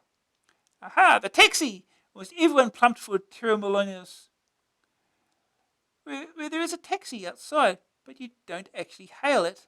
I was thinking, of course, of Sherlock, where you hail a hansom cab outside your apartment in Baker Street. If you prefer to be a little further north of Baker Street, however, you must have been playing Hampstead. As for learning to fly, here again were numerous suggestions ranging from Price of Magic to Nighthawk. Lloyd Wood of Peterborough, however, obviously knows all about Urban Upstart, an early Pete Cook adventure from Richard Shepherd Software. The best thing about that game was the enormous crowd of cats that kept following you about. Well, you did have to pick up that red herring, didn't you? Who or what? Thorin, of course, sang about gold constantly. Arnold went to somewhere else. And the player, a journalist, went to the ball and suspect. A gremlin died in the blender. Hope they washed it out afterwards. Falcor the Luck Dragon flew over the desert. Red Hawk, or Kevin Oliver in his everyday identity, said Qua, and not, as J. Mason of Bradford suggested, Princess Fergie. She says, Ya. The old woman in Spy Trek made a habit. Arthur Dent and Prosser lay in front of the bulldozer in Hitchhiker's Guide to the Galaxy. And your sword came when you said Quintilla. In Quintilla, of course. Many people have sprung from frogs in adventure games. Various readers offered Biron in Heroes of Khan, the Prince in Laws of Time, and the Princess in Never Goddesses of Phobos. No one mentioned the Prince in King's Quest IV, but perhaps I was hoping for a bit too much there. Points were given for any of the above answers. Name those games. Lots of possible answers here. A correct entry might have read The Boggart, Valkyrie 17, Snowball, Quintilla, Philosopher's Quest, Hitchhiker's Guide to the Galaxy, Seas of Blood, Adventureland, and The Bard's Tale. It was interesting to note that Scott Adams, once considered the great father of adventure, is remembered by Amstrad owners chiefly for Quest Probe 3, not one of his best games to be frank. Fill in the letters. Mind Shadow, Lord of the Rings, Urban Upstart, Message from Andromeda, Suspect, The Hobbit, The Boggart, Emerald Isle, The Bard's Tale, and Jinxter. Spot the Shot. The first picture came from a pre-production copy of Warlord from Interceptor. The second came from Souls of Darkon. And I put it in deliberately so that if you ever see a screen like it in front of you, you will know that doom is nigh. The final picture was from Tomb of Kozlak. Nobody got this right. The Nitty Gritty. Almost everyone knew that NPC stood for non-player character. Look is an abbreviated to L. Solving mazes is easy. Drop objects when all the descriptions are the same, and construct a table. This is getting boring. With numbered locations of the intersecting tabular positions, where there are different locations descriptions. There are many answers to questions E and H, including Zork in E, and Colossal Cave clones galore in H. RPG stands for role-playing game and not rampant pornography, Geraldine, as one sick perv suggested. Stick to playing Barbarian, chum. Mind Shadow has no RPG influence, and Scott Adams programmed the first game on a TRS-80.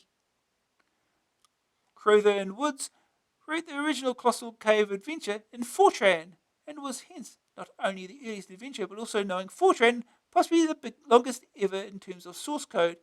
MUD stands for Multi-User Dungeon, and you'll log into Shades via Micronet or Microlink. Yeah, enough of that. It's an adventurer, the winner. Ladies and gentlemen, the Amstrad Adventurer of the Year 1989 is, excuse me while I try to rip open this here gold envelope. Oh, the suspense is killing me. The winner is Stuart White of Timberley in Cheshire. Stuart managed the extraordinary feat of getting only one answer wrong in the entire competition. He thought that Quintilla was the first UK adventure with interactive characters. Never mind, Stuart, you still get an AA Adventurer of the Year trophy, bags of free software, and undying fame. The two runners-up are Darren Stevens of Sittingbourne in Kent, and the notorious adventuress Joan Pancock of Weymouth. Congratulations to all who took part. There was very little in it, and the top at the top end of the entries. You can read more about the AA Adventure of the Year when we join Stuart on his prize day out at Magnetic Scrolls. You got a photo of him.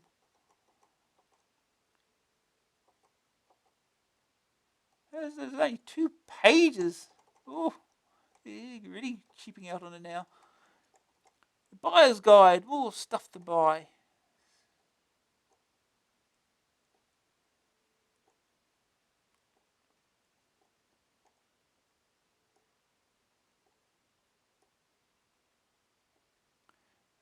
Don't miss the next Amstrad Action packed issue out on Thursday, June 15th. After Fort, the Ed's off on holiday. Well, the rest of us can sit back and take a well-earned rest. This is the AA character set. Number 6, the AA Editor. We've already had a large bout of over self-indulgence this month with the football special nonsense, so we might as well go for broke and do this as well. The publisher hates it when we talk about ourselves all the time like this, but what can you do apart from sack us? Don't put that bit in. It'll give him ideas, and you know what he's like when he's had an idea. Unbearable, absolutely unbearable. Lighting in the AA editor's home is subdued. Not for any aesthetic reason. It's just a result of Pat McDonald visiting at Christmas and trying to rewire the toaster to play Jingle Bells. The AA editor likes to relax after work, and nothing in the stately home would indicate his job, or even that he has one. The CPC is heavily disguised. He threw the last one through the window when he couldn't finish Driller. The only visible sign of his position of responsibility is the cricket bat lying on the dressing room table. This bat goes to work with him every morning and comes home with him every evening. The AA editor learns early on that a quick swing at an office table or an unsuspecting tea lady works wonders towards solving editorial disputes with colleagues. Simply the appearance of the bat is usually enough to silence any mickey-taking of his occasional minor errors. The AA editor can never forgive himself for trusting that issue number generator he wrote, nor for buying that calculator from Joe down the market. And on that note, the first series of the character set comes to a close. It generated an amazing number of entries, incidentally, thanks to all those who wrote in, but we've only been able to use a very few of them. Most of them were very funny indeed, but there was, as you'd expect, a great deal of overlap. Lots of programmers, games players, and games reviewers. Quite a few Eds too, many of them unusable for one reason or another. Aha! It was Adam Peters who penned last month's character set. You know, the chap we did a day in the life on last December. He wrote this month's effort too, earning him another £10. If you think you're getting the full whack just for taking a mick out of a hard-pressed Ed's inability to get his issue numbers straight, you can think again, mate. So you try to nick my AA, would ya? Please reserve me a copy of the July Amstrad Action due out on Thursday, 15th of June. Putting together this last page of an AA very largely given over to football after hearing the tragic events at Hillsborough, in which more than 90 football fans died at the start of Liverpool vs Nottingham Forest FA Cup semi-final. All of us on AA send condolences to the relatives and friends of the dead and injured, and to all the people of Liverpool. Wombat version 2.0, the hacker's disk utility. Ooh. Special offers, here's a t-shirt again. Medium or extra large, no other sizes.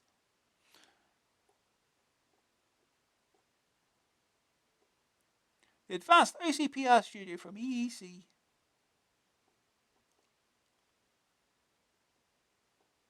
The Replay Micro Blaster joystick. 12-month guarantee. Ooh, fancy. You ain't played footy on your CPC till you've mastered Emlyn. AA June 89. Yeah, there's this issue even. Oh. Speaking of Barbarian 2, there it is. Amstrad's an artificial intelligence.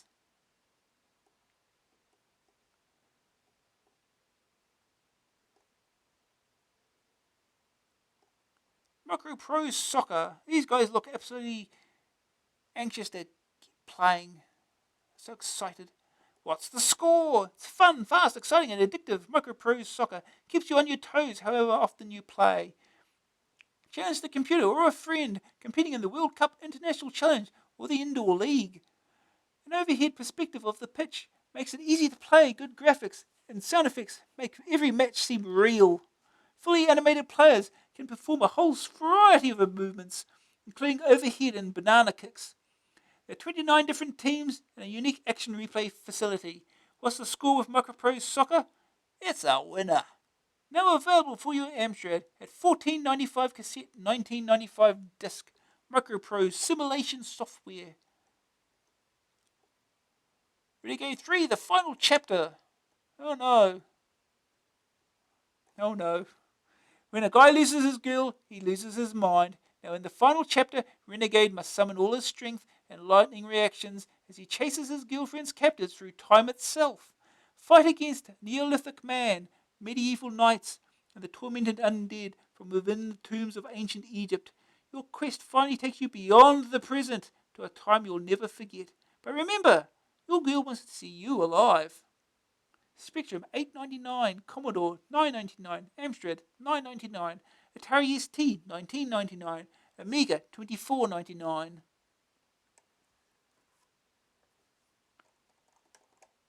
And that's the end of the magazine. A long, long, eventful one.